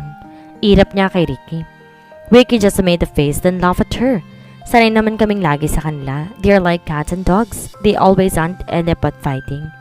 Narinig mo bang pangalan niya? Pasok sa usapan ni Giselle. Hindi, pero narinig kong tawag sa kanya ni Madam Jordan. Sagot niya. Parang kunong kuryenteng tumama sa akin na marinig ang pangalan na iyon. For almost 6 years, ngayon ko lang ulit narinig ang pangalang iyon. Tinubuan ako ng kaba pero agad ko nilang wilalsik sa isip ko dahil baka ibang Jordan naman yon. Hindi siya yon. Imposible na pupunta siya dito, hindi ba? Tama, imposible yon. Sabay-sabay kami nag-lunch kasama ni Stream. Pinasayaw pa nila sa Stream after ng kainan kaya ang bata ayun, bagsak, nakatulog ka agad. Pinahiga ko muna siya sa katabing mahabang upuan dito sa faculty. I am glad that my co-teachers love my daughter. Wala ako naging problema kahit kasama namin siya dito. Actually, mas gusto pa atin lang kasama si Stream kesa sa akin. Isang oras na lumipas, pinatawag kami ng principal. Pinaupo ko muna si Ricky. Kinumutan ko na lang muna sa Stream at iniharang ang 2 upuan para ipangharang sa kanya. I kissed her head before I walk out of the faculty. Inayos-ayos ko ang suot kong uniform. Pagdating ko, saka kami pinatawag ni Madam, agad ako namataan ng isang malaking bulto ng lalaki. Nakatalikod siya sa amin habang kausap ang principal namin. May kung anong kaba ang namamayani sa dibdib ko ngayon. Hindi ko rin alam bakit ganito ang nararamdaman ko. Dahil ba magkapangalan sila at magka-field sila? Gosh! Tili ko. Jordan? Manila? Hindi taga rito. Real estate? Pero hindi naman nila sinabi na engineer, hindi ba? Sabi ni Madam, engineer daw yun. Dinig ko mula kay Grace. Halos bumagsak ang pangako sa realisasyong nabuo sa isip ko. Garalgal ako napalingon sa lalaking kausap ni Madam. Then, biglang nag-slow motion ang buong paligid and dahan-dahan silang humarap sa amin. Dumoble ang bilis ng tibok ng puso ko. For almost 6 years of not seeing him, he changed a lot. His build is way bolder and muscles. Tumangkad siya lalo. Wearing a business suit hugged all his muscles. Biglang uminit ang sulok ng aking mga mata. During my pregnancy, I would always cry every night because I was looking for him. I longed for him and I craved his touch. Hindi ko alam paano lilibangin ang sarili ko sa mga panahong iyon. May time pa nga lumuwas ako ng Maynila. Hindi yan alam ni Aileen at Amin if they will find it out. Babatukan nila ako. Siguro talagang pinairan niyang katigasan ng ulo ko dahil kung hindi ako nagpunta, baka hindi ako mahimasan ang katotohanan na ang pagkawala ko ay wala lang sa kanya. Na hindi naman ako ganun kahalaga sa kanya para hagilapin pa. That day I saw him kissing Cassandra. I went back to Iloilo with a shattered heart. Durog na durog ako sa katotohanan. Sinampal ako bigla ng katotohanan na mawala man ako, meron siyang nauna na pupuno sa wala. Paano kung pupuno ako ng mga sumabit? Agad ako nagtago sa likod ni Gia nang maglakad sila papunta sa amin. Tumalikod din ako para hindi na ako mahagip. Good afternoon, everyone. This is Jordan Robles, CEO of Robles Holding Enterprises. He is our sponsor. Sir, this is my faculty and staff. Pagpapakilala sa amin sa kanya. Hindi ko makita kung ekspresyon niya o anong ginagawa nila dahil nagtatago ako at nakatalikod sa kanila. Hoy, napapano ka? Puna sa akin ni Bella. Basta, huwag mo nalang pansinin. I am the visitor, not to me.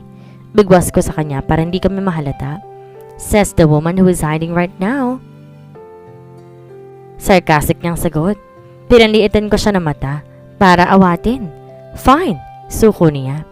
Glad to meet you all. I heard his baritone voice. Tumakbo ulit ng mabilis at malakas ang puso ko. Good day, sir. Dinig kong bati sa kanya ni Bella. Ibig sabihin malapit siya sa amin. Umatras ako ng kaunti habang nakapikit ang mata ko. I don't want to open my eyes because for sure I will see him. Ayoko pa makadaupang palad siya.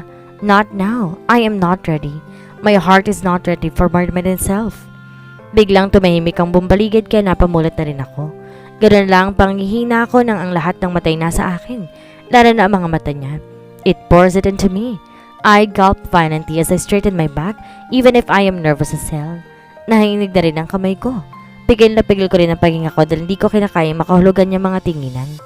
I think someone doesn't like my presence here. Napapitlag ako sa sinabi niya. I even saw him smirked. Luminga ako sa paligid. They all looked at my direction with confused and curiosity of why I'm acting like this. No sir, the truth is, I like you. I paused so I can rephrase it immediately. I mean, we like your presence here. I bit the side of my lips. I am in grave anxiousness right now. Ano ba itong pinagkagawa ko sa sarili ko? Really? Well, I am glad to be here. He meaningfully said and he walked past at us. Nakahinga ako na maluwag but at the same time napapasip ako sa huling sinabi niya. Mabilis kong ipinilig ang ulo ko para alasin ko ano makahulugang bumuo sa isipan ko. Para kang ex niyang nagtatago sa kanya. Sabi ni Bella sa akin pagkaalis sa Jordan. I stilled for a moment by what she said. Am I that obvious? Ha? Paano naman? Ang layo-layo ng estado niya sa akin eh. Tsaka malabong-malabo yun. I puff a breath while saying those things at her. She laughs. That was a joke, Lani. Seryoso mo naman. Of course, kahit maganda ka at mukhang sosyal, parang malabo pa rin. Komento niya na nagpatino sa akin. Double kill. I embarrassed myself again. Leilanie, magkunos dili ka. Nagaya ang aming principal na samahan sa salo-salong inihanda niya ang aming parauhing bisita. Ayoko man sumama pero nakakahiya at lalo magtataka sila sa ikinikilos ko. Nagpaalam lang muna akong balikan ng anak ko na tutulog sa facility. Tulog pa rin si Stream pagkabalik ko doon. Umupo ako sa tabi niya at tinaplos-saplos ang buhok niya. Tama nga ako. Maliit lang ang mundo namin. Nagkita pa rin kami sa kabila ng ilang kilometrong distansya namin. Even the widest ocean did not prevent us from seeing each other after a longest time. While I was looking at my daughter peacefully sleeping, I couldn't help but to see his father on her. Natatakot ako na kapag nalaman niya ang tungkol sa anak namin, ay kukunin niya ito sa akin at yun ang hindi po pwedeng mangyari. At sa lahat ng school, kakalat at tutulungan niya, bakit dito pa? Lani, pinapasundo ka ni Madam. Napalingan ako sabay tumango kay Grace. Hinalikan ko sa ulo si Stream bago lumabas at sumunod kay Grace. Sa kasamang palad dahil nga nahuli ako, ang tanging natirang upuan na lang yung upuan sa tabi niya. Nag-alangan pa akong pumunta doon. Bukod sa ayaw ko siya makita, mas ayaw ko siya makatabi. Ricky, pwedeng palit na lang tayo. Mas lalo kasi nakakayang katabi siya eh. Alam mo naman ang ginawa ko kanina. Bulong kong pakiusap kay Ricky. Napabaling ako kay Jordan na matalim nakatingin sa amin. Anong problema na naman ito? Ricky is about to give in when he starts speaking. I think one of your teacher doesn't really like my presence because she is exchanging her seat to someone. Saad niya habang diretsyon tingin sa akin na namang hinahamak ako sa tingin niya. I bit the inside of my tongue to suppress my irritation of what he said. All eyes are on me again and I hate when he embarrassed me in front of everyone. He is still the same. He may change physically but not his character. Instead of arguing anymore, I annoyingly sit beside him. I try to remain calm and composed baka pagalitan ako ni Madam sa inaasal ko ngayon. I glance at him a little bit. He is smirking. God, I hate him even more. Tulog pa si Stream? Bulong sa akin ni Gia. Para ako nalagutan ng hininga sa tanong niya. Simple lang akong tumango para hindi napahabain pang usapan. Ayoko may marinig siya makapagbibigay sa kanya ng clue about his daughter. Hindi ko alam ang kakainin ko dahil una, busog pa ako. Pangalawa, allergic ako sa seafood. Aabutin ko na sana ang pansit pero naunahan nga ako. Nabigla pa ako nang iniabot niya sa akin yun habang kausap ang principal namin about sa building na itatayo. Kinuha ko yun mula sa kanya at saka naglagay sa plato ko. Ilalapag ko na sana kaso lang kinuha na naman iyon mula sa akin at siya na nga ang naglapag.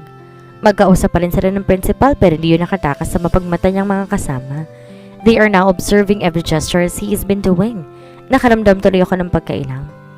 We will start the construction starting next week. I will be handling the project personally. Saadi niya sa principal. How diligent of you, Mr. Robles. I completely forgot that you're also an engineer. Of course, you will supervise it personally. Madam replied. Nasamit akong bigla sa narinig ko. Ibig sabihin simula next week. Dito na siya maglalagay araw-araw? Napainom ako ng marahas sa pag-iisip na maaari magkita sila na Stream. As what I said, maliit lang ang community namin at hindi pwedeng di sila magkikita. Oh God, this is a disaster. Yes, if you don't mind. I need a teacher that could accommodate me with the place. I heard him say, then looked and glanced at me. Pabalik-balik ang tingin ko sa kanila. Ako ba ang tinutukoy niya? If you want, Gia can help you with the things that you need. Teacher Lani cannot do it since she has a daughter to attend to. Dumagundong ang dibdib ko ng malakas. Kulang na lang mawarak ang dibdib ko sa lakas nun. I am starting to get sweaty when I saw him furrowed with puzzlement. Malalim siyang tumingin sa akin ngayon na parang girigisa niya ako. Nanguusig sa narinig. Napaiwas ako ng tingin sabay lagok na natirang tubig sa baso ko. Natapos ang salusalong, hindi na naulit ang usapan tungkol sa akin. Si Gia na rin na napili para gabayan siya. Wala na akong sinayang pang oras. Dali-dali akong pumunta sa faculty. Gusto ko nang umuwi. Gusto ko nang tumakas. Nahanginig ako ngayon sa takot kaya kailangan ko nang umalis. Gising na si Stream pagbalik ko. Mapungay-pungay pa siya nakalala habang nakaupo. Inayos ko yung mga gamit at ang akin. Uuwi ka na? Bungad sa akin ni Bella. Oo darating kasi si Abby. Pagsisinungaling ko. Thank you Abby dahil bumisita na siya dito. Girl, pinapatawag ka ni Madam. Usap daw kayo, sabi ni Ricky. Napatigil ako sa ginagawa ko sa sinabi niya. Bigla rin akong kinabahan sa kung anumang pag-uusap na iyon. Then Ricky started to laugh so hard. Kumunot ang noo ko, tinignan siya ng masama. Oh my God, your expression is priceless. Gusto ko itang videohan. Tawang-tawa niyang sabi habang nakahawak ang kamay niya sa tiyan niya. Sinamaan ko siya ng tingin. Hindi ako natutuwa sa biro niya. Okay, I'm sorry, alright. Pero napansin ko mukhang magkakalala kay ni Sir Jordan na. Kita mo ang galawan nila? Sabi niya pa kay Bella. Oo nga pahiram ka ng ganda baka tapunan din ako na atensyon isang Sir Jordan Osmeña. Tiling komento naman ni Bella. Gusto kong matawa sa kanila. Atensyon? Kung alam lang nila kung paano ako binaliwanan ni Jordan dati. If they want, I can refer them to Cassandra. For sure ang buong atensyon nila makukuha nila. Why do I sound so bitter? Magsama pa silang dalawa. Matapos ko mag-ayos ng gamit, nagpaalam na kami sa kanila. Bye-bye Teacher Bella at Sir Ricky. Malambing na paalam ng anak ko sa kanila. Bye-bye Baby Stream. Sabay nilang tugon. Hawak-hawak na Stream ang Barbie niyang lunchbox habang hawak ko siya sa kabilang kamay niya. Mommy, napapawiwi po ako. Napatigil ako sa paglalakad. Can't you hold it until we reach the house? Pakiusap ko sa kanya dahil gusto ko na talaga makauwi. Iniling-iling niya ang kanyang ulo. I released a deep sigh. Okay, I said and we turned around to the bathroom. Mommy, I'm tired of walking. Can you carry me? Malambing na saad sa akin ni Stream pagkatapos niyang umihi. Huminga ako na malalim bago dumukwang palapit sa kanya. Baby, you're heavy now. Hindi ka na kaya ni Mommy. Marahan kong haplos sa pisngi niya. Matamlay siyang tumango sa akin. Naalimpungatan siya siguro kaya ganito siya ngayon. Maybe I could help you carry her? I jerked up then my heart hammered rapidly. Napatay ako ng tuwid sabay tago sa Stream, sa tiyan ko. Pigil na pigil ko rin ang hininga ko noon. Good thing nakatalikod ako sa kanya kaya nakatago ko sa Scream. Pinipigilan ko ang pagpapakula ng Stream mula sa akin. She wanted to take a look at the person behind me. Hindi na kailangan. Kaya ko naman. Nauutal kong saan sa kanya. I closed my eyes and prayed that he will walk away from us. Ayaw ko sila magkita. Call me selfish but as long as I can protect my child, I will be greedy and selfish. Kaya ko maging masama sa anak ko. Are you sure? Because the little girl needs... Kaya ko na nga. Bigay ka ba? Nakatalikod kong singhal sa kanya. Napatingala sa akin sa Stream. Nakita ko sa mukha niyang pagkatakot dahil una niyang pagkakataon. Narigagalit na napasigaw ako. Humigpit ang kapit ko sa anak ko. Pinipigilan ko ang bugso ng damdamin ko. I might burst out in front of her. Sorry mister, but I think I can walk naman po. Thank you for the offer. Malambing na wika ni Stream kay Jordan. Parang dirikdik ang puso ko sa sinabi ng anak ko. I wanna cry but not here. Sorry Stream for hiding you from your father. This is the only way I could keep you in my arms. I lifted my head to stop my tears from falling. I feel sorry for my daughter but I will explain it to her in due time. Alright. I heard him say, then I heard his footsteps walking away from us. Naratili pa rin ako nakayakap sa anak ko. Doon na bumagsak ang luha ko. Agad ko rin tong pinanasan para hindi na makita ni Stream. Mommy, sorry po. Maglalakad na lamang po ako. Let's go na po. Wala na po si Mr. Guapo. She told me. It goes down and held her in my arms instantly. Sorry, baby. Forgive, Mommy. Tuloy-tuloy kong paghingi ng paumanhin sa kanya. Marami akong dapat hingin ng tawad sa kanya at habang buhay kong dadalhin iyon. Mabigat sa puso kong paglihiman siya especially tungkol sa bagay na ito pero kailangan ko. Ipinangako ko sa sarili kong aalagaan at paproteksyonan ko siya sa mga bagay na maaaring manakit sa kanya and that her father is one of them. For 6 long years, I honed myself to be strong and brave. Hindi ako dating Leilani na basta nalang tatanggapin ng mga galit at panunuyan niya. The day that I gave his father the annulment paper, it was the time that I free myself from him. Binigay kong gusto niya at wala na siyang anumang karapatan sa akin. Wala, kahit kay stream pa. Nakahinga ako na maliwag dahil 5 araw kong di nakikita sa school si Jordan. Panigurado, tarantang-taranta na naman ako kapag nariyan siya. Leilanie, ito na po yung project ko sa arts. Bungad sa akin ni Jelay sabay abot ng folder na puti. Nang abutin ko ang hawak niya, hindi nakataka sa akin na may pasani ang braso. Agad ako nag-angat ng tingin sa kanya na may pag-uusig sa tingin. She immediately hid her arms away from my side. Jelay? Ay, sure. Sige po, uwi na po ako. Mabilis niyang putol na sasabihin ko. Napabuntong hininga na lang ko matapos siyang kumalipas ng lakad, palabas ng classroom. Tinignan ko ang folder na pinasa niya, saka ito binuksan. My eyes instantly widened in surprise upon seeing her work. Their project in art is to draw something that inspires them. Di ko naman nakalain na ako ang pipiliin niya. Hindi naman pareho ang drawing na pero ma-appreciate ko ito. Jelay is an industrious student, very hardworking. Umagang-umaga nagtatrabaho sa palengke kasama nanay niya pagkatapos papasok sa eskwelahan. This is a private school but luckily someone gave her a scholarship here with her other siblings. Kaya ganoon lang ang panginayang ko sa naranasan niya sa ina niya. I already made a home visitation and I saw how he is her father at home. It was not a pleasant home for 3 children with a drunken father every single day. At isa yung mga pasang natatamo niya kung bakit gusto ko na siyang kunin sa mga magulang niya. If I could, I will. But your mother and siblings are what I'm concerned about. They need Jelay.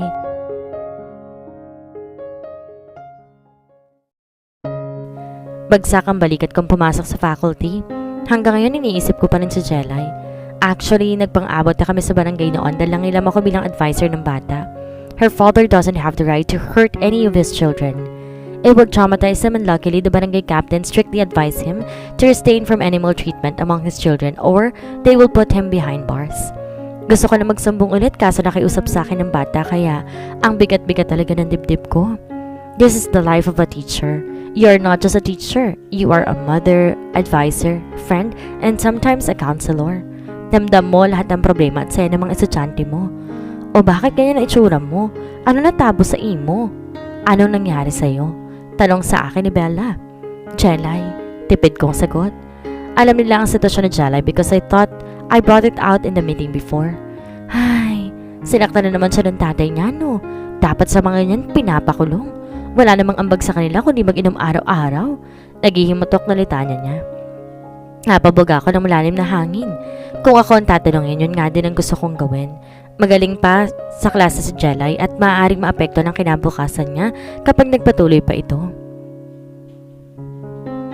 Do you think I should go to the authority about this? Tanong ko kay Bella para makahingi ng opinion niya. Humarap siya sa akin saka bumuntong hininga. Ano na tayo na maaaring magkagulo? Ang pamilya nila kaso papaano ang bata? Tsaka yun dapat na nararapat sa tatay niya. For sure may trauma na sila sa pinagagawa ng tatay nila. And come to think of it, it will worsen the situation if you don't do anything. Payo niya sa akin. Tama si Bella. Mas lalo pang lalala kapag hindi ako umaksyon ngayon. But I will talk to them for the last time before I will submit it to the authority. Napatino ka sa wristwatch ko dahil sa pagtataka kung bakit wala pa si Stream hanggang ngayon. Mas lalo akong kinabahan nang pumasok si Teacher Giselle sa faculty. Sure, tapos na bang klase nyo? Tanong ko sa kanya kaagad. Oo, ang saya nga ng mga bata sa pagkukuli ng color wheels nila eh. Masaya niyang kwento. Si Stream nga highest ko dun kasi ang galing sa pagkukulay eh. Speaking of her, bakit wala pa siya? Kanina pa yung lumabas ah. Nagtataka niyang turan. Dumugundong ang puso ko sa kaba at pag-aalala. Pati na rin ako nag-aalala na eh. Sige, hanapin ko na lang siya. Di naman lumalayo yun eh. Kalmado akong paalam pero sa loob-loob ko nagwawala na ako. This is the first time nangyari to. She always goes straight to the faculty after the class and it is very unusual that she did not arrive at her usual time. Tuluyan na ako lumabas ng faculty at naglibot sa buong campus. Nagpunta ako ng kantin, wala siya. Nagtanong ako, sabi hindi rin nila nakita. Sililip ko ang bawat classroom, wala siya. I am starting to tear up due to too much worriedness. Hindi ko kakayaning mawala o may masamang mangyari sa kanya. Dasal ako ng dasal habang naglalakad. Hindi rin ako makatawag sa kahit kanino dahil hindi ko dala ang cellphone ko. Pawis na ako kakahanap saan akong nawawala. Natataranta na rin ako. Nagdesisyon akong bumalik sa faculty para makahingi ng tulong. Jordan's POV. Up until now, hindi pa rin nawawala sa isip ko kung sinong anak nila eh. After that day, hindi na mawala-wala sa isip kong balitang yun. How dare her got pregnant with another man when she lost ours? And that man had touched my woman. Ako lang dapat makakahawak sa kanya dahil ako ang asawa. Yes, I never signed the papers Dad gave me.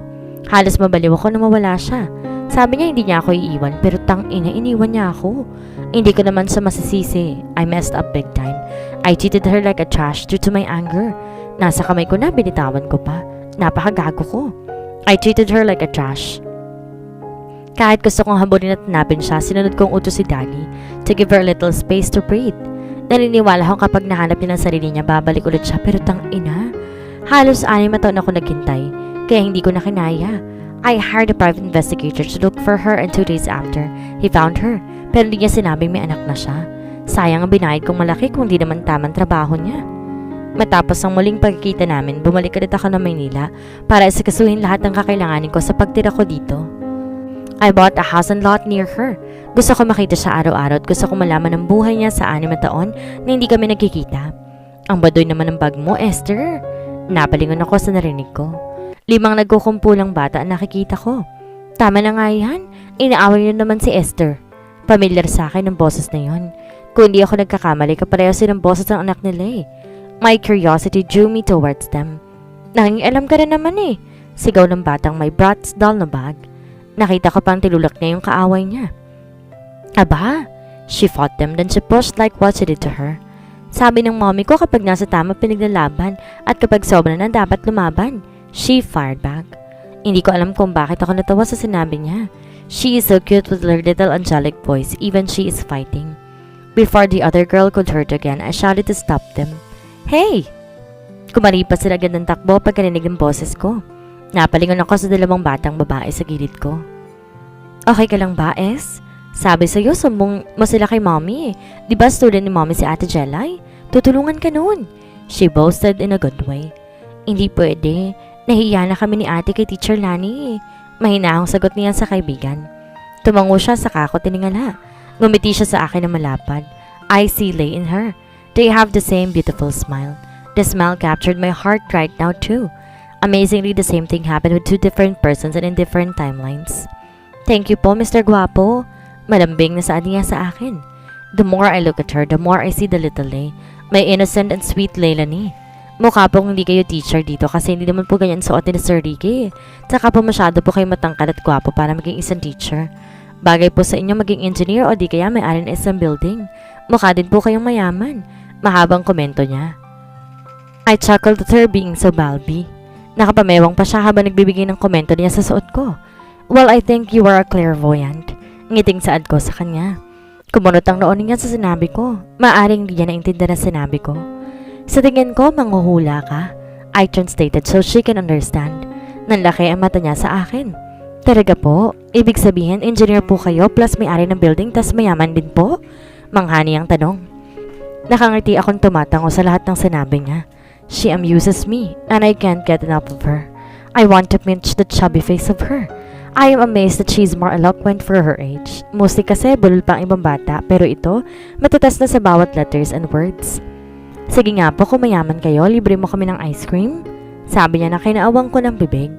Your mothers are probably looking for you now, so even if I wanted to, I cannot bring you to an ice cream parlor. Sabi ko sa kanya. Kilala ko si Lay, madaling mag-alala yon at baka umiyak pa yon sa pag-aalala. I couldn't help to remember how she cried when she saw me with bruises all over my body. Napaawi kasi ako ng araw na yon and when she learned about it, agad siyang pumunta sa bahay and there she was crying while sitting on my bed beside me. Biro lang po, mister. Mom said I should not talk to strangers and most importantly, never go with them. Magiliw niyang saad sa akin habang iniling-iling ang daliri niya para bigyang diin ang sinabi niya. Then why are you talking to me? I am a stranger, I told her.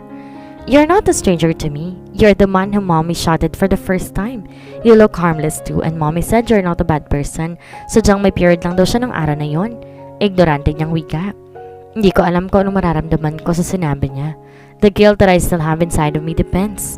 Isa ako malaking gago na pinakawalan ng babaeng walang ibang ginawa kundi makita ang kabutihan sa akin. Hindi ko nga alam kung maniniwala ako na hindi ako totoong masama because if I am not, then why did she leave me? If I am not, why does she hate me now? If I am not, then why am I hurting right now? Dahil ang totoo, masama ako. Masama ako dahil sinaktan ko siya ng sobra. Masama ako dahil pinakawalan ko pa siya. Masama ako dahil hindi ko naibigay ang dapat maramdaman niya. I am selfish and arrogant bastard, so I feel sorry for her, for loving a sick bastard like me. She doesn't deserve me, but I'm willing to change it because I realize I'm nothing without her. I will claim what is mine from the very start, even if I will force myself to be with her. Papasok pa lang sana ako ang pinto ng faculty ng mamataan ko. Naglalakad papunta din doon si Stream at parang hinihigit ng kaluluwa ko sa nakahawak sa kanyang kamay. Habang tatalon pa ito naglalakad na animoy nasisihan sa kasama. Mommy! Sigaw niya habang patakbong pumunta sa akin. Oh my God, where did you go? I couldn't find you anywhere. Labis ang pag-aral akong wika sa kanya habang hinahaplos ang mukha niya. Sorry, Mommy. Pinagtangkol ko lang si Esther kila Hana. They're really mean, Mommy. Nakapout niyang pagsusumbong sa akin. What did I told you? Sabi ko sabihin mo agad sa teacher. Pangaral ko sa kanya.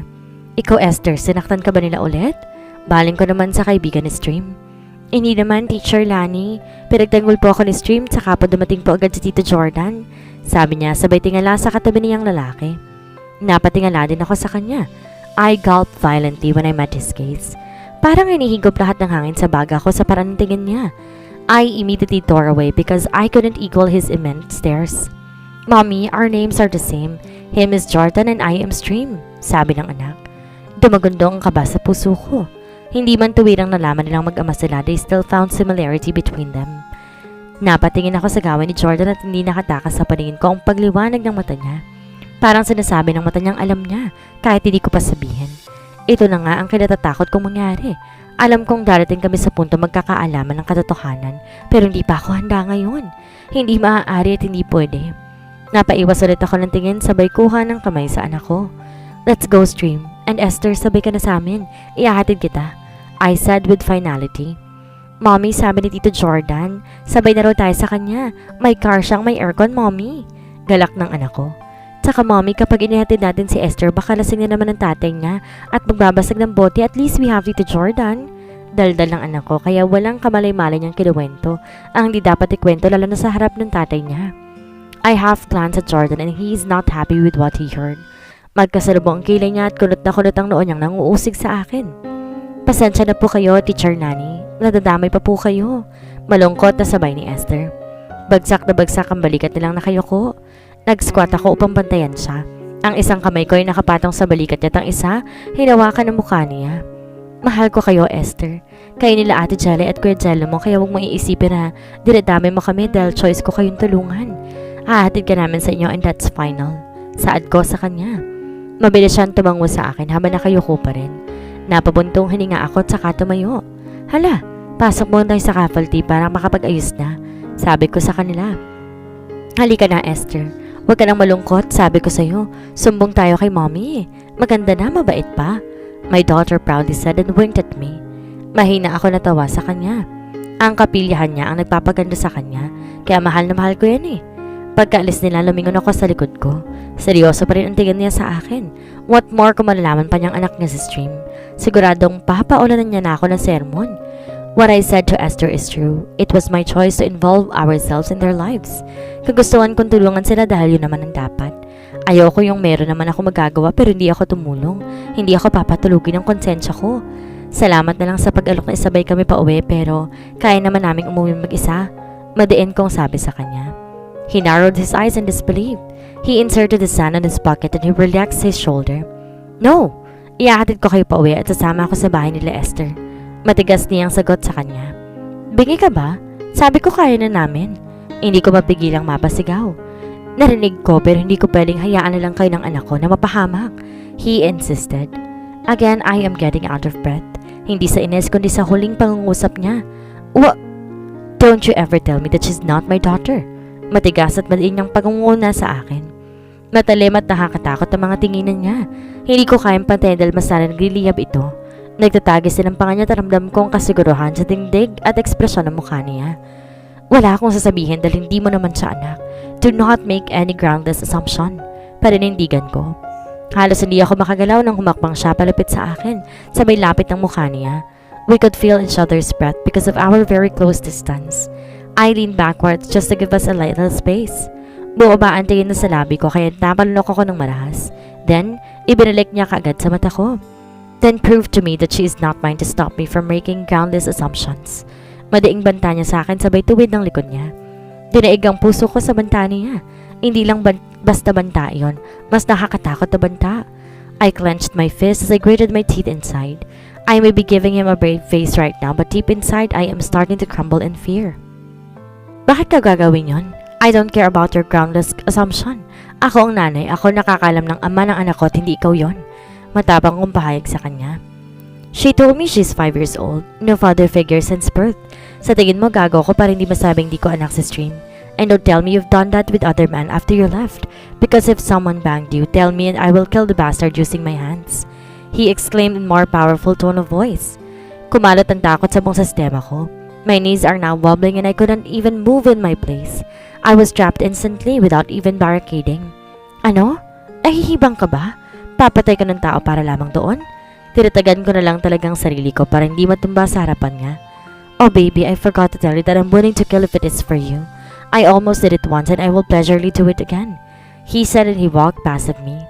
Natigalgal ako sa sinabi niya. Kailan siya nakipagbasag ulo para sa akin? As long as I can remember, I'm nothing to him kaya bakit niya sinabi iyon? Hindi ba ako nalalaman? Hindi ko na talaga napigilan pa si Jordan sa katigasan ng bungo niya. He even mocked me for having no car. Hindi ko kailangan ng sasakyan. Tricycle lang, sapat na sa amin ni Stream. Matagal ko nang talikuran ng karangyaan ng buhay ko sa Manila. Masaya ako at kontento na ako kasamang anak ko sa masimpleng bagay na tinatamasa namin ngayon. Isaksak niya pa sa bagay niyang sasakyan niya. Pagdating namin sa maliit na bahay nila Esther, bumaba na agad ako ng sasakyan. Buong biyahe namin wala ako ibang narinig kundi ang kadaldalan ng anak ko sa pagkamangha sa pagsakay sa akto ng ama. Hindi ko na hinayaan pang bumaba ang anak ko. I will not let her witness bad things. Hindi ko na malayan sa munod pala sa akin si Jordan. Lintik na buhay ito eh. Wala na naman ako mainom. Ganun ba ha? Napataas ang balikat ko sa gulat na may huminto sa pagkakbang. Pinigilan ko sa balikat si Esther. Ramdam ko ang takot niya sa narinig na sigaw. I held her tight and I pulled her to me. Binaon ko ang mukha niya sa aking tagiliran. Napatingala akong bigla na pinagsiklop ni Jordan ang mga kamay namin. Umiigtig na rin ang pangay at ramdam ko ang kakaibang aura niya habang nakatingin diretsyo sa bahay nila Esther. I gulped one more time before I averted my gaze. I find courage at his hold. Hindi na ako nakaramdam ng takot pagkos lakas ang nakukuha ko sa paghawak ng kamay ko. Sa susunod na umuwi ka na walang pera, lumayas ka na. Rinig ulit namin. May rinig din kami pagbasag ng kung ano kaya lalang nagimbal, hindi para sa akin, kundi para sa batang hawak ko. Inalis ko ang kamay ko sa kamay ni Jordan. Ayaw pa sanang pakawalan kaso pinilit kong alisin. Dumukwang ako palapit kay Esther sabay hawak na magkabilang pisking niya. Pinahiran ko ang mukha niyang basang-basa na sa luha. Parang dinulog ang puso ko sa higpi niya. This is not the environment that a kid in her age should grow up. Esther, balik ka muna anak sa kotse ha. Kakausapin ko lang magulang mo ha. Mahinahan kong utos sa kanya. Inawakan na mahigpit ang kamay ko. Alam ko nag-aalala siya sa akin. Nakikita ko yon sa malamlam niyang mga mata, kaya ngumiti ako sa kanya para pagaanin ang pangamba niya. Kaya ni Teacher Lani, dito naman sa Tito Jordan, hindi niya kayo iiwan ha? I assured her. I bit my lower lip to scold myself for what I said. Hindi ko rin alam saan ako galing ang lakas ng loob na sabihin iyon. Basta't lumabas sa bibig ko na parang sigurado ako. Tumango siya sa akin saka naglakad pabalik sa kotse. What you said is like music to my ears, babe. Jordan suddenly whispered behind my ears while I am still looking at Esther. I rolled my eyes at him. Do not be too proud. I only said it so she could be at ease. I spat at him. Whenever you sleep at night, baby, he said smirking. Napailing na lang ako sa kanya. He is still unbelievable. Humakbang ako papasok ng bahay nila. Wala pa ring pinagbago sa ayos ng bahay nila. Magulo at madumi. Nabunutan kong umiiyak si Josefa sa kahoy na upuan habang si Jello at Jella ay nagpupulot ng basag na bote sa lupang sahig. Teacher Lani, agad napatayo si Jella na makita ko. Bumaling ako kay Josefa rin alarma rin sa biglaang pagdalaw ko. Marahas siya nagpunas ng luha gamit ang damit niya. Pangit mapakinggan pero naawa ako sa sitwasyon nila. Mahal ni Josefa ang asawa kaya hanggang ngayon nagtitiis pa rin sila sa lasinggero niyang asawa. Lahat ng tingin nila tumagos sa likod ko. Baka sa mukha nila ang gulat at pagtataka. Napalingon din ako sa kanya. Sinuyod ko siya ng tingin habang busy siya nagmamasid sa paligid ng bahay. Natatawa nga ako sa forma niya eh. Maski loan shark, mahiya sa forma niya ngayon. Nagtataka siguro mga to kung bakit napadpad sa lugar nila isang matangkad na lalaki na nakasuit and tie. Napailing ako sa naisip sabay balik naman ng tingin sa kanya. Para narinig ko ang pangalan ng maganda mong teacher. Biglang sumulpot si Honorio sa eksena. Pulang-pulang mukha sa kalasingan. Wala ding tong suot pa itaas kaya litaw na litaw ang malaki at bilugan niyang tiyan. Maraan kong hinawi ni Jordan papunta sa likod niya. Kinabigla ko yun pero nakaramdam ako ng tuwa. Buwaba ang tingin ko sa kamay na nasa pulso ko. Ano daw, Leilani? Biglang umasim ang mukha ni Honorio habang nakatingin kay Jordan. Honorio let out a sardonic smirk as he rolled his eyes. Gumewang din siya dahil nga sa kalasingan niya. Hi, Teacher Lani. Ganda mo talaga. Malaswani ang puri sa akin. Hinawakan ni Jordan lalo ang kamay ko. Napangawi pa ako sa higpit. Dapat ganito ka lagi kaganda, Josefa.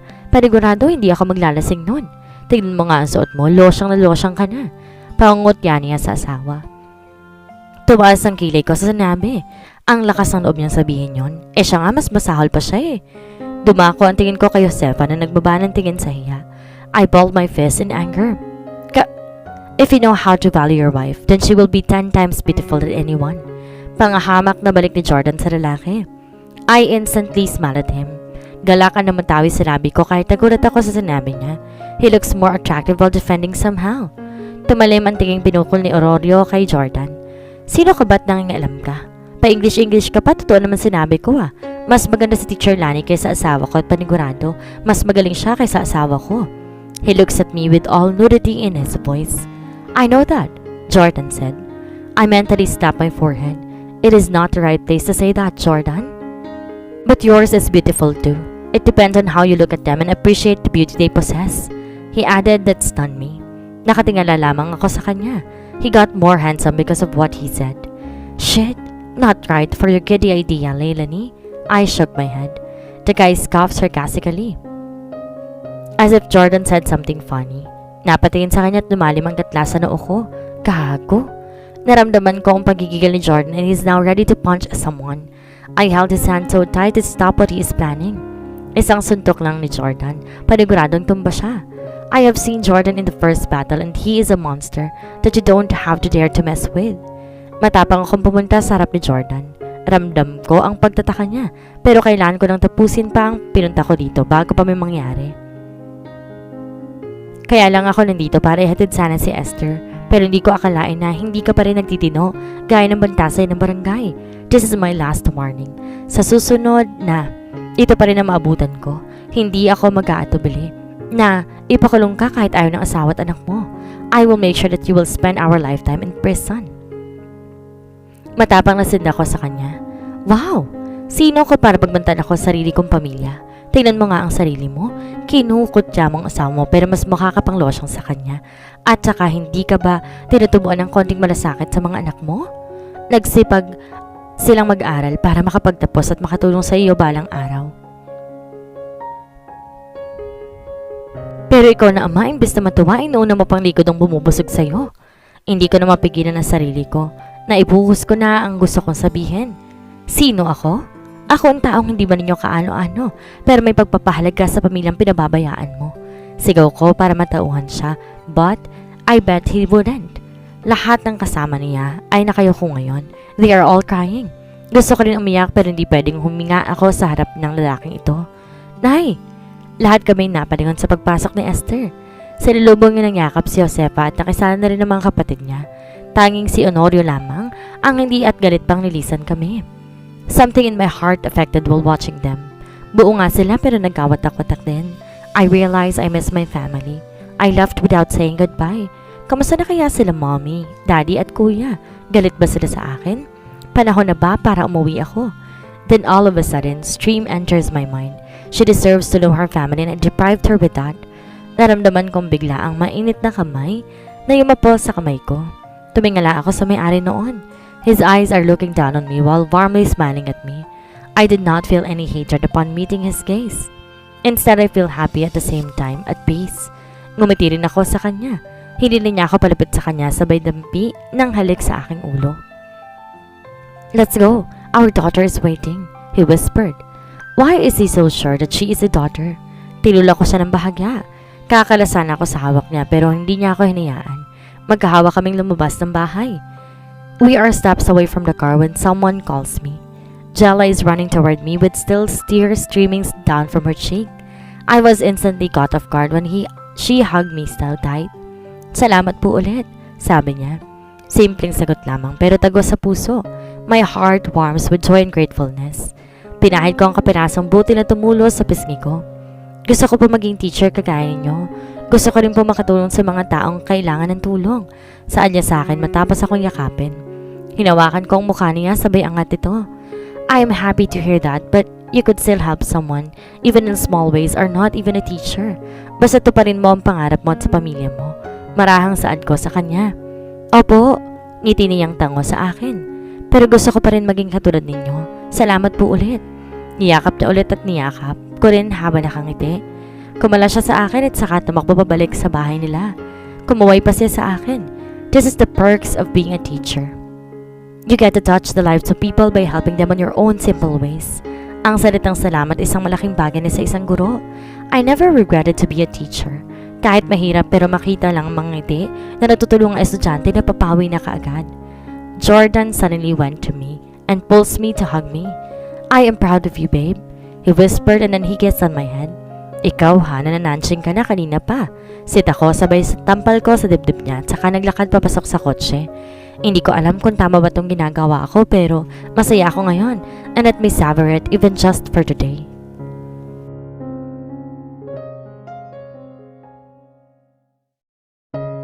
Walang humpay sa kadaldalan sa stream buong biyahe. Minsan pero didilatan ko na siya na mata dahil nakakwento niya ng halos lahat na nangyari sa buhay niya. She was like reciting the summary of her 5 years of existence and Jordan was just amusingly listening to her stories. Tito Jordan, I want to see your big house in Manila. Daldal pa rin ni Stream na makapasok na kami sa bahay. Napalingon ako sa dalawa. Stream is holding Jordan's left hand while walking in the house. I could bring you there if your mommy wants to, he said and looked back at me as they stopped all of a sudden. Mommy, can we please? My daughter begged while giving me a puppy eyes and pouted lips. I sighed. Manila is too far, Stream. Magulo dun. Sabi ko sabay tingin kay Jordan at pinakulan ko ng makahulugang tingin. His face remains passive. Walang emosyon pero merong pinakakahulugan. Nauna ako naglakad sa kanila at niligpasan lamang sila. I entered the key at the keyhole. Nag-alangan pa akong buksan sa bagong kasama namin. Baka kasi meron na naman siyang masabi sa bahay namin eh. It is too small for him and I don't think he will stay unopinionated. Pagkabukas ng pinto, lumingon ako ulit para abutin si Stream. Agad naman tinanggap ng anak kong kamay ko at nakita ko paano hinagod niya natigin ng bahay namin. Welcome to our house, Tito. Galak na wika ni Stream na tinaas pa ang kamay sa ere. Jordan gave her a pat on her head while Slimp is smiling. Stream, go inside your room now and get dressed before we eat dinner. Utos ko sa anak ko. Okay, Tito, dito na po kayo mag-dinner. Masarap po magluto si Mommy, mabubusog po kayo. Pagmamalaki ni Stream sa akin. Tipid ako napangiti sa anak ko but at the same time, hindi ko na itago ang pagkailang ko sa agarang pag-aya niya. She is my baby, saad niya. May bahid ng sarkasmo na nakatingin sa akin. He knows that I don't know how to cook back then. Ultimo itlog na sunog ko pa. Napairap na lamang ko sa kanya. Eh di wow. Hindi ko na hinayaang makipagdaldalan pa siya kay Jordan. Di ko na siya pinapunta sa kwarto niya. Stream doesn't make Tito her take part now. Lagi yung sinasabi big girl na siya which is kinatuwa ko kasi meron na siyang sense of independency. She learns how to take care of herself by her own. It is not like I don't want to be the hands-on parents, but we should let our children explore or learn by doing it on their own way. But of course, with proper guidance pa rin. Wala ka bang ibang lakad? Saad ko sa kanya. Kumunot ang noon niya sa tanong ko. What? I just asked. Baka kasi meron tapos nandito pa siya o di kaya nahiya lang siya sa anak ko. I will stay and eat dinner here or I could sleep over. No, Jordan. Dinner is okay but sleeping here is not. Let me remind you, I am only civil with you because of Stream. She likes you here. Mariing sambit ko sa kanya. Wow, Leilani, parang wala nangyaring hawakan ng kamay kanina at I am proud of you with matching halik sa ulo pa. Agad kong iniling ang ulo ko para alisin na nasa isip ko. I mentally scolded myself too. I let off my guard down. How about you? Don't you like me here too? Makahulugan niyang tanong. Napaupo ako sa kinatatayuan ko sa tanong niya. Hindi ko ina-expect itatanong niya pabalik sa akin yon. I scrunched my nose due to uneasiness. I just don't want to disappoint my daughter. I totally disregard his questions by redirecting it. Tumikim ako at saka tinilikuran ko siya. Nagdiretso ako ng kusina para tingnan ng pwedeng maluto. When I opened the fridge, I saw 2 vegetables only. Kangkong at gabi na lang. Kinuha ko at nilabas. Sunod kong binuksan na yung freezer. Saktong mayroon pang manghiwa ng baboy. Nilabas ko rin iyon. I picked the pork again and put it on a metallic container and washed it under the running water. Nilagay ko sa lutuan at dinala sa stove. Pagkatapos kong sindihan ng gas stove, lumabas na ako roon. Inayaan ko lang munang kumulo iyon. Magbibihis muna ako habang hinihintay kong lumambot yon. Napatigil akong bigla na makitang tinitingnan ni Jordan isa-isa ang mga picture frames sa estante at sa dingding. Some of the pictures are taken during her birth, christening, birthdays, and getaways. Kumirot bigla ang puso ko nang tinaas niya isang frame saka ito hinaplos. Even though I am just seeing his side profile, I could still see that he's sad while looking at the pictures. Kahit mag-guilty man ako ngayon sa kanya sa ginawa kong paglayo sa anak niya, wala akong pinagsisihan. I only did what I think was right, and that is to protect myself and stream from anything that could hurt us, or to be more specific, from a person that could hurt us. Tito Jordan! Sigaw ni Stream pagkalabas niya ng kwarto. Agad nilapag ni Jordan ang frame pabalik sa kangitian si Stream habang naglalakad papunta sa kanya. Tito, smell me. Mabango na ako. Sabi niya sabay hila ng tela ng damit niya na pinapabango talaga niya ang sarili. Natawa ako na mahina sa kanya. Hindi talaga siya nauubusan ng antics. Napailing ako at saka inilawan sa sala ng diretso sa kwarto kung saan galing si Stream. Nagkilamos ako tagbihis din ng pambahay. Pagkalabas ko ng pinto, bumungad sa akin ang sitwasyon kung saan si Stream nakaupo sa kanungan ni Jordan habang kinukwento kung ano ang tinitingnan nila. They are laughing at each other. Again, kumirot ang puso ko and I am that selfish for not introducing them to each other. They really look like they've known each other for so long. Napalagay na ang sarili nila sa isa't isa when in fact kakakilala lang nila kanina. Agad ako nag-iwas ng tingin at pinatay ang guilt sa puso ko. It is too much to watch them so happy with one another. They are very affectionate even without knowing that they are related. Though Jordan already had an assumption but I still denied it. Ang kusina at dining namin iisa lang. Sapat lang ang laki ng bahay para sa dalawang naninirahan dito. I am still renting this place. Wala naman kasi akong pampagawa pa pero bala ko naman. Nag-iipon lang. Lumalaki na rin kasi sa Stream kaya lumalaki na rin ang mga gastos namin. Ningnain ko na sa mesa ng bowl na may lamang sinigang pagkatapos ko magluto. Sinigang sa sampalok na may gabi ang paborito ni Stream kainin. Time flies so fast. Ang dating walang alam sa kusina, nakakapagluto na ng lutong ulam. I need to learn because no one beside me throughout my journey here. Wala nang manang susa na aagapay pa sa akin at wala nang grab na magpapadeliver dito. I need to do the things on my own. Hindi naman lahat perpekto na agad eh. Ilang ulit pa bago ko talaga natuto sa lahat ng gawaing bahay. Naalala ko tuloy ang pag-iyak ko sa paghimulmol ng kamay ko nung una ko nagdaba ng damit. Malayo kami sa bayan o city man lamang. Wala ring washing machine ako noon kaya kailangan ko talagang matutong mamuhay at kumayod mag-isa. Lumabas ako ng kusina para tawagin na sila na kakandong pa rin siya kay Jordan. Hey, kakain na. Halika na dito, Stream. Abiso ko. Sabay pa silang tumingin sa akin. Bumaba sa Stream mukha sa kandong na kanyang ama. Sinigang ulit, Mama? Tanong niya. Tumango ako. Yay! Halika na po! Hinila niya si Jordan papuntang kusina. Jordan is seated beside his daughter. Stream lead the prayer. I slightly open my eyes while she is reciting her grace. Dumakontin ko kay Jordan na gaya ko'y nakamulagat din at nakatingin kay Stream. He is looking at her with so much adoration. I could see that he is smiling with his eyes. This is the first time seeing him so silent and indulging. He looks so in love with the little girl beside him. Thank you po, Jesus, for the food that we will be eating today. Thank you din po dahil meron po kaming kasalo napakagwapong nilalang. Thank you po ulit sa blessings. Amen. She ended with a sign of the cross. Pirikit kong mabilis ang mata ko habang nag-sign of the cross na rin. Parang di nila mahalatang nakatingin ako the whole time sa kanila. Aabutin ko sana ang bowl ng rice na maunahan ako ni Jordan. Nilagyan niya ng konting kanin sa plato sa Stream pagkatapos ng ulam. Nakangiti niyang ginagawa ayon kaya napaiwasan ako ng tingin dahil nagiinit ang bawat sulok ng aking mata. Pagkatapos nila ay ako naman ang nagpasandok. Kilig ni Stream habang nangangasim. Napakilig din naman ba matapos muntik man ang luto ni Mommy? Daldal na naman niya sa katabi niya. He shook his head. I fell in love, sabi niya habang nakatingin sa akin. Nasamid ako sa sinabi niya. I saw him playfully smirk. The hell? Ha? So love mo na si Mommy? She childishly asked, confused. Napanganga ako sa tanong ng anak ko. Hindi ko alam saan niya nakukuha mga tanungan niya at parang alam niya mga salitang yon. Stream. I did. Tumingin siya ulit sa akin. I bitterly swallowed hard.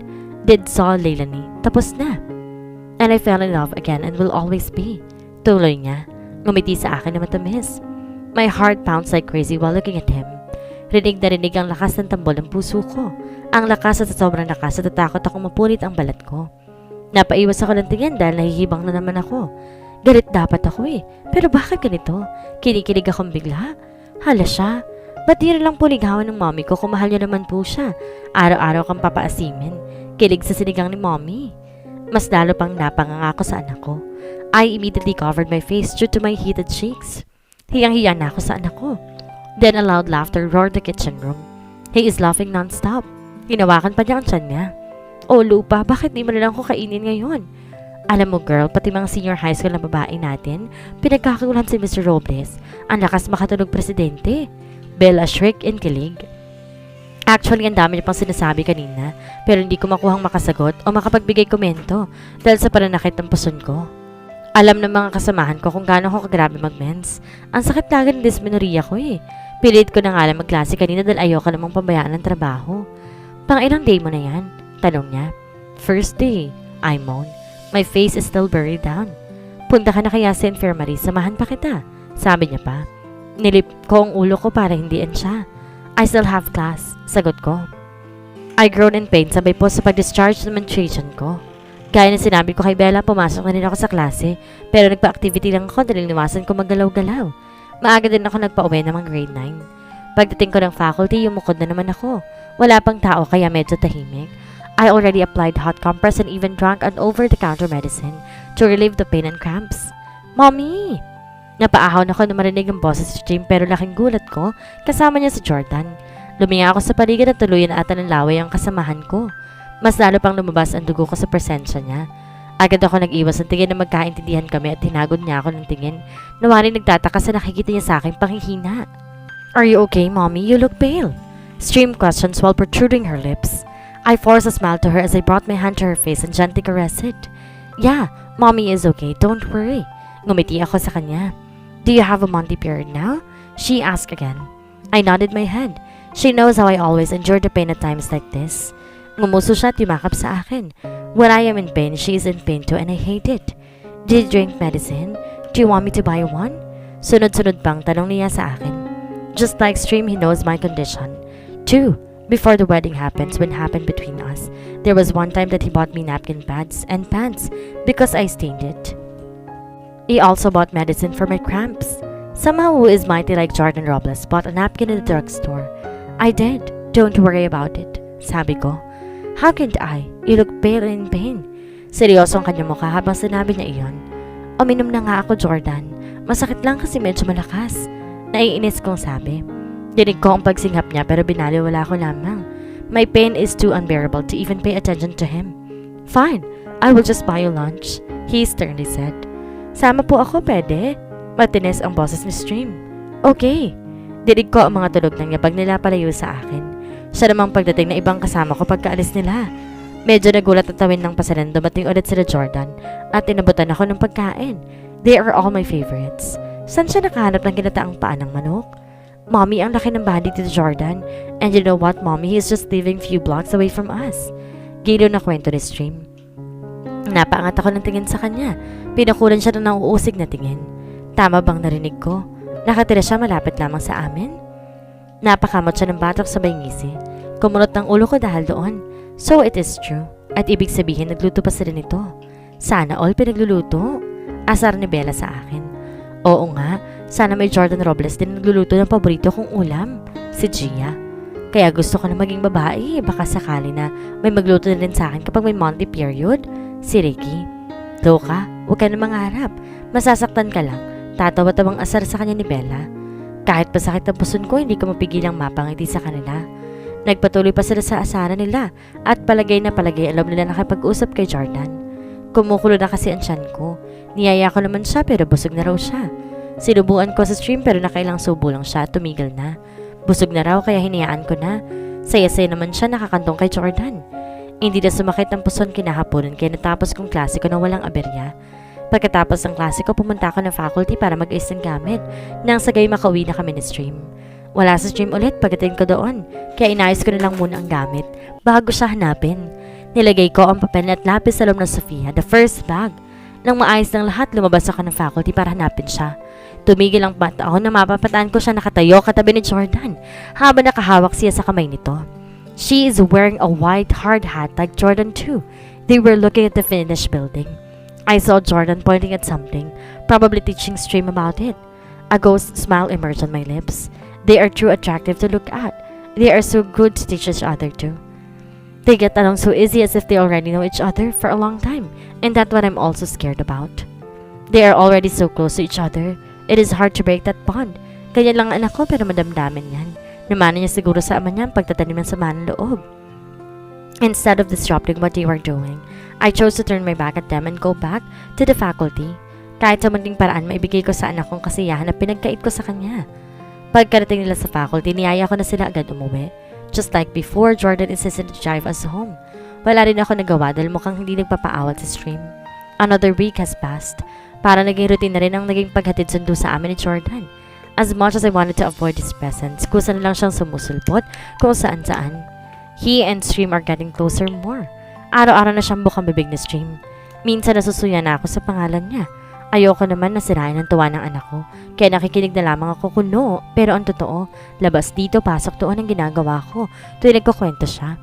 Lingon ngayon at naimbestigahan ko. Kami sa bahay ni Bella dahil birthday niya. Pinagbihis ko ng puting bulaklak ang bisita sa Stream. I asked her to make a pose so I can take a picture of her. She willingly obliged with my request. She placed her hands on her small waist as she bent her waist on the left and she smiled at the camera. She looked so cute on her dress. Dagdagan pa ng lasong tali niya sa buhok. I put my phone inside my bag, then I went to Stream, cupped her face and kissed her on her head.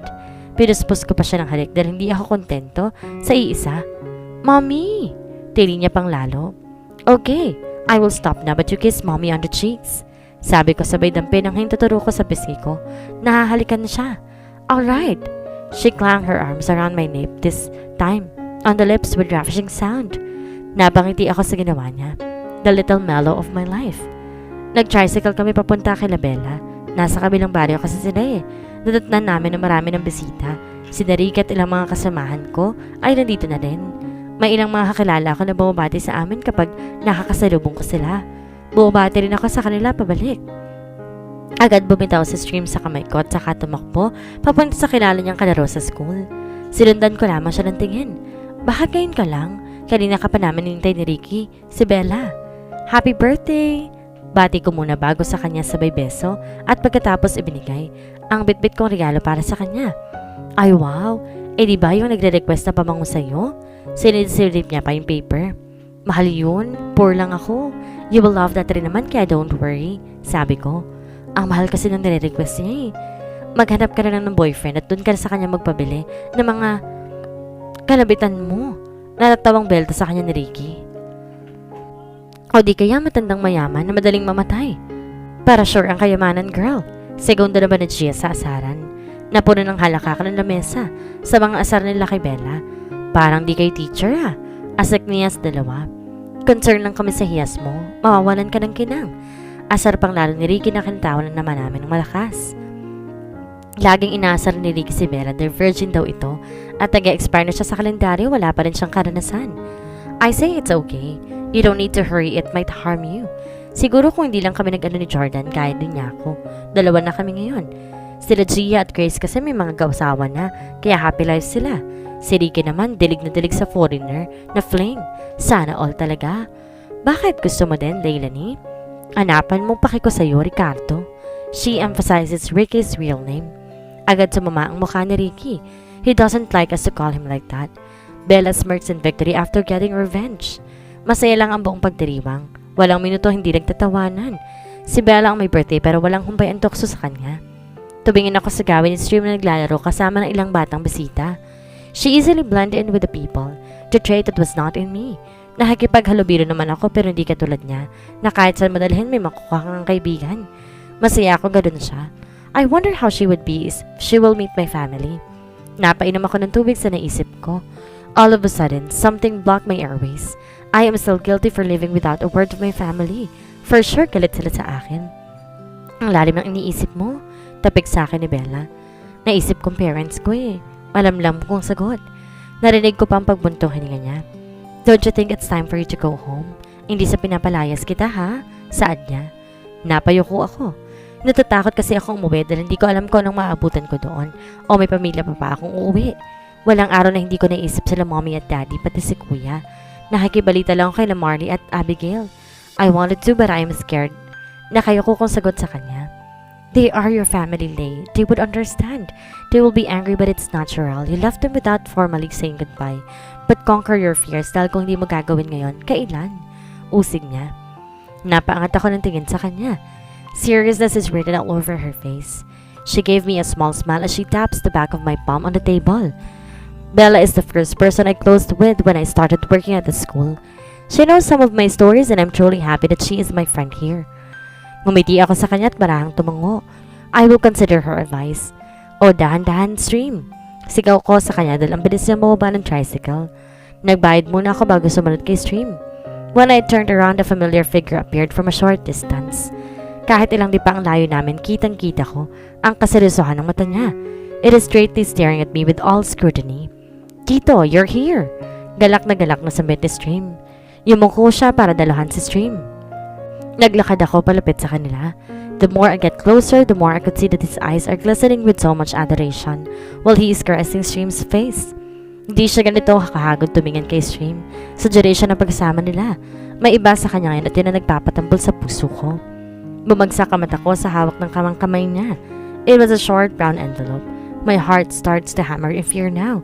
Even without asking about it, I know what that is. I gasped for air consecutively. Naninikip ang dibdib ko sa suspense na hawak niya.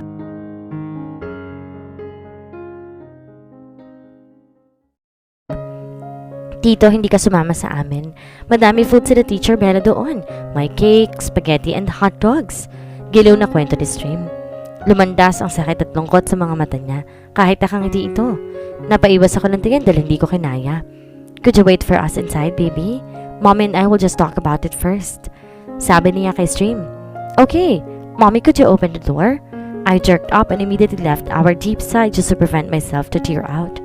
I smiled at my daughter then walked past at him to open the door. When I opened it, Stream immediately went inside. Nanatili ako nakatalikod sa kanya. Natatakot akong pag kumarap ako makakasalubong ko ang pansining tingin niya. Nalikod man ako, ramdam ko ang bigat ng aura niya. He was like backstabbing with his dagger stress. Wala ka bang sasabihin? Panimula niya. Napapikit ako. Pigil na pigil ko ang hininga ko. Anong sasabihin ko?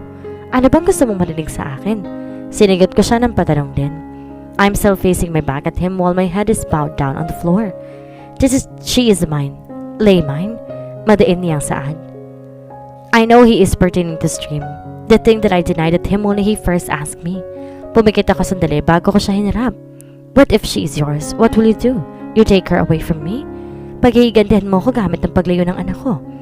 I know it's too judgmental for me to say those words, but it was what I felt. It was what I'm scared of. He cannot blame me for thinking about it because he has all the means just to get what he wants, and that includes the custody. On the other hand, I have nothing. Tanging meron ako yung tagal ng pag-aalaga ko kay Stream. Basang-basa kong ekspresyon ng mukha niya nakatingin sa akin na diretsyo. He doesn't like what I said. Ganyan na ba kasama ang tingin mo sa akin? Nahimigan kong lungkot ng boses niya kaya napaiwas ako ng tingin. Nasasaktan niya ako, pero gusto ko na lang magpakatotoo. I never wanted to take her away from you. All I wanted is to know my own child. She will be able to call me daddy instead of tito and it drives me crazy every day to think that she's probably mine. Tangina, unang hawak ko pa lang sa kamay niya, alam kong akin na siya eh.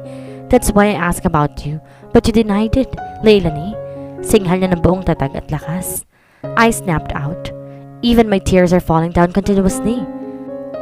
You hurt me so much that I don't know how to get up when I stumble too hard. That is why don't you blame me for denying her identity to you. I'm scared that you might take her away from me. I was traumatized and only see you as a heartbreaker. You are ruthless before. You had done unimaginable things to me. All I did was to protect my daughter for experiencing the same I had experienced before from you. I let out all the havoc of the past I kept for years. Binuhos ko ng lahat na nasa puso ko, lahat ng hinaing ko. That is why I'm here now. I am winning you back and my daughter.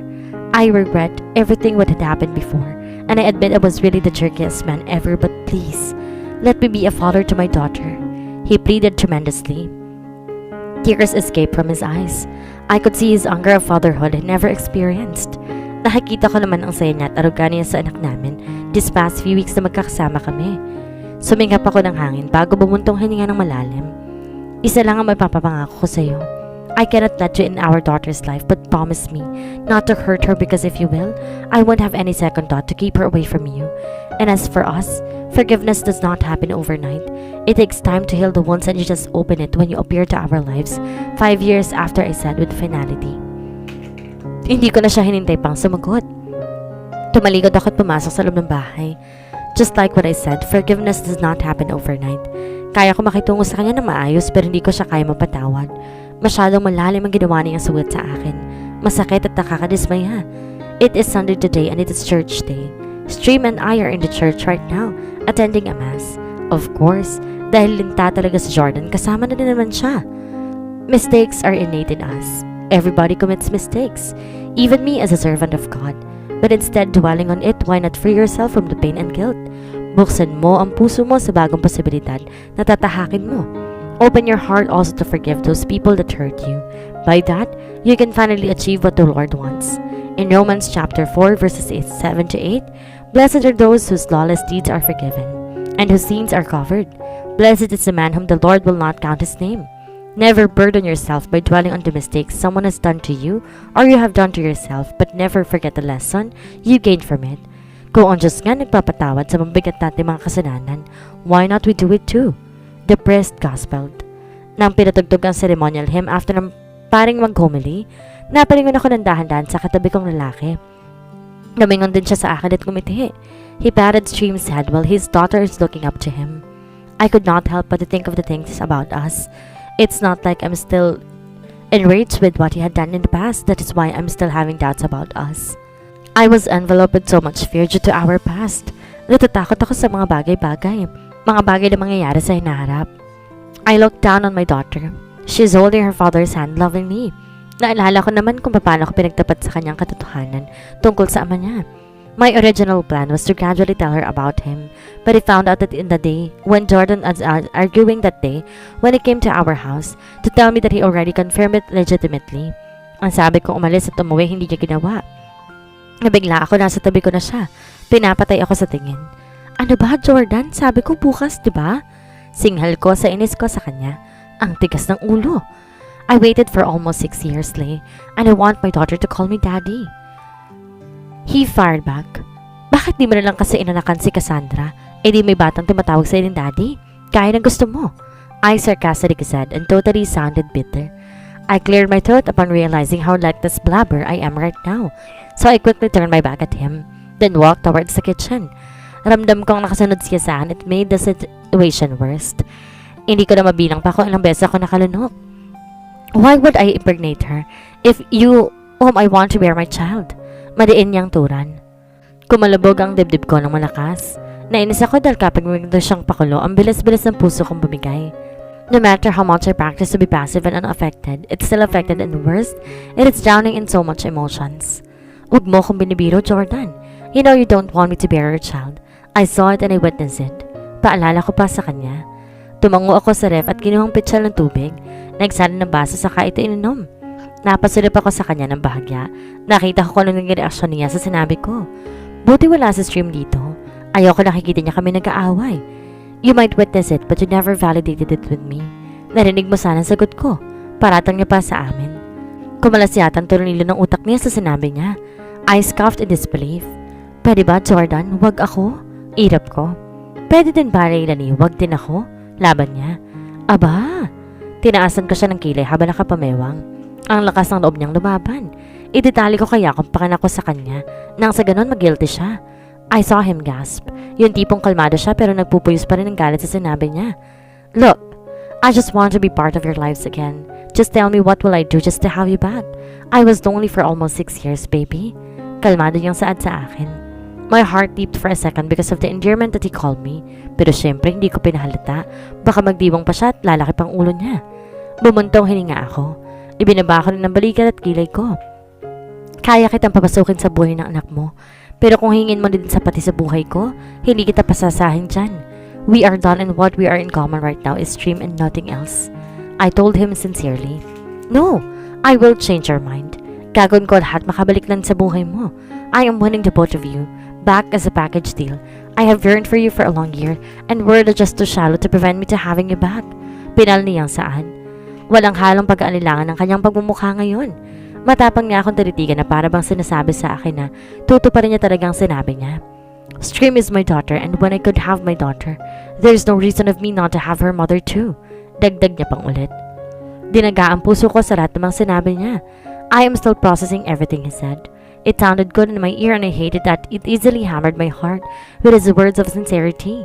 I could sense the assurance in his voice and that feared me because my heart is beginning to acknowledge and listen to it, but I need my brain to stay guarded. Sana din siya sa init at lamig minsan eh. Maybe he was just overwhelmed because he has a daughter with me. Mommy? A soft and sweet voice interrupted us. Stream's eyes are glistening with tears now. Did she hear us talking? Narinig niya ba ang tungkol sa ama niya? All the questions that my hand answered when she looked up to Jordan with longingness in her eyes. My heart clenched when I heard her call Jordan the word I never expected her to call him. Napatakip ako ng bibig para pigilin ang hikbi ko nang lumapit siya kay Jordan. Pinudupot ang maliit niyang braso sa bewang ng ama niya. Finally, I can call you daddy now, I heard her say. Bahagi ako natigilan sa sinabi niya. Did she know? Napalabi ako nakamasid lamang sa kanila. I saw your picture the other day in mommy's bedroom. Mommy is wearing a white beautiful gown with a mosquito net on top of her head, covering it, and you were there beside mommy. That's why I know that you're my daddy. Paliwanag niya na kinaabang ko ng bibig. She quickly presumed that he is her daddy because of that picture. Makahulugang lumingon sa akin si Jordan. You keep my picture, huh? He playfully smirked. Umurong ang luha ko sa sinabi niya. Kapal. Inirapan ko lamang siya. Ayoko siyang pagalitan sa harap ng anak namin. Your mommy was not wearing a mosquito net. She is wearing a veil, honey. Masuyong pagtama niya sa anak. A veil? What's that po? Magalang na tanong ni Stream. Your mom and I got married that day. That's why she's wearing a veil. Sagot niya. So I will be wearing like that too when I get married? Inosenteng tanong ng anak ko. Kumunot ang noon ni Jordan. Halatang hindi gusto ang narinig. Ngayon pa'y kinakabahan ako sa maniligaw ni Stream. They will all be dead meat. Who says you're getting married? Panira niya sa mood ng anak. Why daddy? You don't want me to get married? Tanong pa ni Stream sa kanila. Napangisi ako sa usapan nila. Palagay na talagang loob nila sa isa't isa. Fine, but let daddy grill him first, okay? Sabi niya sa anak. I mentally facepalm at what he said. Sabi ko na nga ba eh. Napailing na lang ako ng ulo ko sa kanya. Hindi naman siya food daddy to grill eh. Bahagya ako natawa. I know, but daddy only wanted you to end up with a good guy unlike daddy. My eyes widened in surprise and my heart is racing so fast again. When I met his gaze, he is looking up to me unapologetically. Why? Are you bad, daddy? Napabalik ang tingin niya sa anak niya. He plastered a small smile. Let's say, daddy made a huge mistake before but he's willing to do everything just to be forgiven. He meaningfully said. Napaiwas ako ng tingin na magtamang aming mata. Mas pinili kong umiiwas dahil sa bawat sabi niya tumatago sa akin. Nainis akong lalo sa sarili ko dahil sasaktan ako sa nakikita kong malamlam niya mga tinginan. Hanggang makalabas kami ng simbahan, hawak-hawak pa rin ni Stream ang kamay ng daddy niya. Parang lalabas ang puso ko sa gulat nang habitin niya ako sa bewang. Hindi ko napansin ang bilis ng pagpalit nila ng posisyon ni Stream. Kanina ang anak namin ang katabi ko ngayon siya na, kaya nahapit niya ako ng mabilis.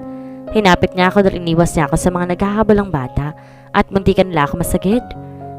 Mabilis ko siyang tinulaksa. Ang bilis ng tibok ng puso ko ngayon. Tumikim ako pagkatapos inayos ang damit kong tumaas. I saw him smirk. Lay? Napalingan ako sa tumatawag sa akin. Isang malapad at magandang ngiti ang nalingonan ko. Tito Chris! Tili niya.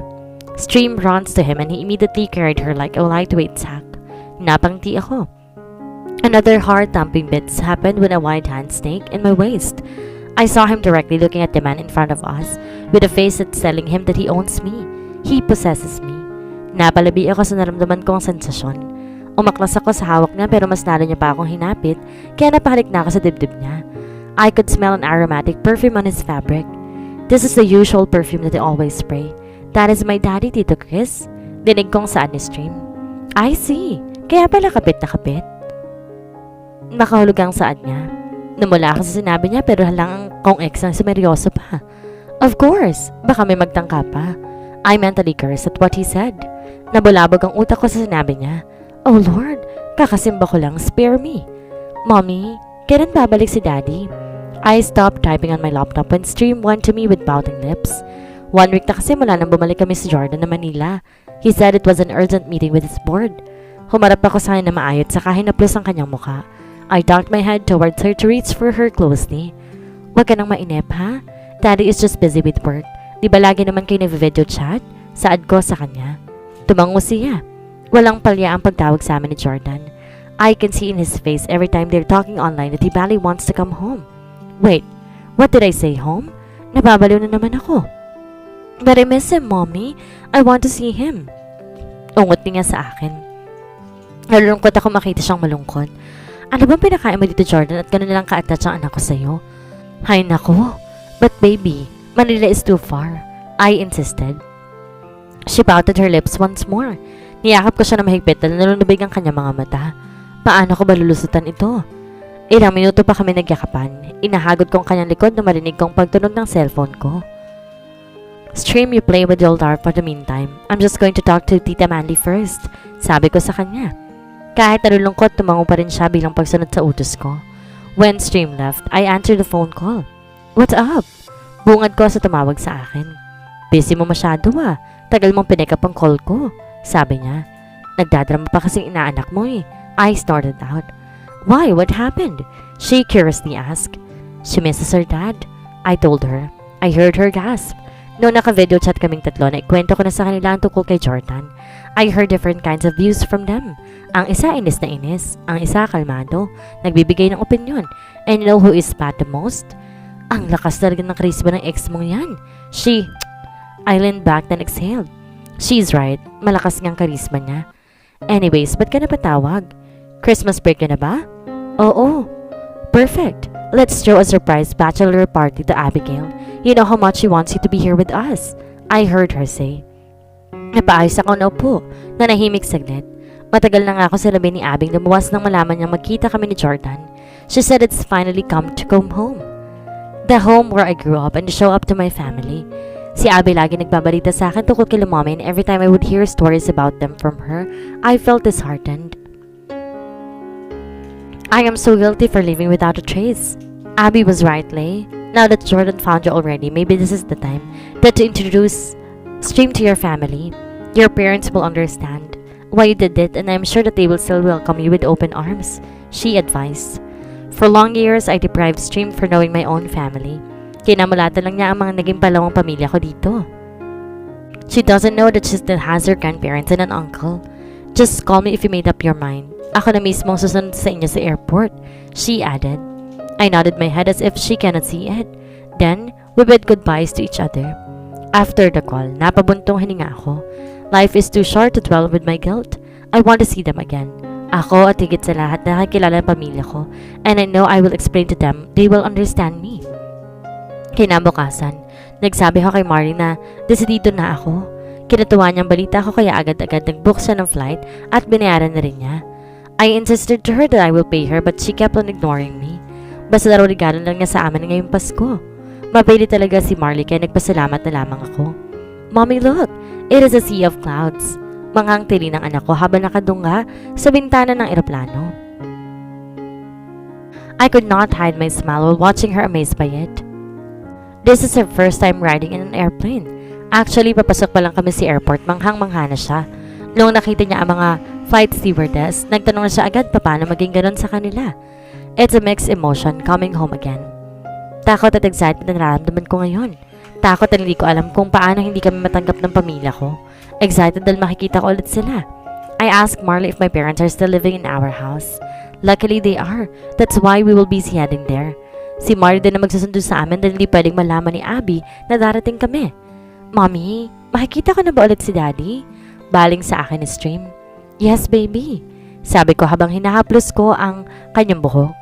Yay! I'm going to see Daddy. A small smile kept on my lips as I'm watching her clapping her hands in excitement.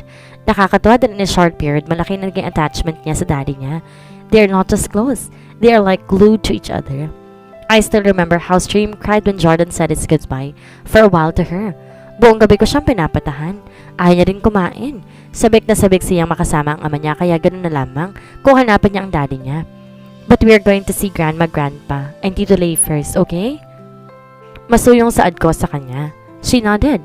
Nabriefing ko na siya sa pamilya ko. Parang pinalala ko na sila sa kanya kahit di pa rin sila nakikilala. Stream was very excited after finding out about it and it made me happy. I will kiss them in here. Turo niya sa cheeks niya. Para po love na nila si Stream. Sabi niya, kinatawa ako ng kaunti. They will surely love you, baby, once they landed their eyes on you. I told her, then kissed her cheeks. Of course, mommy. Lovable po kaya ako. Pagmamalaki niya. You are, baby. Pagkampi ko sa kanya. Isang oras na naging biyahe namin. Nakahawak si Stream sa kamay ko habang palabas kami ng airport. Giliw na giliw sa kanya mga cabin crew dahil makakasagot siya ng pag-game sila kanina. Binigyan pa nga siya ng teddy bear at hawak niya hanggang ngayon. Agad kong namataan si Marley. Kumaway ako sa kanya sabay ngiti ng matamis. Tito Pretty! Sigaw ni Stream habang tumatakbo papunta sa kanya. I miss you, baby shark. Saan ni Marley sabay yakap at halik sa anak ko. I miss you too, Tita Pretty. Sagot ng anak ko sabay halik din kay Marley. Ay, ang sarap naman nun, baby shark. She playfully said. Siyempre, galing sa akin eh. Daddy said that I'm his second best kisser after mommy. Sabi niyan ay kinagulat ko. Nasa mid pa si Marley sa sinabi ng anak ko. Sabay baling sa akin na makahulugan. Hanggang ngayon hindi pa rin ako nakakabawi sa narinig. Sinungaling ang tatay mo. Sasabihin ko sana pero ayaw ka namang sirain ang saya niya. Bolero? Napaismid ako. Talaga? Your mommy must be expert in kissing. Sulsol ng kaibigan ko sa anak ko kaya mabilis ko siyang tinampal sa braso niya. She is po, Daddy said again. Inosenteng kwento ng anak ko ulit. My jaw dropped in embarrassment while my friend laughed so hard. Gaga to. Lagot sa akin yun kapag nagkita kami. Ang dami-dami niya tinuturo sa anak ko. Balak niya pa atang idami sa kanya eh. Sa kondo niya kami didiretso muna. Si Pitchy ang sumulubong sa amin. Stream immediately went to her. I am happily watching my daughter lovingly caressing her thick hair, and Peachy kept on wagging her tail, showing my daughter how she enjoys scratching her head and stomach. Hinayaan ko makipaglaro sa Stream sa aso ni Marley. Sumunod na lamang ako kay Marley. So, what's your plan now? Marley suddenly asked after she turned to me. Can I live stream to you later? Gusto ko ako muna makipagkita sa mga magulang ko. Sagot ko. Tumango siya. Of course, ipapasyal ko na lang muna siya para hindi naman siya mabugot dito. Thank you, Lay. I said as I grabbed her hand and held it. She smiles at me genuinely. What are friends for? I have a lot to be grateful to Marley. Hindi nila ako iniwan ni Abby sa laban ng buhay ko. They would immediately fly to Iloilo whenever I am in trouble. Isang tawag ko lang sa nila, di na sila mag-aalinlangan lumipad papunta sa akin. And I am beyond grateful for that. Now that I'm going to face another battle of my life, they are still here beside me, willingly supporting me and pushing me even to be a better person and make sound decisions.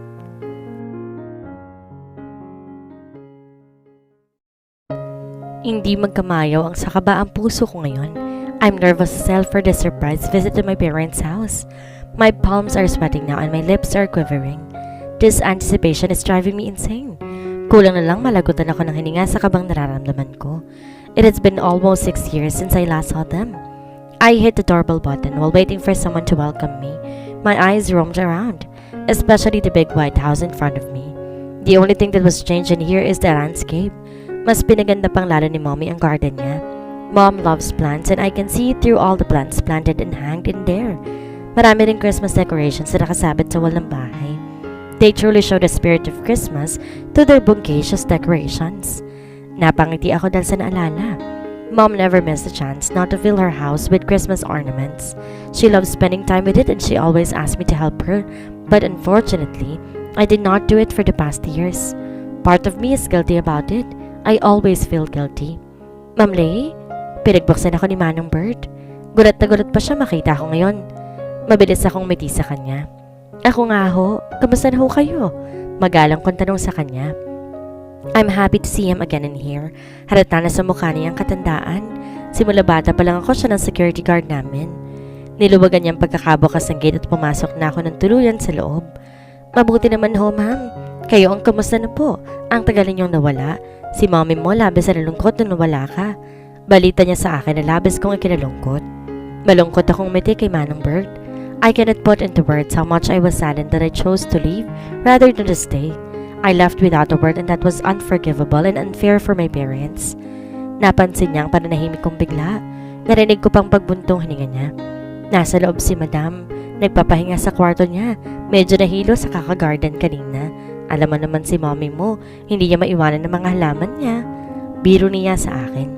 Lumapad ang ngiti ko sa kanya. Sinamahan niya ako makapasa sa loob. May nakasalubong akong bagong mukha at napapatingin na may pagtataka sa akin. Diyos mio, Leilanie, ikaw ba yan? Gulat na sa animang Susan pagkakita sa akin. Tears formed in my eyes after seeing her in flesh again. I ran towards her and hugged her tight. She was my second mother and I owe her a lot kaya ganun ko na lamang siyang niyayakap ngayon. I missed her so much. Manang, I miss you so much, I exclaimed while hugging her more. I felt her hand on my hair. She is caressing it like I'm a baby. Ano ka bang bata ka? Saan ka nagtago? Tampal niya sa braso ko. Napaahon ako mula sa yakap niya at saka ngumisi ng malapad. Baka sa mukha niyang inis pero hindi totoong inis dahil alam ko nag-alala lang din siya sa nangyari sa akin. Stream will surely love her once she will meet her. Manang, may bisita ba tayo? Parang dumoble ang bilis ng tibok ng puso ko nang marinig ko ulit ang boses na iyon. Nakaharap sa akin si Manang kaya naharangan niya ako. Dahilan din kaya hindi ako makita ni Mommy. Lumingon sa akin si Manang after niyang binalingan si Mommy. She squeezed my hand and stares at me, telling me to show up to my mother. Matamis din siyang umingiti sa akin kaya tumango ako sa kanya. Hot, salty liquid dripping down to my cheeks as I slowly move aside to show myself to the woman I haven't seen for a long time. The woman I owe more than my life with. The first woman in my life, my mother, my loving mother. Manang, her mouth formed circular as she saw me clearer. Just like me, she's shedding tears too. She quickly covered her open mouth with her hand while the other is on its chest. Mommy, I called her, crying. After almost 6 years, this is the first time I muttered that word again. It is nostalgic yet painful. I saw nothing but anticipation in her eyes. She is still my very elegant mother. She aged, however, it is just somehow a number to her. She still looked radiant as before. Mom? Han, why are you crying? Halos sabay bungad ng mga pamilya na boses na namiss ko din. I slowly twisted my shoulder to face them. Just like Mommy's reaction, their mouth formed circular in shock too. Tumulong luha ko lalo pa na makita ko si Daddy. Halata ang mga puti niyang buhok. Compared to Mommy, he really looked aged but still handsome as before. My brother on the other hand got taller and more muscular, but as much as they are short, I am too, especially to the little man he is carrying. Is that his child? But I don't see any resemblance at all. What the? My brother muttered after regaining himself to reality. Watch your mouth, Leonard. Nathan is still listening, even he is asleep. Saway sa kanya ni Daddy. Sorry, Dad, I can't help it. I saw a beautiful angel fell down from heaven. What a beautiful day indeed. Pamabola niya kaya napalitan ng ngiti ang namutawi sa labi ko. It lightened the atmosphere around us. I heard Manang Susan snorted beside me. Daddy just shook his head. Naparanok ako nang bumaling ulit siya sa akin. Right this moment, I feel like I'm the centerpiece in the museum. Everyone's eyes are fixated on me. Should I talk first? What shall I say? In the end, what matters the most is to apologize for leaving them without a word. I'm sorry.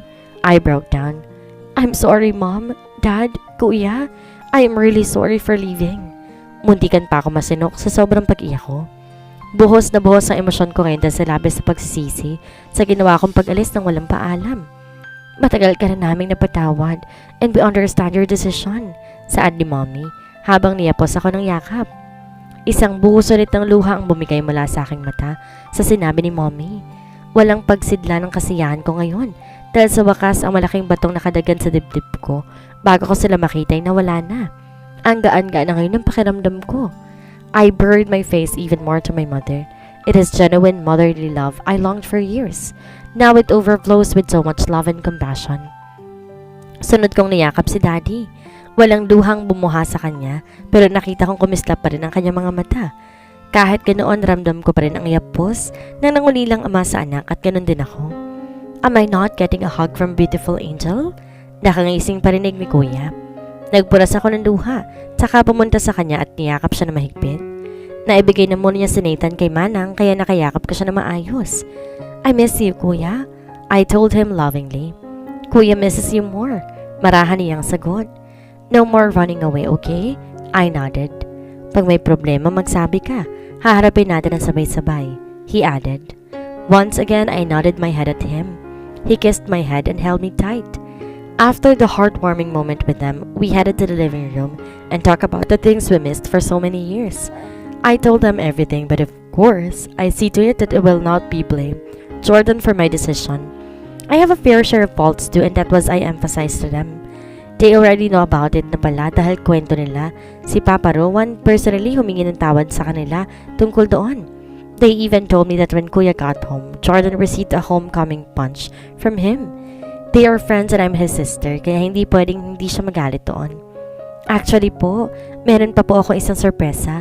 I hope you will welcome her as much as you welcome me again. I told them. Palipat-lipat ang tingin ko sa kanila para tingnan ang reaction nila. Nanlaki ang mata ni Mommy. She probably understand my clue. Inunahan ko na ang mga iniisip nila. My daughter po, she is 5 and she is excited to meet you. Sabi ko. Oh my God, Leandro! May apo na tayo! Naiiyak na sambit ni Mommy habang ang ulo ay nasa braso ng Daddy at magkahawak pa sila ng kamay. Wait, may apo na tayo? Eh sino? Yung hawak ni Kuya? Bumaling ako kay Kuya. Pinukulan siya na makahulog ang tingin. Nakuha naman niya agad ang tingin kaya bigla siyang natawa. You think Nathan was my son? Ngisi niya. Hindi ba? Hell no. You know me. I just play but no strings attached and of course no babies. Madiin niyang pagtangke. I heard my dad in dismay at what my brother said. Simula naman dati ganyan na si Kuya eh. He is a womanizer. Kanino anak si Nathan? Tanong ko ulit. Pinalaga sa akin muna ng inayupa kong kaibigan. Adam and Lisa are having their honeymoon for 3 days kaya sa akin yan nabilin. I was just forced so don't give me that look. Bara niya sa akin. I chuckled softly. Can we meet her later na? Excited na sa ni Mommy. Gusto mo sunduin natin siya ngayon. Hindi ka papatulugin ni Mommy mo sa kakulitan niyang yan. Si Daddy. Mabilis siyang tinampal ni Mommy sa braso. Sinamaan ng tingin sa sinabi niya. As usual, si Daddy tumatawa lang at hindi seryosong pamatay na tingin ni Mommy. This is also what I miss here. Sige po, iti-text ko si Eileen kahit pahatid na lang po natin siya dito. Sagot ko dahil mukhang tama si Daddy. Hindi na kaya ni Mommy makapaghintay pa. Sa wakas, wala ng pressure. Si Kuya. Ikaw, Leonard, naunahan ka pa ng kapatid mo. God, kaya naman din ako bibigyan ng apo. Ba, kay Lay ka na lang magparami, wag sa akin. He groans. Literal na napaawang ang bibig ko sa kanya. Ano magparami ka dyan? Isa pa nga lang ang sakit-sakit na. Marami pa kaya? At sino naman na makakapagpabuntis sa akin? Si Jordan? Ay wow! Jumping to conclusion lang, girl. Speaking of him, simula kagabi hindi pa siya tumatawag sa amin. Di naman sa hinahanap ko yung tawag niya pero dahil lang kay Stream. She is excited to be here to meet my family and her daddy. Iniisip ko rin na baka bumalik siya ng Iloilo pero wala kami doon. Pero tatawag naman yun for sure kung ganoon nga ang nangyari. Nagpabalik ako sa hinuha ko sa sinabi ni Mommy. Pagsabihan mo nga yung anak mo, Leandro. Kung puputok naman din siya, yung diretso na, hindi yung nananayang siya ng lahi. Pagalit na sambit ni Mommy kay Daddy na parang kasalanan pa ata ni Daddy ang labas. I laughed at Mom's bold statement. It is too loud. Mabilis akong bumaling kay Kuya at maging siya'y natawa rin.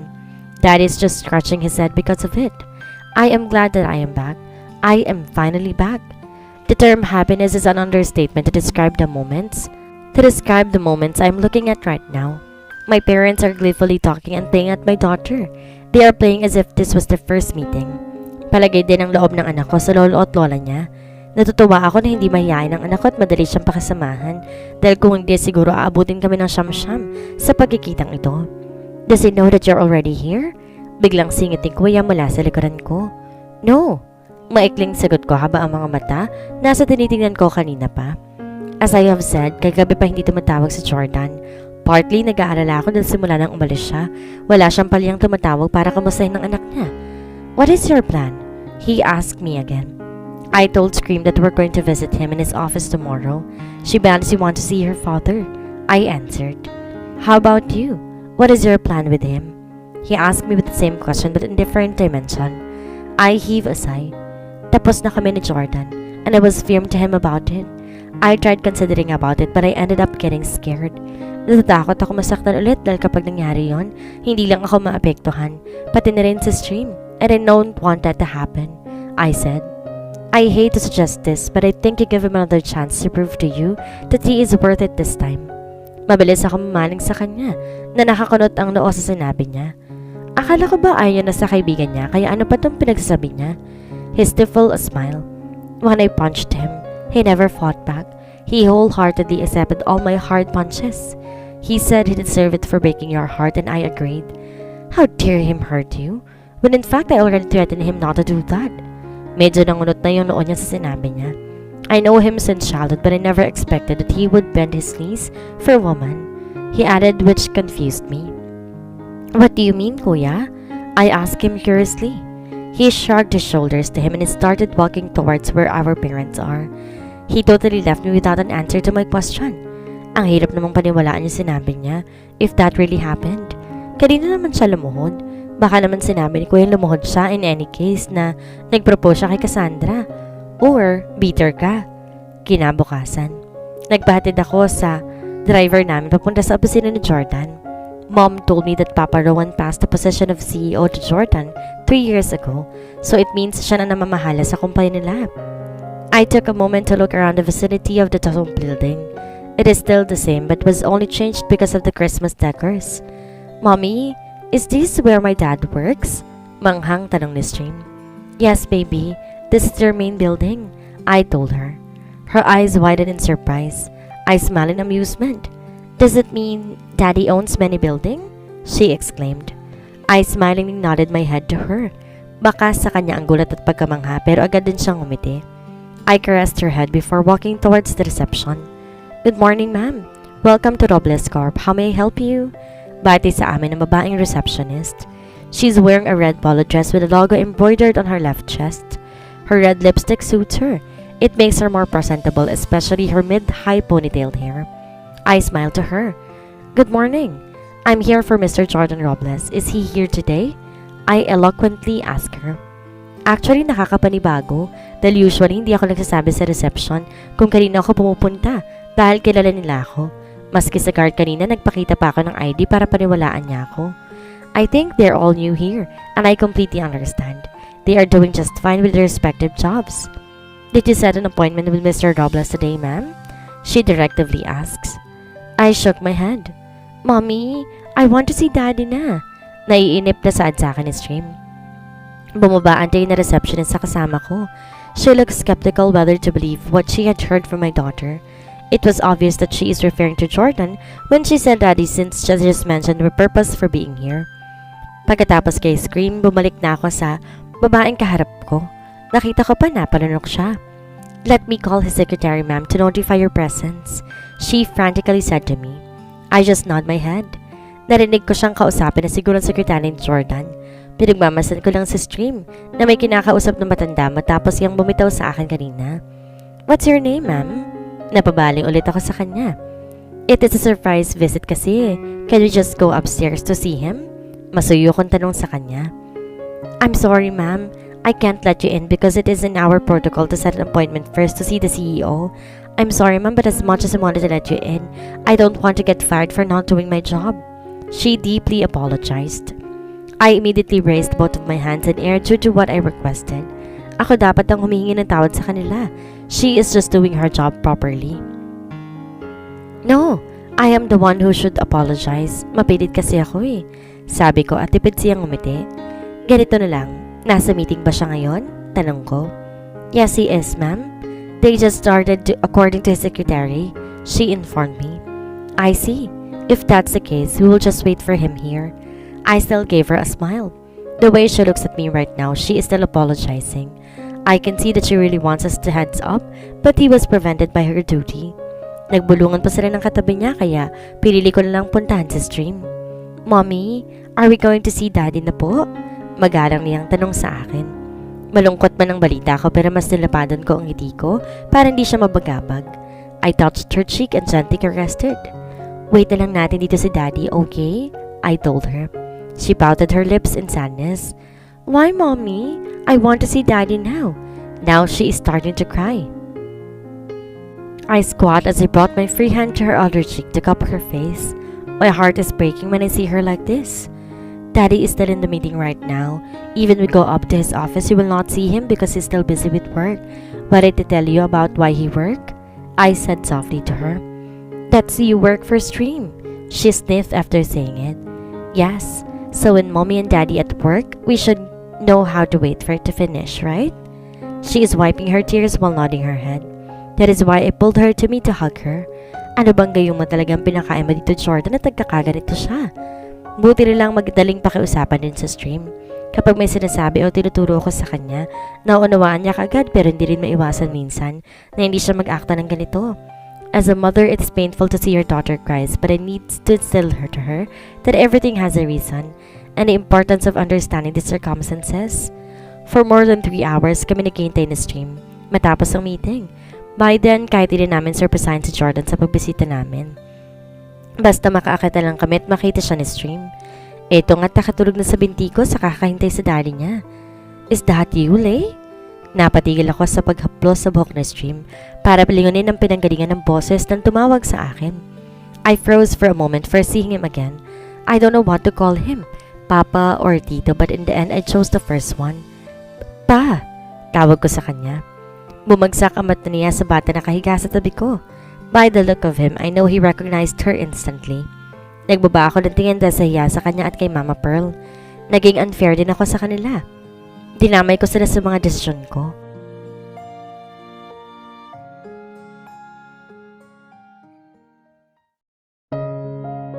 I assume that you and my son have already met again since you were here and is that his? He changed the course of his statement. I nodded my head. Opo, did he know about her? I nodded my head again to answer his question. He just nodded his head like I did, then once again looked down the stream.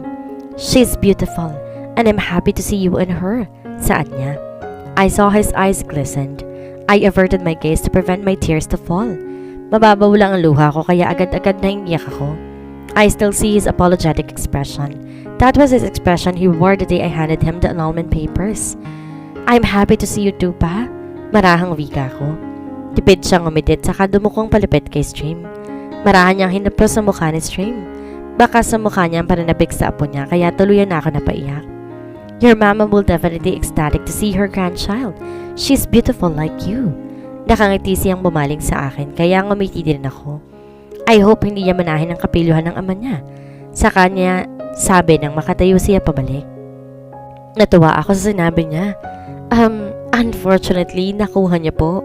Natatawa kong saad. Ang lakas ng buntong hininga niya sa sinabi ko. Mukha na problema pa siya sa katotohanang namana iyon ng anak ko. Pa, sorry for all the troubles I have caused.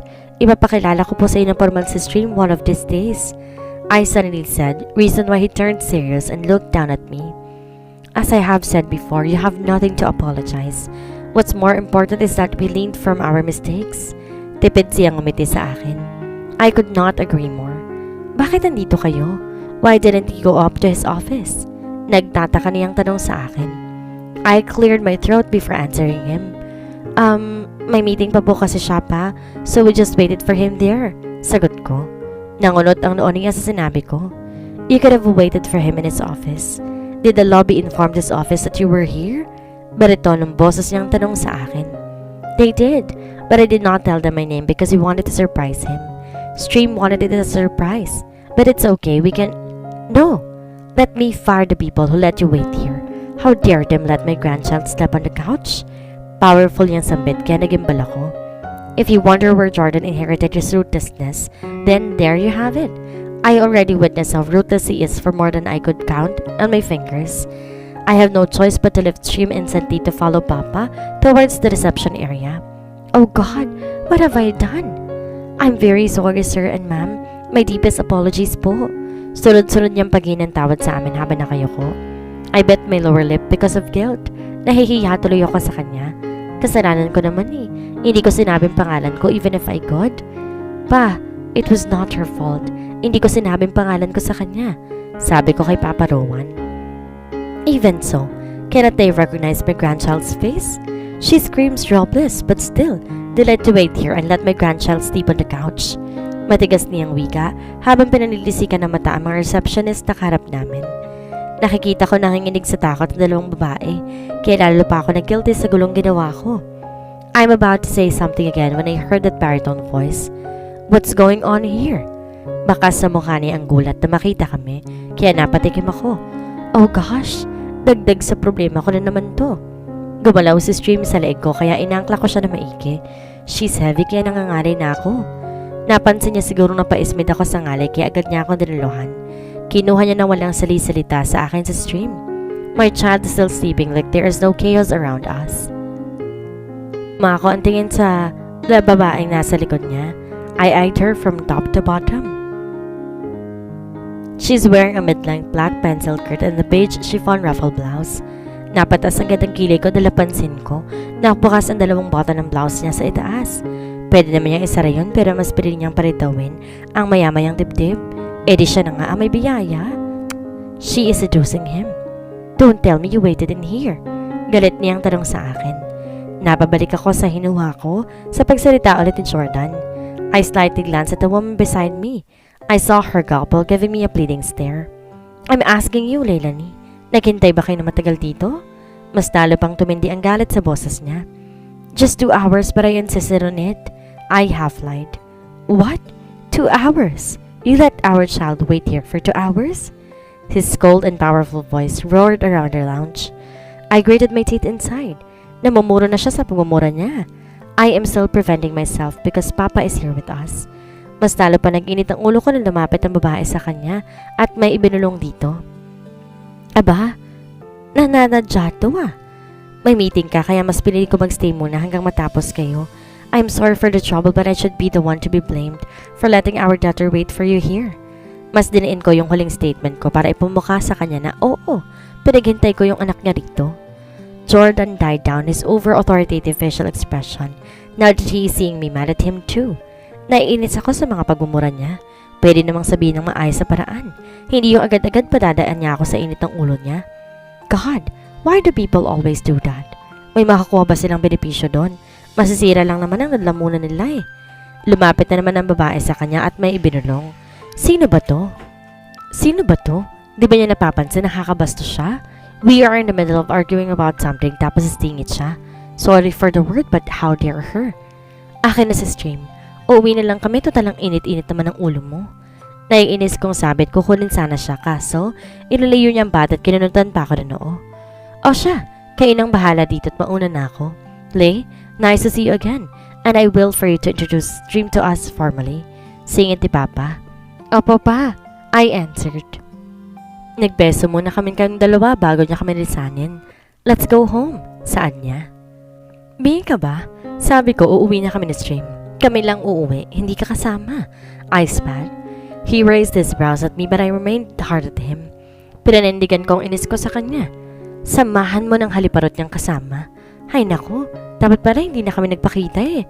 The woman beside him is about to whisper again to him when he immediately reprimanded her annoyingly. Stop whispering at me, Stella.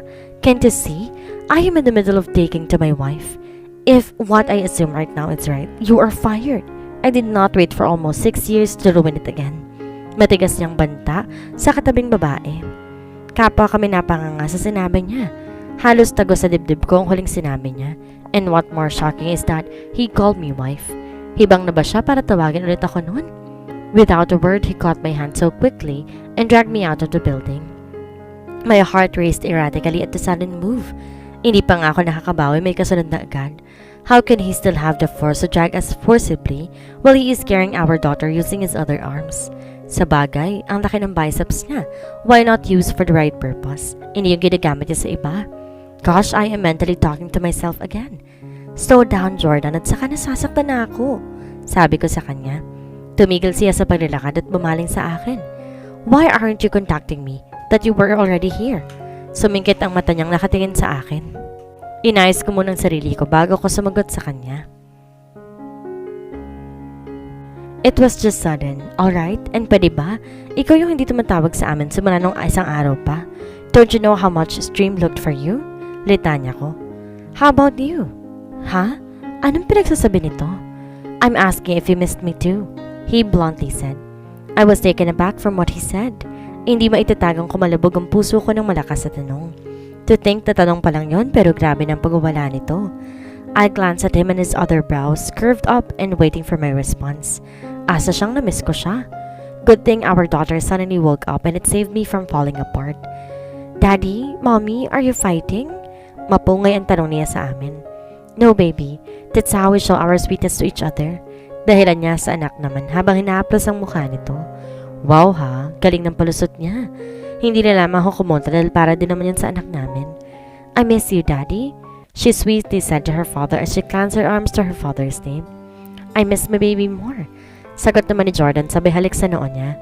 Stream buried her face even more into his dad's neck. Daddy, I'm hungry na po, saad niya. We will eat out then, he answered. Let's go? He extended his hand to reach for me.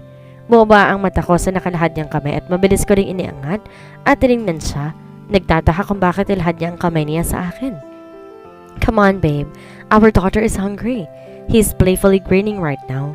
Stop teasing me, Robles. Malditang sabay ko sa kanya at saka na maglakad sa kanila. I heard him chuckle, that's why I roll my eyes.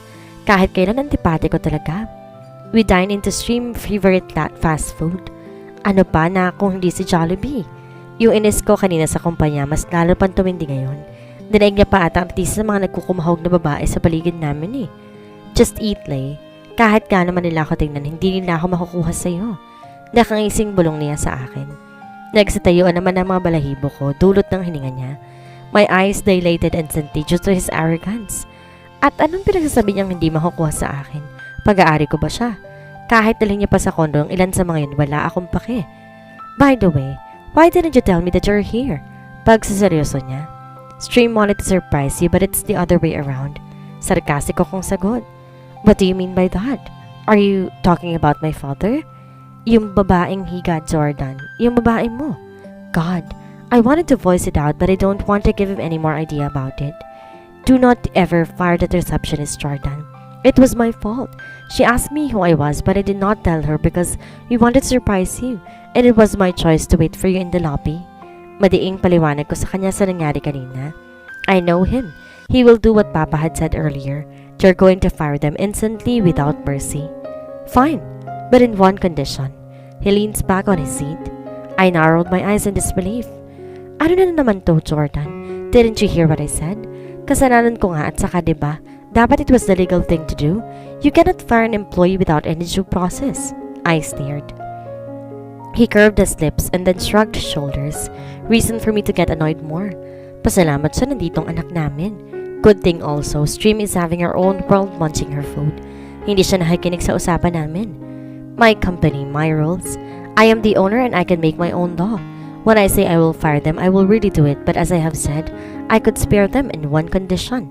He brushes his thumb on his lips and then leaned forward, back to his position earlier. I sighed inwardly. I am still extending my patience to this guy. What is it? Let's date tomorrow night. Napaubo ko sa pagbara ng lamunan kong bigla sa sinabi niya. He is mugly looking at me. No, I firmly said.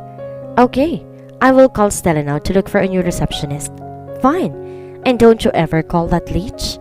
Banta ko sa kanya. I grinned victoriously as if he won the lottery. Inirapan ko siya. I hate you, Robles. I hate you. One thing is for sure, I am nervous right now. Kilala ko ang puso ko pagdating kay Jordan. Unstable siya, madaling bumigay. He left me with no choice but to give in to his condition. So here I am now, getting dressed for tonight. I did not bring a lot of clothes since we will be only staying here until the end of this holiday vacation. Kahapon lang niya ako inaya kaya hindi rin ako nakapamili. So may balak ka. In the end, I am wearing a denim skinny jeans and a ruffle sleeve floral top which is open at the back. Birthday gift sa akin to ni Ricky. Sneakers lang ang dala kong pampaa kaya yun na din ang sinuot ko. Hindi ko naman din na-expect na may ganitong kaganapan. Mommy, you and Daddy are going on a date, right? Tanong ni Stream sa akin. Ngumiti ako at saka lumapit sa kanya at tinilikan siya sa noo. Yes, kaya behave ka muna ngayon with Lolo and Lola, ha? Suyo ko. Okay po, I will ask Lola na lang for my milk later, sabi niya. Very good. Puri ko sabay halik ulit sa noo niya. Pababa pa lang kami ni Stream na hagdan, nakita ko na agad si Jordan. He's talking to my parents in the living room.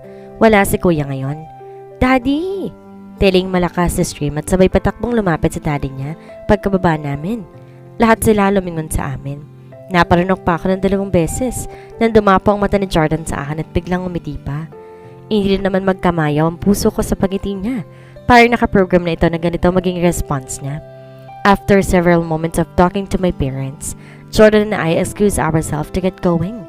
Pinakuluan pa na makahulog ang tingin ni Mommy bago kami lumabas ng bahay. I said goodnight to Stream because she might be sleeping when I will be home. Ganun din si Jordan. Ang bilis kayang napabaling sa kanya ng mamataan ko kung nasaan kami ngayon. Kung saan niya ako dinala ngayon. Hindi ba ako namamalikmata lang o nananaginip? Why would he come back to the place that reminded him of the thing he loathed me about? What is his reason for bringing me here? So he wants to emphasize how selfish I am before him. He did not talk. He unbuckled his seatbelt to ready himself to go out. I did the same too. Una siyang nagtanggal ng seatbelt pero nauna ako lumabas ng kotse. The exterior of the church is still magnificent like how I was first captured my eyes. I have bittersweet memories here. Too bad. My favorite holy place is also my most painful place. Upon reminiscing about the old spirit of enthusiasm for this place, a hand snaked into mine and immediately intertwined our hands. I raised my gaze to him and he smiled. A smile that I never saw or would never have thought to see from him. It made the flock of butterflies in my stomach go wild. Hinili niya ako papasok. No one is inside but us. The altar is Christmasly decorated and it was the only well lit besides the other part of this church. Naglakad kami sa mahabang pasilyo na simbahang ito. Bitter memories of the past triggered in. It was me in the center aisle, wearing the most beautiful gown that a woman wished to wear on her most special day. But instead of pure happiness, it was a mixture of selfishness and greediness. Standing still, just looking at the man beside his father, waiting for me. Was he really? His eyes are bloodshot, piercing me through his dagger-sharp stares. I'm having a hard time whether I will run away or stay. I chose to stay. I chose to receive his savage stares because it was the only way to save him. To save a man I love, it is do or die. It all came back to me how forced the love I should have done in the first place. But if I didn't, I have no Stream to hold, hug, and kiss.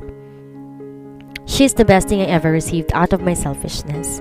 Selfish for putting me too hard my love for the person who wants nothing for me, who wishes this should not happen. You're probably wondering why I brought you here instead of a fine dining restaurant. He suddenly speak out of our silence. Marahan ulit ako napatingala sa kanya. Mapungay siya nakatingin lamang sa akin at waring may pinababatid sa akin ang kanyang mga tingin. Hinahago niyang puso ko sa parang nakikipagsimpatya na rin ako. I admit that I was angry that time because it hurts me a lot for being forced into a lifelong commitment. That was not the dream I aspire for the both of us. Natigilan ako sa sinabi niya. What is he saying? Naguluhan akong bigla sa mga salitang ginamit niya. I realized I was not angry at you, but I was angry at myself. How could I do that to you? All he did was to protect me and save me. I wanted to protect you, but I failed to do that part. I promise you that I won't hurt you as your bullies did to you, and again, I failed. His eyes glistened and even stammered a little but managed to stay on point in the end. I could not hold back my tears anymore. I let it stream down like running water. How could I forget that? I even mentally questioned him because of that promise. He raised his hand and brushed his thumb on my face to wipe the liquid wetting my cheeks. I closed my eyes to feel his warmth on my skin, then opened it as soon as he is finished. Nagsalubong ang kapwa naming basang mga mata.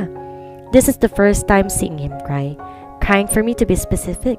Instead of victoriously jumping for an achievement, it pierces my heart to see him like this. We're both victims of unfortunate past and until now, it haunts us. The reason why we are tormenting ourselves by blaming ourselves and is orienting us not to forgive ourselves too. Ang kaninang nag-iisa na nakahawak sa kamay ko, ngayon dalawa na. Magkaharapan na kami ng maayos ngayon sa isa't isa. Rinig na rinig ang hininga ng bawat isa. Our close distance does not suffocate us at all. It made us closer to the road of forgiving each other's shortcomings. Let this chance right in front of him. God, that I'm not devoting my life not to hurt you again. I will let my shortcomings be the lesson I will engrave to my soul, that I will never go back to the man I was before. The man who did nothing but hurt the woman he truly loves. The cowardly man who chose to grow his anger instead of love. I ended. I immediately shook my head at him. I don't want you to change because if you love someone, you will accept everything for who he or she is. It is cliché to hear, but it is a fact. It is a stone that will snap you for you to wake up, that everything needs to consider and accept to work out. It takes two to tango, that is why our shortcomings are also mine, to bear, not yours only. I firmly said to tell him that in this kind of relationship, it takes two to work out. It takes two to solve the puzzle. It takes two to fill the shortcomings. After I am done speaking, he enveloped me with a tight hug. I can feel his love this time. Maybe it was the closer we need for us to choose, the first book of our lives. I wrapped my arms around his waist too. This time, the nervousness I felt earlier turns into a lightweight load of emotions. I'm happy that we had received our last straw of resentment inside his place. It makes it more sacred for the both of us. This time, I'm not going to call myself a fool for accepting him again in my life because I never considered him as my worst. He is the test, and the Lord gave me to strengthen my hold onto myself, to empower me to be a better woman. I'm not saying that I'm a strong, but what I could affirm is that I have my faith and love to myself now that I forgot to give to myself before. Remember this, they might be the center of your universe, but don't you ever forget that you are still the universe. You are the protagonist of your own story, the one and only.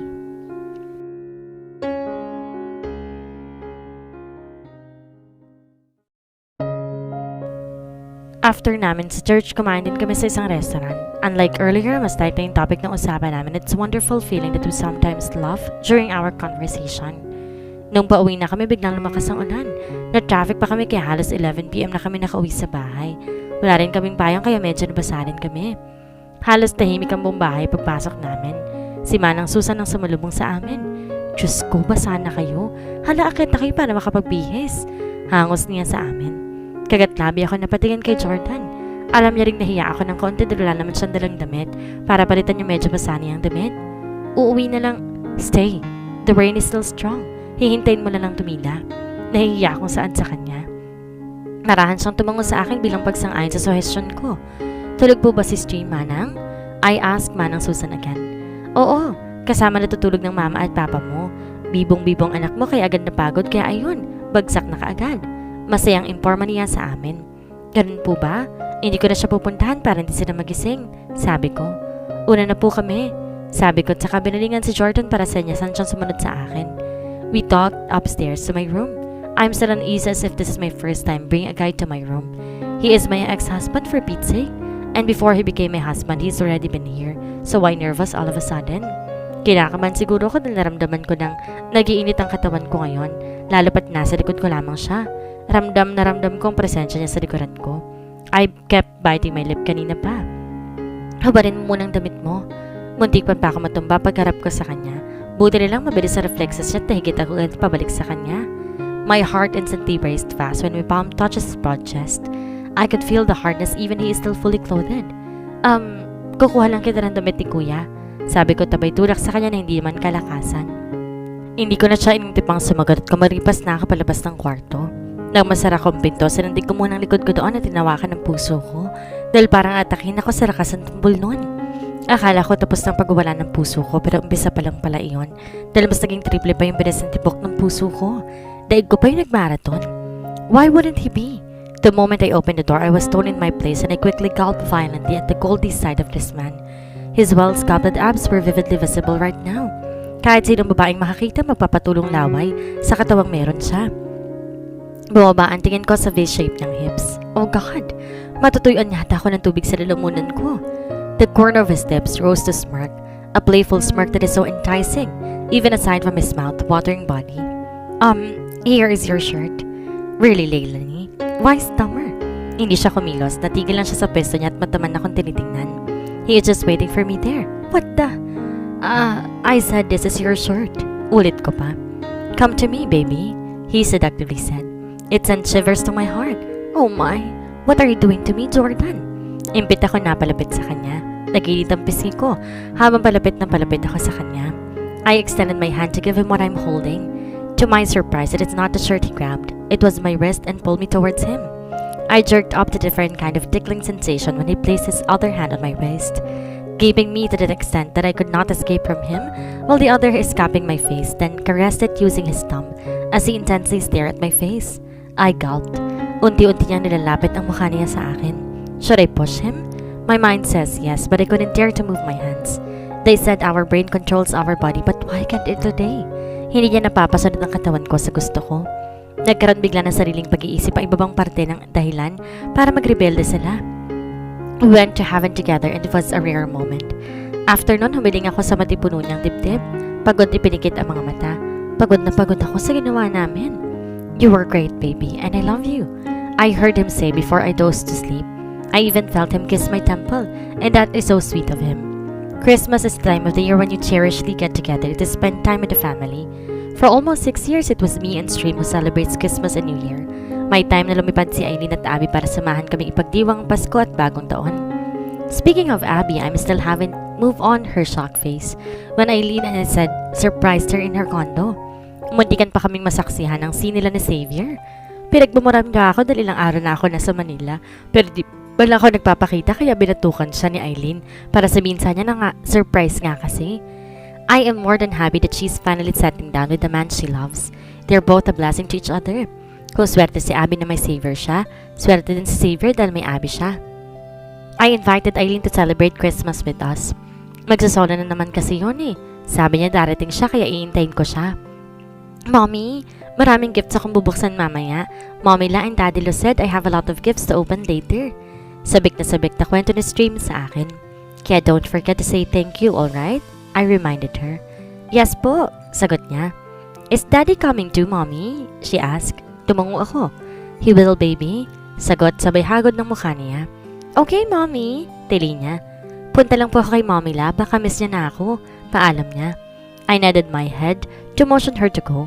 For sure, iiyak siya kapag bumalik na kami ng Iloilo. Dumating na si Aileen at ngayon nagbabangay na naman sila ni Kuya. At least, pinapansin ako ng pamilya ko. Asik niya. I was baffled at what my mother had said. Aileen, eyes bailed too.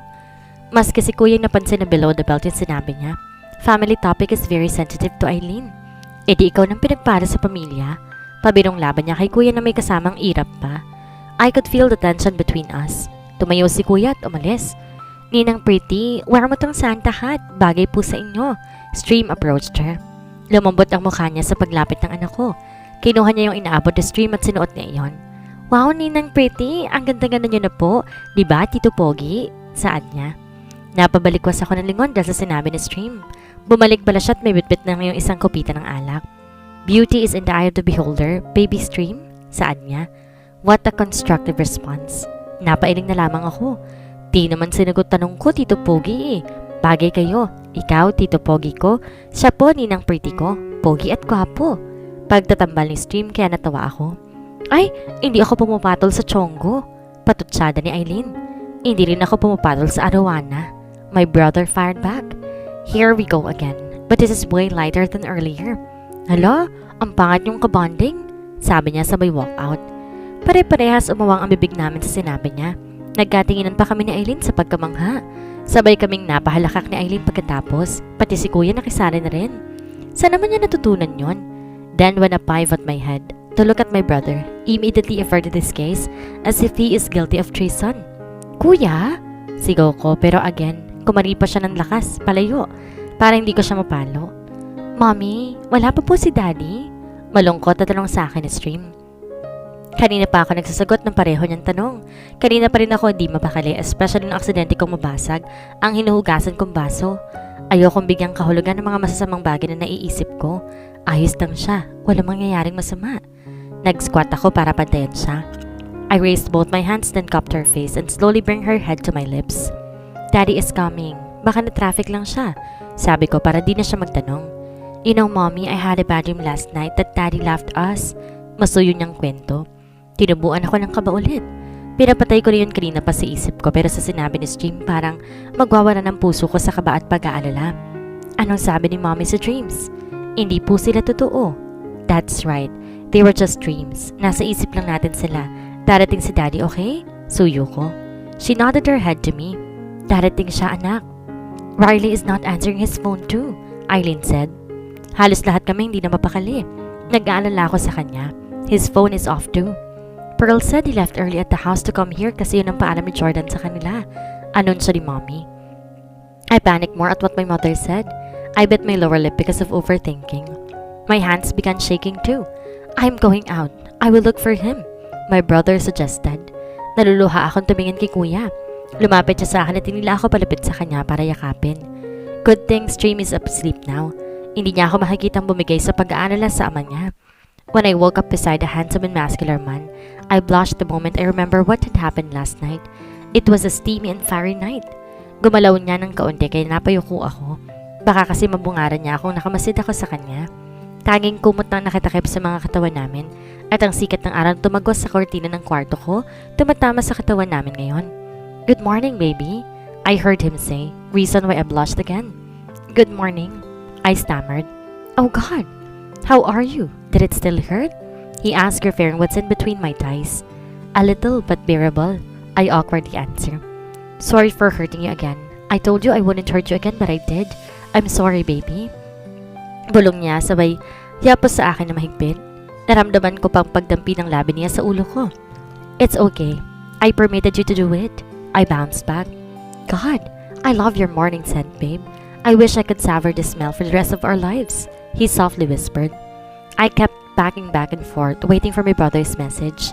Pati sila papa at mama nagko-contact na rin kung sino-sino para mahanap si Jordan.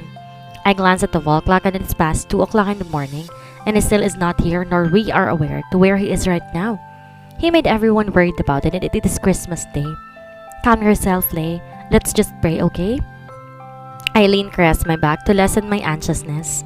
"I will not calm down, not until I see him safe and sound. I am afraid that if something bad happened to him, it would be too late for us to start a new life together, build a family again like he promised me that night in the church. I will, kapag nakita ko na siya." I broke down. "He will, Lay. Just have faith," she said while hugging me from the side. Moments later, my phone beeped. I did not waste any more time. I quickly went to where my phone is and picked it up to answer it. "Kuya?" Garalgal ang boses ko na. "I found him." I should be relieved now, but why do I feel that I should be more nervous with the pitch that my brother used when saying it? "He's okay, right, Kuya?" I cried. Lumapit sa akin si Eileen. Hinagod ng likod ko. Mom and Dad also came to me, consoling me like Eileen is doing. Mas lalo pa lumaki ang mga patak ng luhang tumulo sa pisngi ko. Sa sunod niyang sinabi, my world crashed in split second. "He is gone, Lay." It was almost a whisper, but too clear for me to understand a sentence. "What do you mean?" I asked, trembling with fear. Fear of my thoughts that might turn to reality. "He had an accident and they did everything to save him, but he is dead on arrival," he explained that broke me into pieces. No!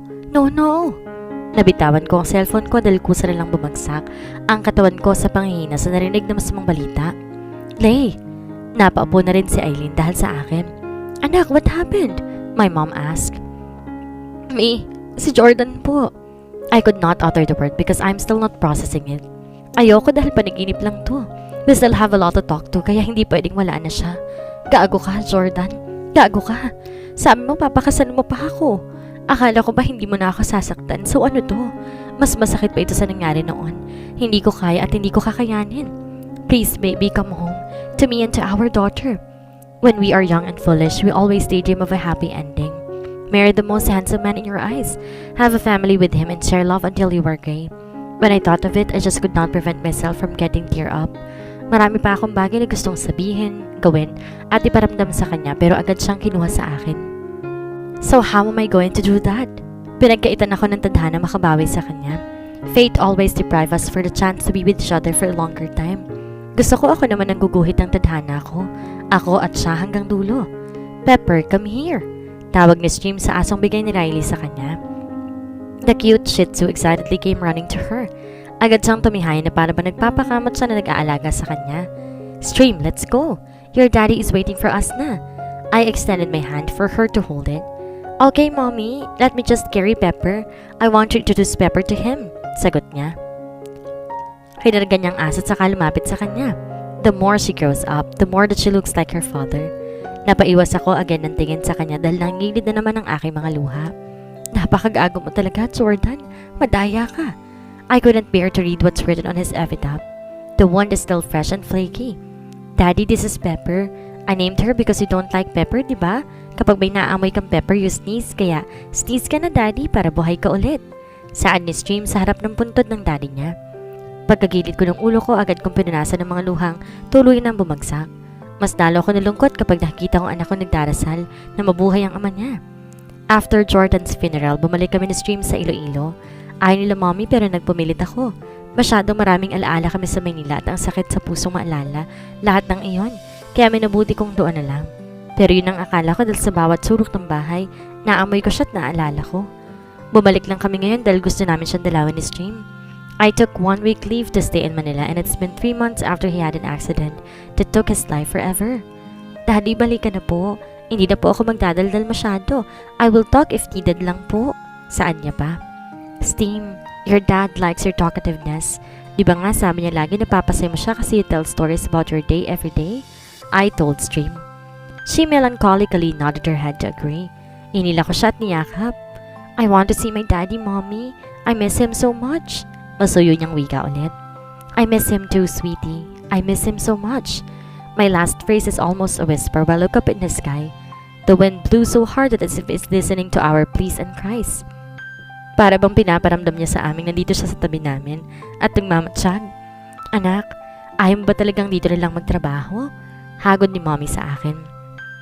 Doon ang buhay namin ni Stream Me. Masuyo kong sagot. I saw her release a sigh. I just wanted to be near you. Given what happened today, she stopped, realizing that the name is very sensitive to me. I just wanted to look up for the both of you. Kami nila daddy at kuya mo, she rephrased. I will think about it, ma. Tanging na isagot ko. Why don't you go back to painting? I know you miss it so much. She smilingly suggested. Bumaling ako sa kanya at agad din namang nagbabanantayan sa kabamuntong hininga. I don't know, should I? Dahil naging guruman ako, hinahanap ko pa rin ng pagpipinta. Maybe I could try sometime. Kinabukasan, pinatawag ako ni Tito sa office niya. Tinitrain niya ngayon si Tracy for the position. Good morning po, Papa. Buddy ko pagpasok ng office niya. Tumigil siya kakaasikaso ng mga folder sa table para tingnan ako. Agad siyang umiti sa akin. Good morning to, Iha. Upo ka muna. Sorry din makalat. Tracy is still having her training. He told me. Tumango lang ako at umupo sa upahan sa harapan niya. Inihintay ko siyang matapos sinupin ang mga gamit niya. Nang malinis na yung table niya, meron siya nilapag na isang brown envelope at nilahad ito sa akin. Nagtaka ko siyang tinignan. Ano po ito, pa? I asked curiously. Open it, he said. I picked the brown envelope and my eyes immediately widened in surprise with a familiar piece of paper I'm holding right now. I looked back at Papa and he gave me a faint smile. I forgot to give you that when we met again. I think you should know about it, saad niya. But why? I thought... I couldn't complete my sentence because I am still processing it. Diba ito ang gusto niya? Bakit di na lang niya pinirmahan yun? It was the best decision he could have done that time because he truly loves Cassandra. Papa stood up and turned his back up against me. His 2 hands are on his back and is facing the tallest building he could see from his office. When you handed me the paper, I could not help but to reprimand my son for building a blind man. But I was wrong. He loves you in his own way. Like you did for him, he loves you secretly just to protect you. Mahabang saad niya sa akin. My forehead creased in confusement. Saan niya ako paprotektahan? I asked you to save him from that man, right? Pumihit siya paharap sa akin at mataman akong tinitingnan. What about Hugo? Kuryoso kong tanong. He is the brother of Cassandra's man. Hindi lingid sa kaalaman ninyo na simula nung high school pa lamang, magkaaway ng dalawa. I searched for an explanation why do he need to protect you from him. I am getting more intrigued with our conversation. It is like a path to revelation. Papa was right. Simula pa lang high school magkaaway na sila. This was also the time when I thought he engaged to another fight with him. The night he rushed me, wanted to hide me but it turned out it was a false intuition. Iba kalaban si Hugo. Laging sangkot si Kuya, Riley at Jordan sa gulo laban sa grapo din ng Hugo. It was like a gang fight. I could still remember that they always have bruises coming home. Akala ko nga matatapos na makikipag-graduate kami pero lalong tumindi na at nadala pa hanggang ngayon pala. It was his idea to betroth to you, my son. They own the Monterreal. He owns and knows that he loves Cassandra that time, so we wanted to trap him to loveless marriage. But believe me, when I say my son loves you more than he loves Cassandra. Kaya pala kapag nasa office kami, lagi may kagalit siyang kausap sa telepono. Hugo is threatening him to hurt you, paliwanag niya. Natutup ko ang bibig ko sa narinig impormasyon kay Papa. He has used rage to my son for taking Cassandra from him. My son protected you by showing animosity. That way, if the time comes when he will choose you wellness over him, it will be a lighter for you to run away from him. Mas pinili niyang kamuhian mo siya para hindi ka mabiktima at mabigat ang umalis. Para akong binuhusan ng mainit na tubig. Tears are now streaming down my face, something tugging my heart while looking back how I ponder my anger towards him. I am too engrossed with my own anger that I even hide his daughter from him.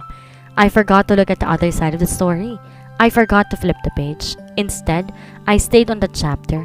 I forgot to know better, to ask him why and why not. Sa aming dalawa ako nagkamali.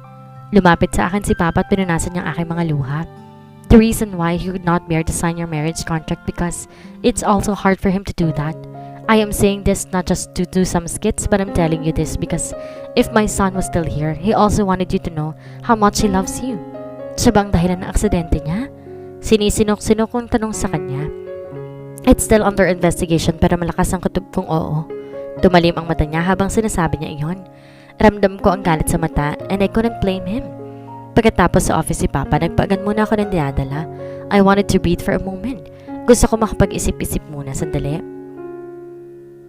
I took a seat in one of the benches right in front of this vast sea here at Baybok Central.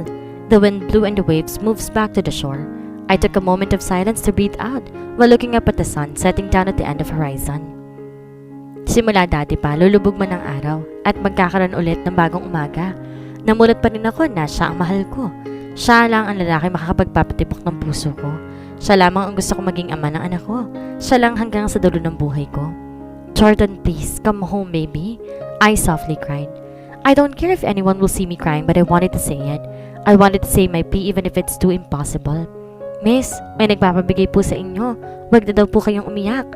Napatigil ako sa drama ko sa maliit na boses. Suminghot muna ako bago nagangat ng tingin sa bata nagsalita. Kunot noo ko siyang tinignan. May dalang isang basket na may lamang mga bulaklak. Bumaba ang tingin ko sa iniaabot niya sa akin. Naiiyak ko siyang tinaasan ng tingin pabalik sa mukha niya. She looked so innocent. Sino nagpapabigay? I asked her, wiping the residue of my tears on my face. Hindi ko po kilala. Basta sabi niya abot ko daw po sa inyo para hindi na kayo umiyak. Magiging happy daw po kayo sa paborito niyong ice cream. Pati din lang po ang baby ninyo. She said and looked down on my tummy. Lumakas ang kabog ng dibdib ko. Sabay ng laki ang aking mga mata. Marahas kong nilingalinga ang paligid para hagilapin ang taong salarin. Lalaki ba o babae nag-abot sa'yo nito? I eagerly asked the kid. My hearts are trembling in nervousness. Lalaki po. Wag daw po kayo mag-alala, sabi niya po. It is safe to eat. Medyo natawa pa ako sa pagpilipit ng dila niya sa pag-alala ng tamang salitang inihabilin sa kanya. Nilapag niyang ice cream sa naglakad palayo sa akin. Mas tumindi pa ang paglakas ng tibok ng puso ko. This sounds ridiculous but I'm a fool. A fool that hopes for something impossible. Sandali! Tawag ko ulit sa bata. Napalingon siya sa akin. Magkano lahat ng bulaklak mo? Tanong ko. Nagulat pa siya sa tanong ko pero agad lumiwanag ang mga mata niya. 500 po lahat. Nahihiya niya pang sabi. Sige, bibilhin ko. Sabi ko sa kanya at pagkatapos kumuha ko ng pera sa wallet ko at iniabot sa kanya. Maraming salamat po ate. Tama nga po sabi ni kuya, mabait ka po at maganda. Sabi niya sabay takbo palayo sa akin. She left me dumbfounded at what she said. Nababaling ako ulit sa ice cream cone sa tabi ko. My favorite flavor of cornetto, matcha. I bit my lower lip and I felt like salivating. I pick it up and open it. I am still confused of who is that mystery man. Bakit na alam na buntis ako?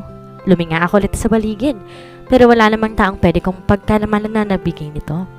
When I lick on the ice cream, my tears dripped down again. When I was bullied, he would always give me an ice cream with his flavor to lift up my spirit. Am I in my dream? I hope so because I really want to see him. Baby, you want to see your daddy? I don't know what to feel about the invitation Cassandra gave me when we coincidentally bumped into each other yesterday. I am happy to see you again, Lay, and sorry for what happened in the past. Hingi niya ng tawad. She is still a beautiful Cassandra I have known before, the woman Jordan fell in love with. If we are still in the past, I would instantly feel insecure. How Jordan saw something in here that I haven't. But now that I have stream in my life, it changes my perspective. What matters to me right now is what my daughter would look at me.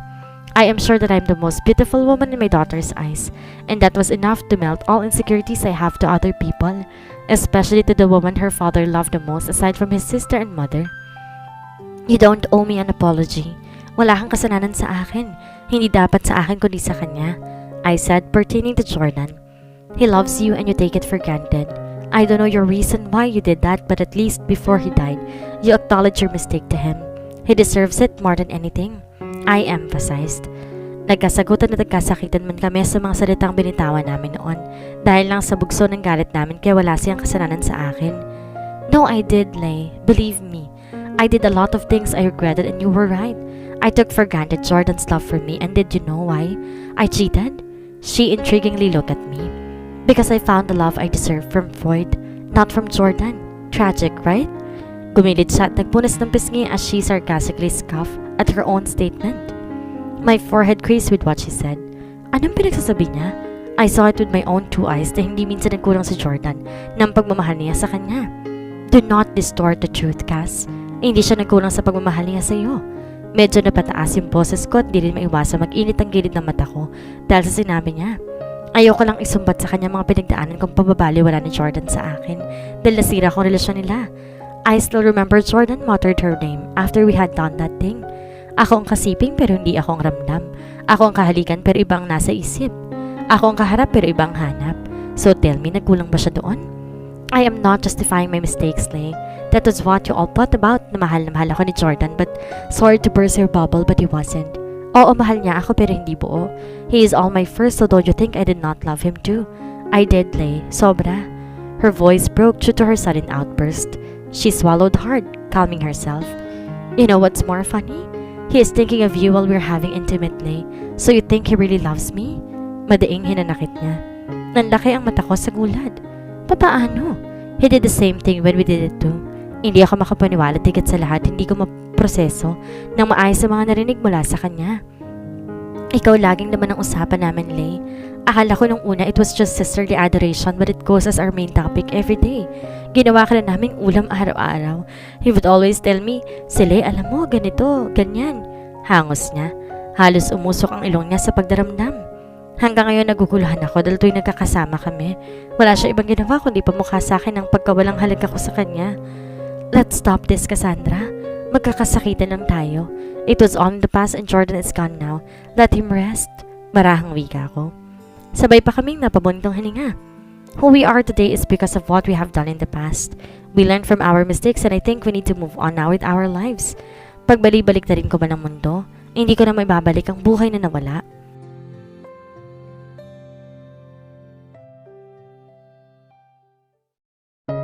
In the end, I chose to attend the said invitation and besides, arts ang ipinunta ko doon. I love arts and I miss this kind of events. Iniram ko muna ang kotse ni Kuya at iniwan pansamantala sa stream kila Mommy. Gustong-gusto naman ni stream sa kanila. Na makarating ako sa event, marami ng mga guest. Mostly siguro mga painting enthusiast. Hindi ko maiwasang maalala ang last na obrang ginawa ko. The profit I gained from selling it went to the orphanage. I have so much passion for the education of the children kaya doon napunta iyon. The reason why siguro na sa pagtuturo ni Lihis ang profession ko. Is that you, Leilanie? Napalingon ako sa tumawag ng attention ko. Sumilay ang matamis ng ngiti sa aking mga labi sa nakita. Oh my God, it's been a long time since I saw you in an art exhibit. Did you have an entry? Masigla niyang tanong sa akin. Umiling ako.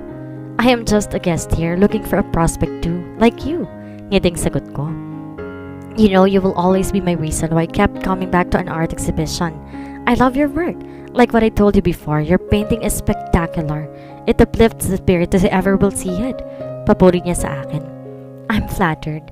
Thank you for appreciating my art. It means a lot to me. I said to her while placing my hand on my heart.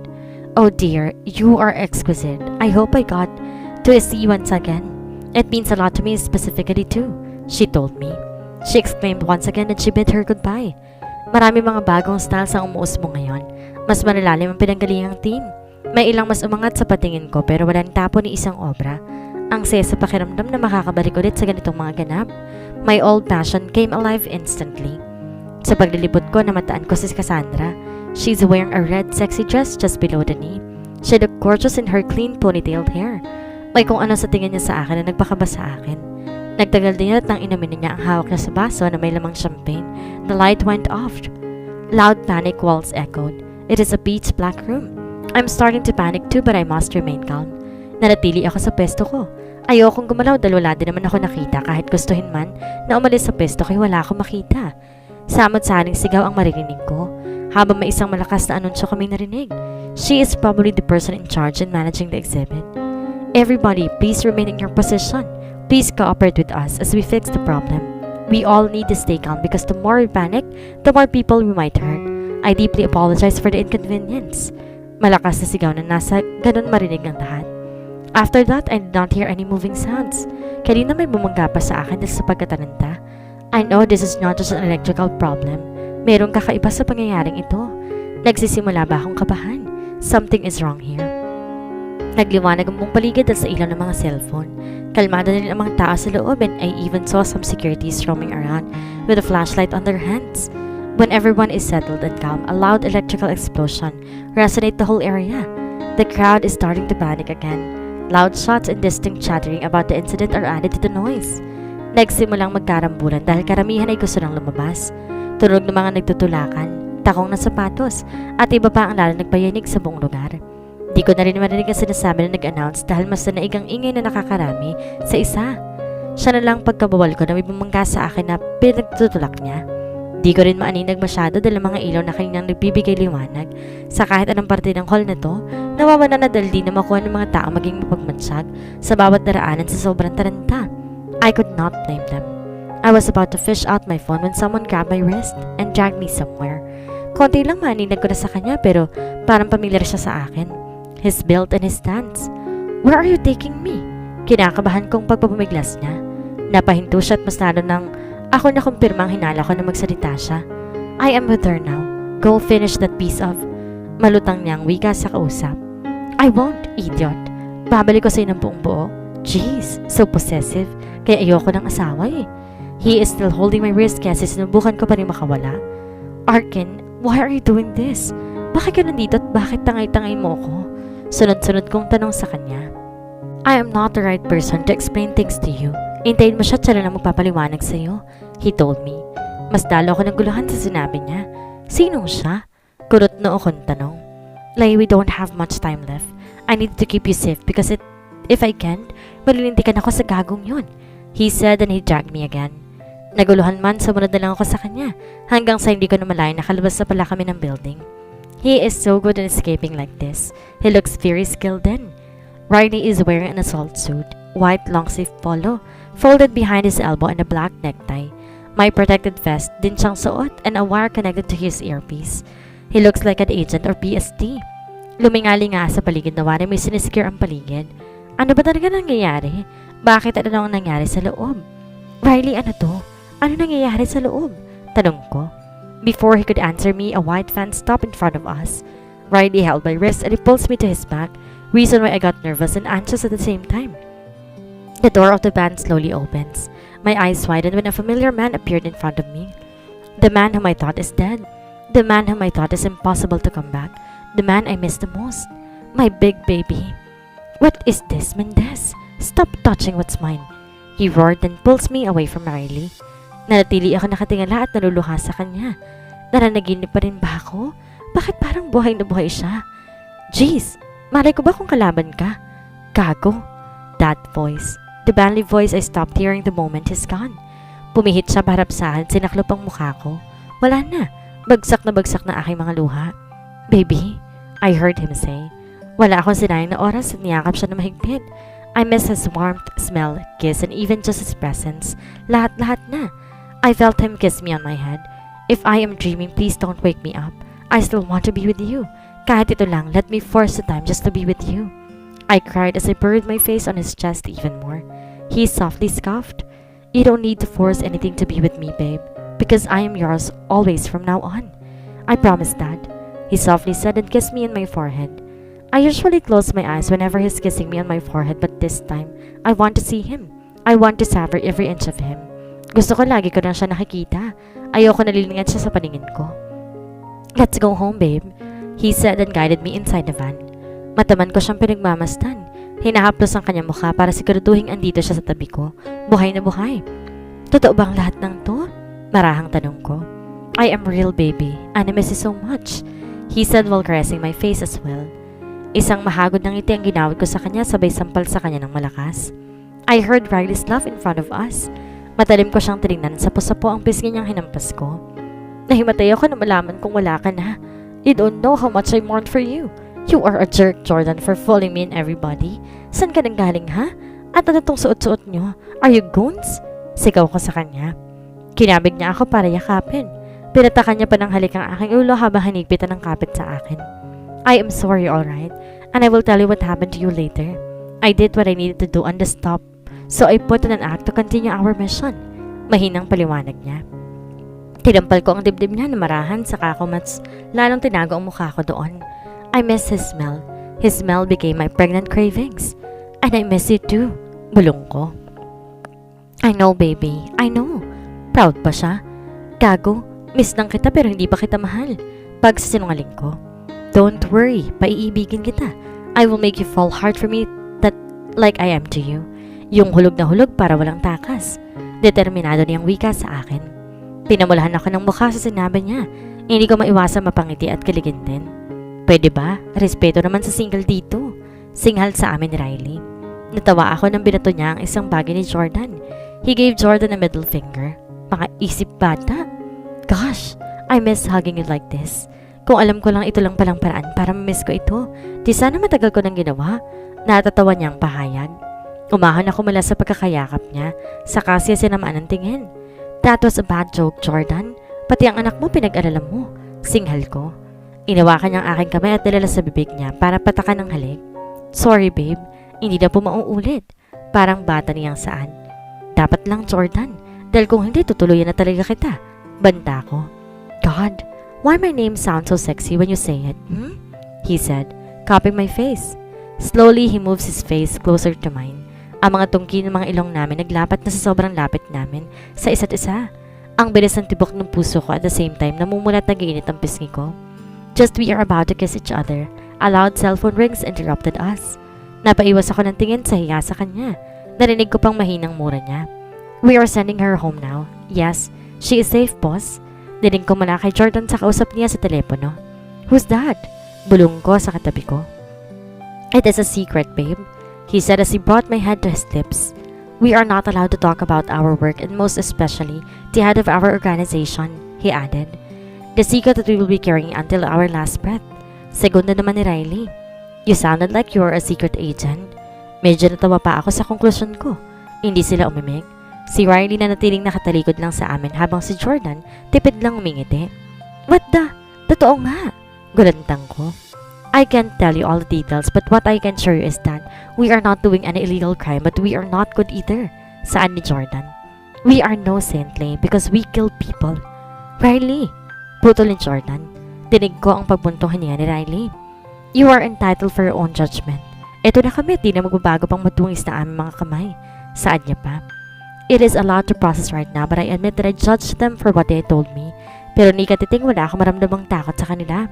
I feel like it was part of their job, that is why I easily understand them. Pinanghawakan ko nilang sinabi nila na hindi sila gumagawa ng illegal. That would totally weigh their sins. Pinisil ni Jordan ng kamay ko kaya napabalikwas ako sa kanya. Don't worry. What's more important is you are alive and we still have time to be with you. Marahang wika sa kanya. Thank you for understanding. Sagot niya at niyapa kong muli. Everyone in the house is shocked seeing him alive and kicking. Well, except kay kuya na poker face lang. How? Nauutal na usal ni mommy. Are you really alive, son? Si daddy. Opo, dad. I need to escape from Hugo. Hugo's men. Kung hindi madadami po kayong lahat. Saan niya? Hawak-hawak niya pa rin ang kamay ko. Yan din ang paliwanag niya sa akin kanina. Sa sasakyan. Tinambangan siya ng mga tauhan ni Hugo nang papunta siya dito sa bahay nung araw na iyon. Sorry for making you all worried. Buhay na mag-iin ako nakasalalay kaya pinalabas kong namatay ako ng saktong mabaril ako sa dibdib. Isa pa yan sa napagdagaan sa dibdib ko. Nang ikwento niya sa akin iyon, hindi ko napigilang napaiyak. Napayakap sa kanya na mahigpit. He was shot right just a corner beside his heart. He was lucky enough for that kind of luck. Daddy? Lahat kami napalingon sa maliit na tinig na narinig namin. Nagpupunas pa siya ng mata niya dahil kagigising niya lamang. I tightened my hold to Jordan's hand and gently tapping the back of his palm. He is slightly tearing up upon seeing his daughter. Mommy, nanaginip ata po ako eh. Nakita ko po kasi si Daddy eh. Sabi niya pa. Tumayo ako at tumapit sa kanya. Nag-squat ako para pantayan ang taas niya. Hindi anak, nandito na ulit si Daddy. Marahang saan ko. Bigla, nanabig ang mata niya at saka nilagpas ang tingin sa likuran ko. Baby, come. Hug Daddy, please. Jordan said. Daddy! Sigaw ni Stream papunta sa daddy niya. Nangili din ang luha ko sa pagyayakapan nila. Masayang-masaya ako ngayon dahil sa wakas ang akala kong hindi na mabuong pamilya ay buo na. Napahawak ako sa aking maliit na umbok na tiyan habang pinagmamasin sila. Baby, Makikita mo pa si daddy mo. Sana kamukha mo siya. Siya lang paglunok na lumabas siya ng banyo at ang puting tuwalya lamang ang tumatakip sa katawan niya. Sa baba lang, actually. He is drop-dead handsome and I could kill angels singing so harmoniously because of how he looks so sexy and seductive right now. Ramdam na ramdam kong pag-iinit ng katawan ko habang pinagmamastan siya na nagpupunas ng buhok. Dagdagan pa ng sexy V-line niya. Partida, buntis ako at tigang ako. Miss my body, baby? Mapaglarong ngisi niya sa akin. Naghurumintadong puso ko nang dumukang siya, palapit sa akin. Tinangkod ang mga kamay niya sa taas ng kobre kama ko. Pumasok sa ilong ko ang amoy ng shampoo niya. Napapikit pa ako. I bit my lower lip as he smiled slyly at me. Is he seducing me right now? Because I am completely seduced by it. What do you prefer, with or without a towel? He seductively whispered behind my ears. I gulp hard na hard like his muscles. Uminto ang mukha niya inches apart from my face. Mas lalong amoy na amoy ko siya. Bumaba ang mukha niya sa leeg ko at sinamyo ako. Sa gitna na mapupusok namin mga halik at nag-iinit na katawan, bigla ako napabitiw sa kanya at mabilis tinakpan ang bibig ko at sa kadalidaning pumunta ng banyo para doon ilabas iyon. Are you okay? Worriedness crossed his face. Hindi ko na makuhang sumagot sa kanya dahil nagsuka na naman ako. May kinain ka bang silang pagkain kanina? Forget it. I will bring you now to the doctor. Nag-aalala niyang tanong. It is just part of pregnancy, Jordan. Saan ko? Then, what the? Gulat niya. Bilog na bilog ang kanyang mata sa narinig. Bibig mo, Jordan. I hissed as I changed my mood. Sorry, babe. I just can't. Bakit parang ayaw mo? Nakataas ang kilay kong tanong sa kanya. Anong ayaw? I want it. Eksahirado niyang wika. Nagtaas ako ng kilay sa kanya. I am showing him a doubt face. You are really pregnant? Sabi niya. Sabay hila sa akin payapos sa kanya. Thank you, babe. Thank you. Thank you. Sunod-sunod ang pagpatak niya ng halik sa akin. Natawa tuloy ako sa kanya. You are a sharpshooter, babe. I told him and he chuckled hard. I am. Kaya't subukan natin ulit yung pagka-sharpshooter ko, babe. Baka kambalang kalalabasan pa. Tawa niya. Kinurot ko kaya napapabalik ko siya habang natatawa sa sarili. Alam mo ba kung gaano kahirap manganak ng isa? Tapos dadagdagan mo? Nakapamewang kong diin sa kanya. Baka gusto mo lang naman. Mapaglaro niyang wika habang sapo ang aking mukha. Nilapit niya ang mukha ko sa kanya, tinalikan niya ako sa labi. It was passionate and gentle. Thank you for making me happy, babe. Saad niya after the kiss. Lahat gagawin ko para na makabawi sa'yo. Sa inyo. Saad niya pa. Lumiwanag ang mukha ko sa huling sinabi niya. Kumistap din ang aking mata sa naisip kong iniutos ko sa kanya. Bahagya pa siya nagtaka sa ekspresyon ng mukha niya. Talaga? Saad ko habang pinapasadahan ng aking daliri ang kanyang matipunong dibdib. Nanlalamig akong ngin sa kanya. Do you want something? I nodded my head like a child as I twinkle my eyes. What is it? Pursigido niyang tanong. I want lomboy, babe, I said, still brushing my forefinger on his chest. What? Naguguluhan niyang tanong. Gusto ko ng duhat? Asal bata kong sagot. Where would I get a lomboy at this hour? Angal niya. Padarag kong pinag-cruise ang aking mga braso at naiinis sa tinignan siya. Akala ko pag gagawin mong lahat makabawi lang sa akin. I want lomboy now. Padarag kong singhal sa kanya. Wala akong pake kung nagmumukha akong childish sa harapan niya. Noong isa pa ako naghahanap noon eh. Mommy even saw me crying the other day because I did not any lomboy. Pati si kuya pinaghanapan ko rin. Pati rin ay sa Aileen at Abby inabala ko na rin. Okay, anything for my babies, he said as he pulls me once again on his arms. My baby is pa bebe, he commented. Ano? Lumiyad ako. Biro lang, tawa niya. Itinulak ko siya saka nag-march sa palabas ng banyo. No S for you, mister, I said with finality. I heard him groan. What, babe? Don't punish me like this, he said when he quickly caught me on his arms. Fine, but give me lomboy first and I will assure you I can do all the work for you, I said as I winked at him. Without a word, he quickly got dressed and rushed out of the room. Bumalik pa siya na makalabas na siya. Wait for your lomboy, babe, so I could get my reward. I am so excited, he said after he gave a gentle kiss on my lips. Mabilis siyang lumabas ng kwarto. Napailing na lang ko sa pinagagawa niya. Nakangiti akong pumanik sa kama. Ramdam ko ang bigat ng mata ko kaya nahiga na rin ako. I could never ask for more now and I'm so glad that he is back on my arms again. When Jordan came home last night, after I told him na lomboy no love making, puro nang galit sa iba't ibang parte ng katawan niya. Kaya gulat na gulat ako sa kanya kagabi. At tinaas niya pang isang plastic bag na may lamang lomboy. Ang lalaking uhaw na uhaw sa lovemaking. Hindi niya na ako hinayaang gamutin siya muna bago ibigay ko ang reward niya. Sinunggaban niya na ako kaya ayun, marumbok ako at tumaas ng libido sa aking mga halik niya. Kaya mas lalo siyang nalagulusan. Ginusto niya yun kaya tiisin niya. Pagkagising ko mag-isa na lang ako kaya natataranta na ako. Panaginip lang ba iyon lahat? Kaya mabilis ako bumaba ng kama, lumabas ng kwarto, kahit pa hindi ako nakahilamos o nagmumugman lamang. Naiyak na rin ako mahangos pababa ng hagdan. Then all of a sudden napatigil ako. Nantakbo na may marinig akong halakakan sa kusina. Daddy, I want to flip the pancake. Tili ng anak ko. Alright, but be careful. Tinig kong paalala niya. I remained standing to where I am right now and just observing them. The room filled with giggles and happiness overflows between them. Nangilid ang luha ko sa sayang nakikita ko sa mag-ama ko. Ang buong akala ko'y panaginip lamang ang lahat ng iyon. Pero hindi lang ako namamalikmata o na nanaginip ng gising. He is real and he is alive for real. Means ko na nakita si Jordan, nakasuot ng Hello Kitty apron, kaya nakumpirma ko lalo na buhay nga siya. Daddy, look, I can be a chef now. Galak na anak ko kaya napangiti ako. You will be, baby, Jordan said and planted a soft kiss on his daughter's head. Mommy! Tawag ng anak ko na magawa ang tingin niya sa direksyon ko. Ngumiti ako sa kanya. Lumingon sa akin si Jordan at binigyan ako ng matamis na ngiti. Naglakad ako papunta sa mag-ama ko. Good morning, babe. He greeted and softly kissed me on the lips. I started but eventually managed to compose myself back. Dahil pinamura na ako kaya bumanay ako kay Stream at tinilikan ko siya sa pisngi. Good morning, baby. Bati ko kay Stream. Good morning, mommy. Good morning again, babe. Sabay nilang bati at sabay din nilang halik sa magkabilang pisngi ko. Bigla na lamang ako napahalakak sa ginawa nila. Kung ganito lagi ang umaga ko, hindi ako tatamaring bumangon na maaga. Babe, he whispered behind my ear. I hummed. He snakes his arms around my waist and pulls me towards him. As much as I wanted to see you in my shirt without a bra and just an underwear below, but I don't want any of these men here to feast on my pregnant, absent-minded wife. He softly said, then kissed me on my cheek. Napatanga ako sa sinabi niya. Oh God! Agad kong hinila ang tela ng oversized kong shirt para takpan ang pag-ibaba ko. Namala na rin ako sa pagkapahiya sa sinabi niya. Peste, hindi ko napansin na wala pala akong salawal. Bago pa ako makakbang paalis, bigla niya akong kinapig at binuhat na pa-bridal style. Nagitla ako sa ginawa niya at parang bumagsak ang puso ko. Baby, bihisan ko lang si mommy di kasi marunong eh. Sabi niya sa anak namin kaya agad ko siyang tinampal sa dibdib niya habang kagat ko ibang labi ko.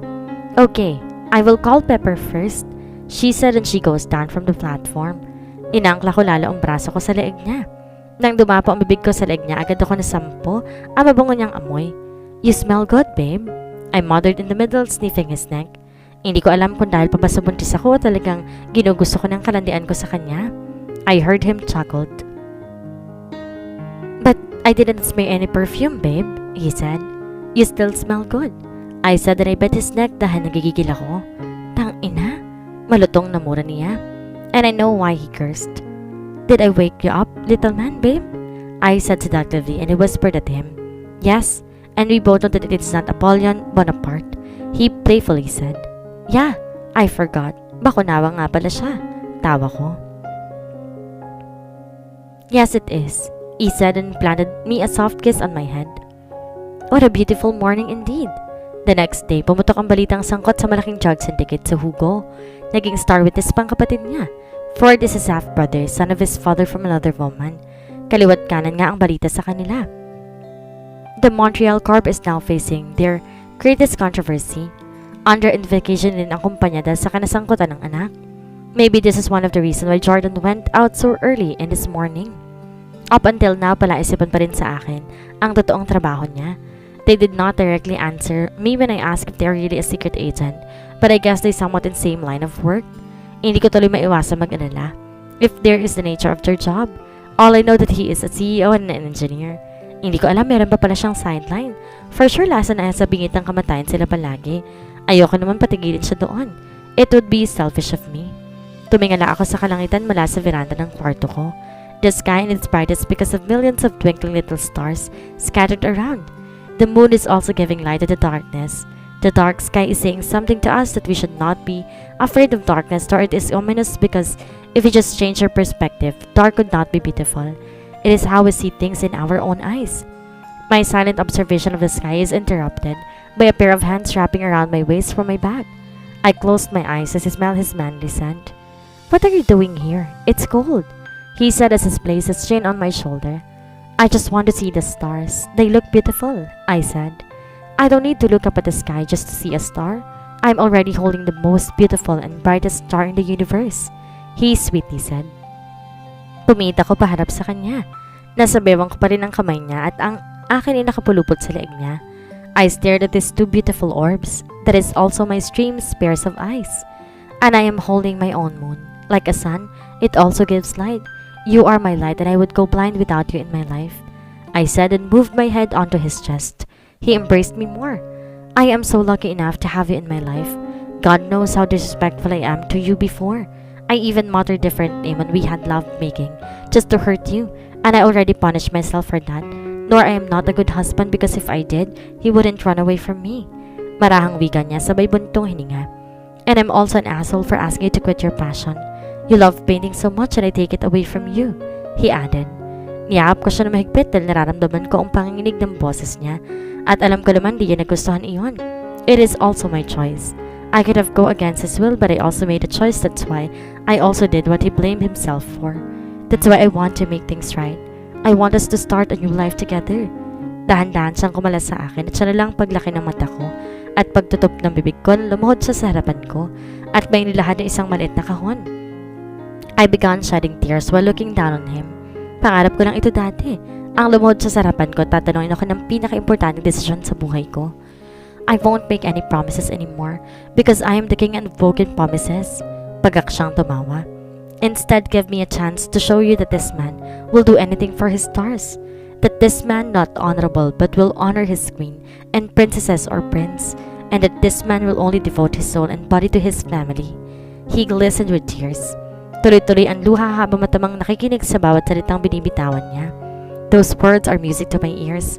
Those words are like an orchestra that synchronize and blend and make a good harmony. He opened the box and looked at me back. "Leilanie Marasigan del Rosario, would you still want to share your eternal life with me?" He solemnly asked. "Yes, yes," sigaw ko. Lumapad ang ngiti niya sabay suot ng singsing sa akin daliri. Tumayo siya at kinabig ako para yakapin na mahigpit. He planted a soft kiss on my head, my cheeks, my nose, my forehead, and lastly on my lips. Mas matagal ang halik na yun sa aking labi. It made us breathless because no one dared to break it. I like it, he likes it. He cupped my face while intently staring at me like a beautiful piece of art. "Thank you for accepting me again in your life, babe," he said. "I will always accept you in my life, Jordan, because you are my moon in my night. It wouldn't be complete with my moon." Inaplus ko ang kanyang mukha. Nagyakapan kami mulit, sabay kaming tumingala sa langit. This ring will be our symbol of chance. No matter how many times we stumble, there is always another chance to stand and continue because as they always say, life must go on.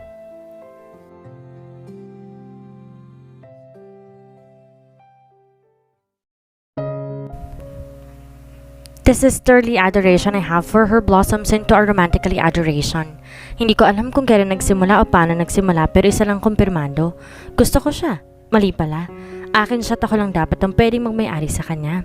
When she was a kid, some boys in our school bullied her because she is so skinny. Well, she is, but those rascals making her cry. Inupakan ko yung mga nambubuli sa kanya. Kago silang lahat. Inalagaan ko ngayon para hindi masaktan at umiyak tapos paiyakin lang nila.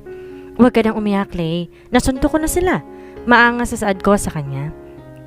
Sisinghot-singhot siya nagpupunas ng luha niya. Nagangat siya ng tingin at kumiti sa akin. Talaga, kuya? Sino ba nag-invento ng salitang yun? Panira ng trip?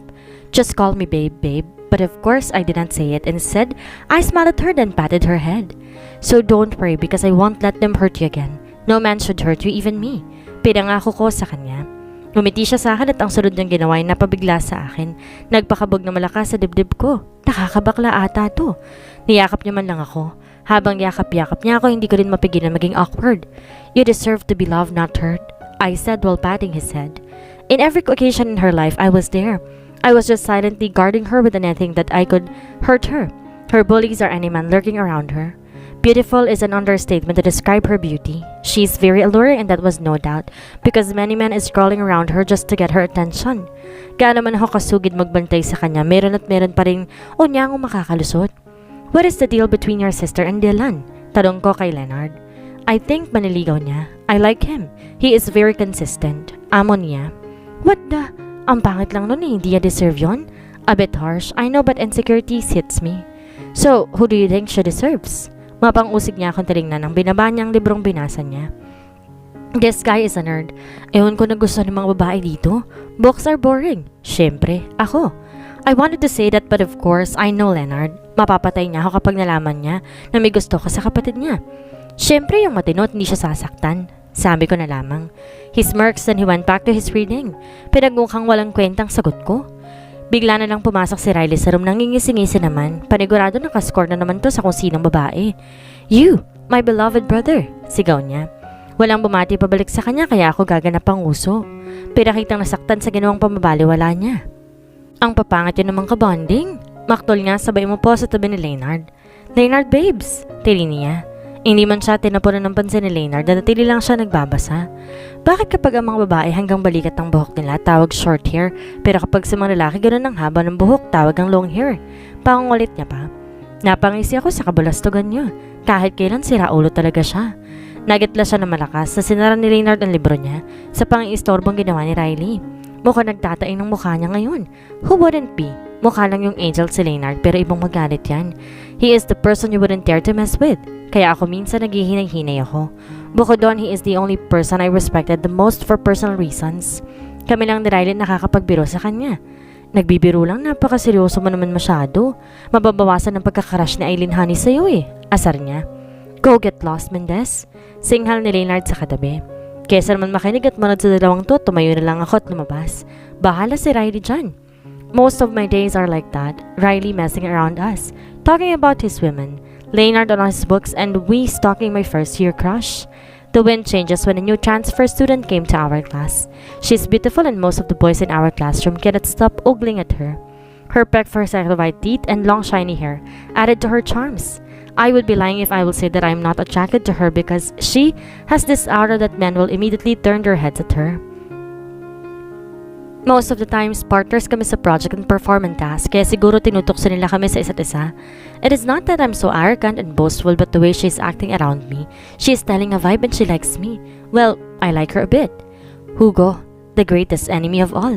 Simula na makita ko ang pagmumukha niya, hindi ko na gusto. His smug face and arrogant mouth boils my blood more. Lagi na lang kaming nasasangkot sa gulo kapag siya nakakasalubong namin. Look at that beautiful creature.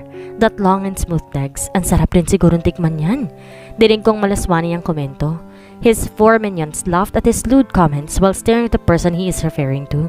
Sinundan ko ang tinitingnan nila. Nanginig ang panga ko sa galit nang malaman ko sinong pinaglalaswaan nila. Pinalipad kong hawak kong bola sa kanya at natamaan ang ulo niya. Galit niyang pinitang ulo niya papunta sa direksyon ko. He smugly smirked at the sight of me, his favorite enemy. His minions smugly smirked too. I saw him whispered something to one of his minions. Tumango ito sa kanya at naglakad palayo sa amin. Kurot na akong sinundan siya ng tingin. Umakit lahat ng dugo ko sa ulo nang biglang hinila ng pangit na minion ang babaeng iniingat-ingatan ko. Lumapit ako sa kanila at agad malakas sa itulong si Hugo sa sobrang galit ko. Pick your own target, asik ko. He widely grinned at me showing an amused facial expression for my sudden outburst. Tindo, dalhin mo dito yan. Dinig kong sigaw niya sa inutos niya. He dragged Lay towards us. Napapikit ako sa galit dahil nakikita kong padalag niyang hinihila si Lay. Kuyom na kuyom rin ang kamao ko habang diretso siyang pinapatay ng tingin ko. Ano ba? Bitiwan mo ko. Rinig kong asik ni Lay. Tell your minion to get his hands off her. I sternly commanded him with strong conviction. His brow raised and he cocked his head on the other side, provoking me more. I know what he is doing. He is luring me so if I punch him, I'm going to be suspended if I got into a fight with him again. Kuya Jordan! Impit niyang tawag sa pangalan ko. That word again. Baby, stop calling me dad. Marami na ring nanonood sa amin ngayon. We kinda attract attention from the crowd and I know for sure makakarating to ng mabilis sa guidance office and principal's office. Umigting ang pangako ng balabal niyang hinila sa braso papunta sa kanya si Lay. Ano may baby kulon? Samyo niya sa babaeng kaharap ko. I am about to punch him, disregarding my demerit record when a ball flew to us. I took the chance to pull Lay to my back. Nagigigil sa galit niyang sigaw. I saw blood coming out from his nose and that's because he was hit bullseye. I smirked because that serves him right. I don't need to know who did that. Ako at ang mga kaibigan ko lang ang kalaban niya. Nakaambay ang mga kasama niya makipagsuntukan sa amin nang biglang may umalingaw sa buong paligid. It was a whistle from one of his guards approaching us. Behind him is our raging school principal. In my office, now! Singhal niya sa amin. I heard distinct curses from the minions and Hugo. Napakamot na lang ako ng ulo dahil sa baka masuspend na naman ako. Sorry for the trouble. Mahinang sambit ng nasa likuran ko. Hawak ko pa palang kamay niya kaya agad ko itong binitawan. Mag-art club ka na lang. Sagad ko dahil sa short niya. Napatanga siya sa sinabi ko. Di niya maunawaan kung bakit ako nagkakaganito. I don't like this kind of me but held to my sanity. Ang puti pa. I groaned frustratedly then I turned back at her. Kuya Jordan, wait! Dinig kong sigaw niya. Napapikit na lamang ako. Naririnig din ako, babe. What? I violently cut her words off. Mukha na siyang napapaiyak kaya mahina ako napamura. Gusto ko lang naman sumabay sa'yo, she said softly. Naantig ang baliw kong puso sa kanya. Gosh, she is so cute. My heart beat fast. I lost my sanity once again. Without saying a word, I grabbed her hand and pulled her to walk towards where I am going. Dihim ako napapangiti sa loob-loob ko. Her hand is soft and warm, perfect for my cold and rough hand. I am so whipped, baby. I had loved Cassandra. I never thought that I would love Cassandra despite my grieving adoration towards my friend's sister. But that is what I thought. I set aside my feelings because I know her brother wouldn't approve of us. I love Cassandra, but the more we are in the relationship, I really induced that it was all about Lay. I talked about her most of the time whenever I am with Cassandra, and that was disrespectful of me. Is this why I did not care much upon witnessing with my two eyes that she cheated on me? I did not confront nor reprimand her about it. I is still with her despite the truth that I knew that nothing is going between us anymore. There is no spark that ignites a relationship to prosper. It died down because of me. None of my family knew that I entered a secret organization. It is too dangerous, and once you are in, there is no turning back on the pact. No spilling of information to even the most important person of your life. Riley and I are in the same flagship. We call our faction Flagship. We are in the Alpha Flagship. It took us years to earn a recognition from the organization. You need to swallow your morals because in this job, there is no room for a second option. We kill, but only if needed or that person is trying to get meddle with us during the mission, but rest assured that we are no illegal or underground organization that is against the government. We are neither an ally or a sworn enemy. We are a non-governmental organization but we accepted governmental mission if our boss find the case reasonable and indisputable. Not all can be part of this and not all can participate whichever they like. They chose you and that was happened to me and Riley. We received a chip of innovation. Out of curiosity, I went to the place written in that chip. But the main acceptance in the organization begins with a battle. If you lose, you will die just to protect the privacy of the organization. That is where I found out that Riley had been chosen too. First time in my entire existence that I found my purpose aside from the paperwork that awaits for me in the business world. Second, I found a new way to protect her from any danger that might hurt her. During the end of our training, as we successfully been recognized as an official member of the faction, golden rules will be concealed, but one rule resonates in my head. Thou shalt not have commit relationship to anyone that could hinder the mission. A heart of the man of faction belongs only to the organization. At first, it's not okay because I always dreamed her to be my infinite home, but I accepted it too since this is me already. This is the Jordan now that I already embraced, but always expect the unexpected. Plans has been ruined in one single blow. Our parents engaged us for a forced marriage. Nagulat ako nung hindi siya tumanggi. Hindi ko rin alam kung bakit ako nagalit sa kanya sa hindi niya pagtanggi. Then, all of a sudden, the agreement I had concealed fired back at me. Reason why I came up with this cruel decision. I showed her how monstrous I am, how regretful is me as her husband. That is why it's easier for her to loathe me and run away from me. Masakit pero kailangan. Nasa kamay ko na pinakawalan ko pa. Ito na ang kapalaran ko kaya tatanggapin ko na lamang. As we are in the commitment, the more I'm having a hard time extending my tragedy, the more I realize that I really love her. Masyado ko na siyang nasasaktan sa mga ginagawa ko pero minamahal niya pa rin ako. Mahal niya pa rin ang gagong to. That is why I gave in. Hindi ko kaya. Binalaan na kita pero hindi ka nakinig. Parinisi pa ni Riley sa akin. Bumuntong hininga na lamang ako. Don't you think I didn't know that? It was loud and clear to me. Gulo ang pinasok mo, you know? He won't spare you for great punishment. You broke his rules. Nag-aalala niyang wika sa akin. I know who is referring to a he, our boss, the general of all of action, the great and almighty Supremo. I deeply sigh again. I know that too. Marupok ako kanina kaya siguro kahit anong gawin kong tanggi hindi ko maaalis na natutuwa sa wakas na meron na akong panghahawakan para hindi na siya makawala pa. But who am I kidding? Ako mismo ang nagpakawala. Other than that, I have my own rarest things I will never forget in our forced marriage. Halos magwala-wala na ako, ilang linggo din siyang nawala, or shall I say, umalis. I know what I did. I called Cassandra's name after I released my seed inside of her. That was one unforgettable night. Hell yeah, I am his first seed and I will be her last. Ako lang dapat. Pinahanap ko siya sa tracker namin and only to find out she's having a good time with that Americanized Batanggenyo guy. Puro pakita ng katawan. Di hamak na mas marami akong pandesal sa kanya. I secretly followed her tapos pagbalik niya, marinig ko yung mga walang kwentang-kwento niya. To my anger, I cornered her in the bathroom. I followed her there and locked the door so she cannot escape anymore. I won't let this day pass without claiming what is mine. Ako lang po pwedeng makakagawa nito sa kanya. What's mine is mine. Ang kay Jordan ay kay Jordan. She protested but in the end I felt that her body is responding.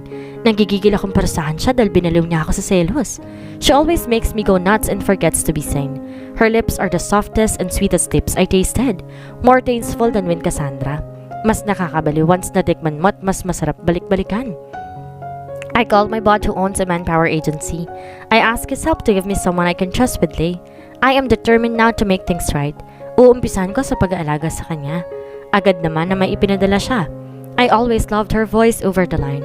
It is an angelic voice like a lullaby. I closed my eyes to feel her sweetest. I called because there's a woman here in our house and she said, "You hired her?" She asked. Yeah. I called the manpower company. I want to stop all of what you did before. This time I will make things right for us, I said. What the Robles? We are in the middle of a mission. Get your head back to the mission. I heard Raven scold me through my earpiece. Panira ng moment. Silence stretched. I know she will be doubting my words. I heard her so many times and I can totally understand. Are you still there, baby? My baby. Robles! Naninibago lang. Garalgal niyang boses. Sorry for all the things I did before. I wish that you could still give me another chance, I told her. I never gave up, Jordan, and never will, she softly answered. My heart skipped a beat. I could not utter a single word. The sentence made me realize that I am the luckiest bastard living on earth. Robles, I told you to get your head back to the mission. Cut the cord now before it explodes or else you don't want to see her anymore. I ended the call. That finished what I needed to do. After the mission, I will go home to her. She is my always forever home. I successfully prevent the bomb to explode. Mission success. I told Raven over the line. Good. I won't tell this to the Supremo, but this is your last. I heard him sigh. I can see now why the organization made that rule. He cut the line. I released a deep sigh. I know, and I broke the rule a long time ago. I woke up one dawn alone, no wife beside me on the bed. I immediately got up and hurriedly stormed out the room to look for her. More than an hour of finding her around the vicinity of our house but still we cannot find her. Uminahon ka, iho. Mahahanap din sila. Saad ni Manang Rosa. Hindi ko sumagot at mura pa rin. She left her phone. That is why I cannot tell her. Pag may nangyari sa kanya masama, hindi ko mapapatawad ang sarili ko. Nangako ko sa kanya pero napako ko. Then I heard an engine sound got in our garage. A happy and hopping Lay appeared. She's smiling so wide with a white plastic bag on her hand. Hindi ko alam ang laman pero wala akong pakialam. Ang mahalaga buhay siya. Nakikita ko na siya. Bahagya pa siyang nagulat sa amin. Sinilubong ko siya ng galit. Galit sa ginawa niyang pag-ares ng walang paalam. Where have you been? Galit kong salubong sa kanya. She suddenly cried while looking at my angry face. I sighed and myself softened my expression. I did not mean to welcome her with rage. I am just worried about her. I made her cry again. Wala na akong ginawang matino sa buhay ko. I am so pathetic and worthless, man of the house. I walked towards her then caged her on my arms. Hinagod-hagod kong likuran niya para luin siya. I could hear her heavy heart while crying. I cannot stand hearing that sound. It also crushed my heart. Hush, baby, I'm sorry. I am just worried. When I woke up, I did not see you beside me nor in the whole house. I softly explained to her. I heard her sniffling. Napasinok pa siya sa sobrang pag-iyak. I mentally scolded myself with series of curses. Saan ka ba nanggaling, iha? Alalang-ala kami sa'yo lalo na yung asawa mo. Mundi kan pang tumawag ng pulis dahil hindi ka makontakt. Talong sa kanya ni Manang Rosa.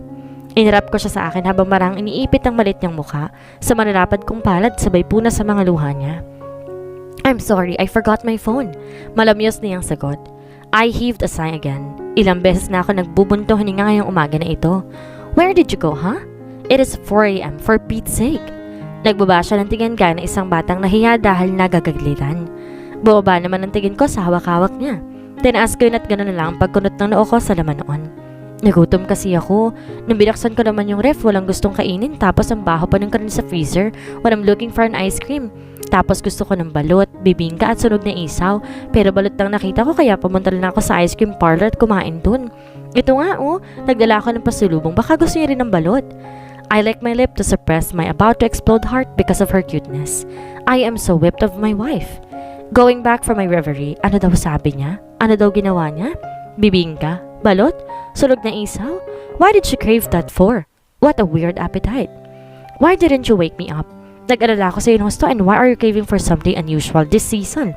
It is still July. Wala ka talagang mahahanap ng bibingka at isaw at balot? At this hour? Litanya niya sa akin. Sorry na nga, hindi na mauulit. Malambing niyang sagot. I just nod my head to hide his chest, drumming sound when she gave me that puppy eyes. Fuck, I am horny. Baby, stop me, baka hindi ako makapagpigil. I might do that to you here. Nakakahiya kay Manang Rosa. Ayaw lang kasi kitang gisingin kasi mahimbing ka natutulog na at saka ayaw ako magalit ka sa akin. Halos ibulong niya ang huling sinabi niya. I cannot blame her for acting that way. Nagtanim ako ng galit sa sistema niya kaya inaani ko ngayon. Why would I be angry? Masaya akong gigising kung ikaw magigising. Sabi ko para baguhin ang tingin niya sa akin. She smiled. My heart, baby. O siya, babalik na muna ako sa pagtulog. Maaga pa ako magigising mamaya. Paalam sa amin ni Manang. Sabay kaming napalingon sa kanya at saka tumango bilang abiso. Nga pala, aalis ako mamaya. Where are you going? To my doctor. Papacheck up ko tong nararamdaman ko lately. Sagot niya. Why? Ano bang nararamdaman mo? May sumasakit pa sa'yo? Did I cause you stress again? Sunod-sunod kong tanong sa pag-aalala. I saw a smile crept across her lips. Did she find my worriedness amusing? Wala namang masakit sa akin. Lagi lang kasi ako nagugutom lately at saka antukin din ako. Baka ako may bulati ako sa tiyan, papapurga ako nun. She answered. Nagbiro pa siya pero mas lalo ako nag-alala sa sinabi niya. I will take my leave tomorrow. I will take you there. I'm worried too. I said as he pulled her up to me and his kissed her on her head. Alam kong mali ito at hindi dapat ito ginagawa dahil taliwas ito sa sumpaan ko. Pero hindi ko na kayang wala siya. Hindi ko kayang mahalin lamang siya sa malayo. Mahal na mahal ko ito at ipaglalaban ko ito kahit pa ang buhay ko. Nothing is more heartbreaking knowing that you lost a child you did not even know but you wanted to know the most. Galit na galit ako kay Eileen at sa kanya dahil nilihim nila iyon sa akin. Nakakabaklang umiyak pero hindi ko alintana. I let my tears stream down on my face. A baby. A supposed fruit of our love. It's better this way. Hindi mo ba naisip na mas mahirapan lang sila? Lay is already devastated whenever she is with you. What more if you have a child? Sigaw sa akin ni Riley. Pinapatay ko ang atay at lalamunan ko. Sa mga pinakamatapang na alak sa bar na ito. Tinignan ko siya ng matalim at saka kiniwelyohan habang nagtatangis ang aking mga panga sa galit sa sinabi niya. How could you say that? Okay lang na wala na yung anak ko? You always find ways to create a knife that could kill you. Una, you could disappear the day of your marriage pero matigas ang bungo mo. Pangalawa, you impregnate her. You know that will be the death for you. Pagpapaalala niya sa mga bagay na nilabag ko.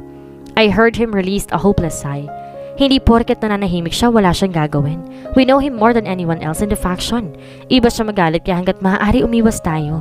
You know what he did to Cheetah because he wanted to get out? Ramdam ko ang pagtingin niya sa akin. He killed him. He continued with strong emphasis so I will be driven to that thought that it is needed better this way. Nilagok ko na lang ang mapait na alak na hawak ko. Wala ko ibang maramdaman kundi puot at bighati. Nagbahal ka na ba? I solemnly asked. He softly chuckled. Love is only a delusion. It is traumatic.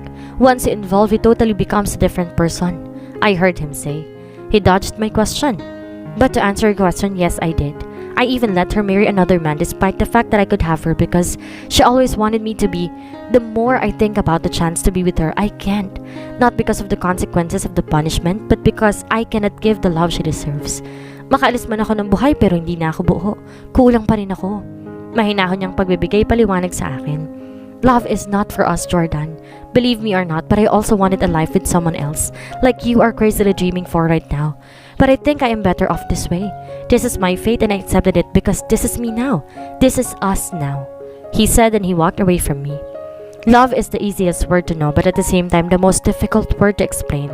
The day that I should be celebrating because finally she gave up on us is also the day that my heart is in great destruction. Pinong-pinong pagkadurog ng puso ko nang nilahad ni Daddy ang divorce paper namin. Dad told me everything. He asked Lay to save me. I only did a few argues about because he doesn't know that I can protect myself from Hugo. Pumatok kasi ang balita, nagkaroon kami ng gulo ni Hugo. Their company was our greatest asset that time. We need them, that's why he forced to get married. Alam ko, pakana ni Hugo dahil alam niya isa sa mga rules ng faction. He knew it intelligently because he is one of our greatest enemy. I began starting my day without her in my sight anymore. I could track her whenever she is right now, but I did not. I set her off free this time. Tama si Riley, we are better off this way. I continued being an engineer, a business owner, and an agent. Then one day, a person whom we thought was dead was very much alive. He told me things that uplift my spirit to look for her once again and win her back. Did you know that I created that rule? Napatigil ako sa sinabi niya. Funny, right? Ako mismong sumira. Hindi ko alam kung bakit di pa inalis yung Supremo ninyo. It is totally invalid now, he said, which made me widen my eyes in surprise. What the? Mura ni Riley sa tabi ko. What do you mean invalid? Kuryoso kong tanong. You know that I'm one of the 8 Supremos, right?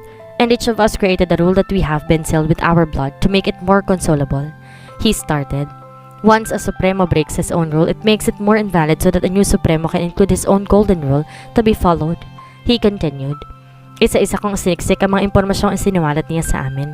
Then anger builds up toward my head as I remember how he punished me. He let me go to a battle of 1 versus 60 in a single arena. Halos ikamatay ko yun.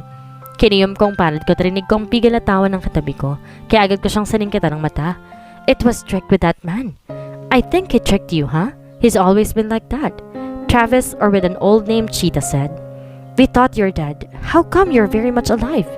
Riley asked the same question in my head. I looked at him back with utmost curiosity.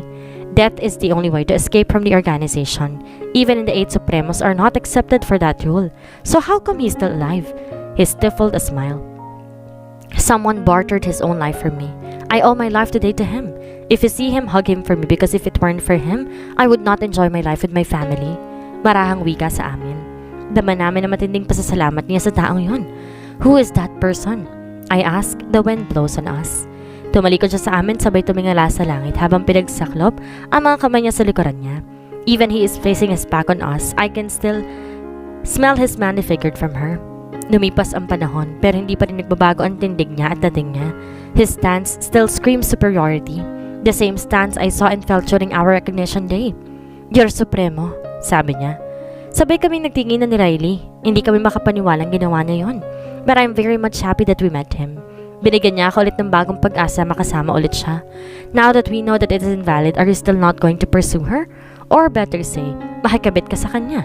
Natatawa kong biro pa sa kanya. Natatawa. Her scoff as he brought his glass of liquor on his lips. We went to the bar after our talk with Travis. We are celebrating at the same bitterly reminisce our shared mistakes in the past. Gago, sa gwapo kong to kabit lang. Hambog na wika niya. Napailing na lang ako sa kakapalan ng mukha niya. Baka baliw na naman siya. Ramdam ko ang biglang pagseryoso niya. Tapos na ang panahon namin. She's happy now and I'm happy for her too, he said. Susuportahan na lamang kita. She is still your wife, so go for it. I smilingly said. Yes, she is right. Kahit kailan hindi ko na pinalmahan iyon. Mas lalo nagwala ang puso ko na malamang may anak ako. Ang akala kong namatay na parte ng buhay ko ay hindi pala totoo. She hid it from me to protect her and I understand her reason. I was nothing but an asshole to her before. I finally have my own family now and 4 million times I am proud to say that I am one hella lucky bastard. I plan to bring back one special person in my life again. Became 2. May 2 na ang susuyuin ko at 2 na ang iuwi ko sa bahay ko. It wasn't easy to do but I will never give up that easily. I did not defeat 60 people just to go home with a broken heart. My daughter is our perfect combination. She is everything that we have. She is so tiny and cute. She is beautiful like her mother. Unlike Lay, I think Stream got my personality. Brusko at matulungin. I witnessed how she protected her friend Esther from the bullies and like me, I also want to protect my own people. Walang hiya ka, Jordan. Ang sabi mo hindi mo na ako ulit sasaktan, so ano to? Gago ka? Impit na sigaw niya sa harap ng lapid ako. I want to hug her, wipe his tears and show myself to her but I could not. It will be dangerous for them if I act reckless. Wait for me, baby. I will finish this when I will come home. I muttered, alone behind this tall tree. Masakit siya makitang ganyan pero kailangan kong tiisin. An electricity outbreak doomed the gallery. Baka na ito ni Hugo para makuha niya si Ray at ipain sa akin. He even used Cassandra to dive Lay in his prepared cage. He knows that Cassandra will do everything for Dave. He threatened her not to kill Dave as long as she will do everything he asks. Demonyo talaga. Kahit kapatid walang sinasanto. Save her, idiot. Sabi ko kay Riley sa kabilang linya. I will. Finish that idiot to beast. Sabi niya, calling me by my code name. I grinned at the thought. Of course I will. I am damn thirsty for my wife's lips and body. I'm dying to taste her again and I want to hug my daughter again. My babies.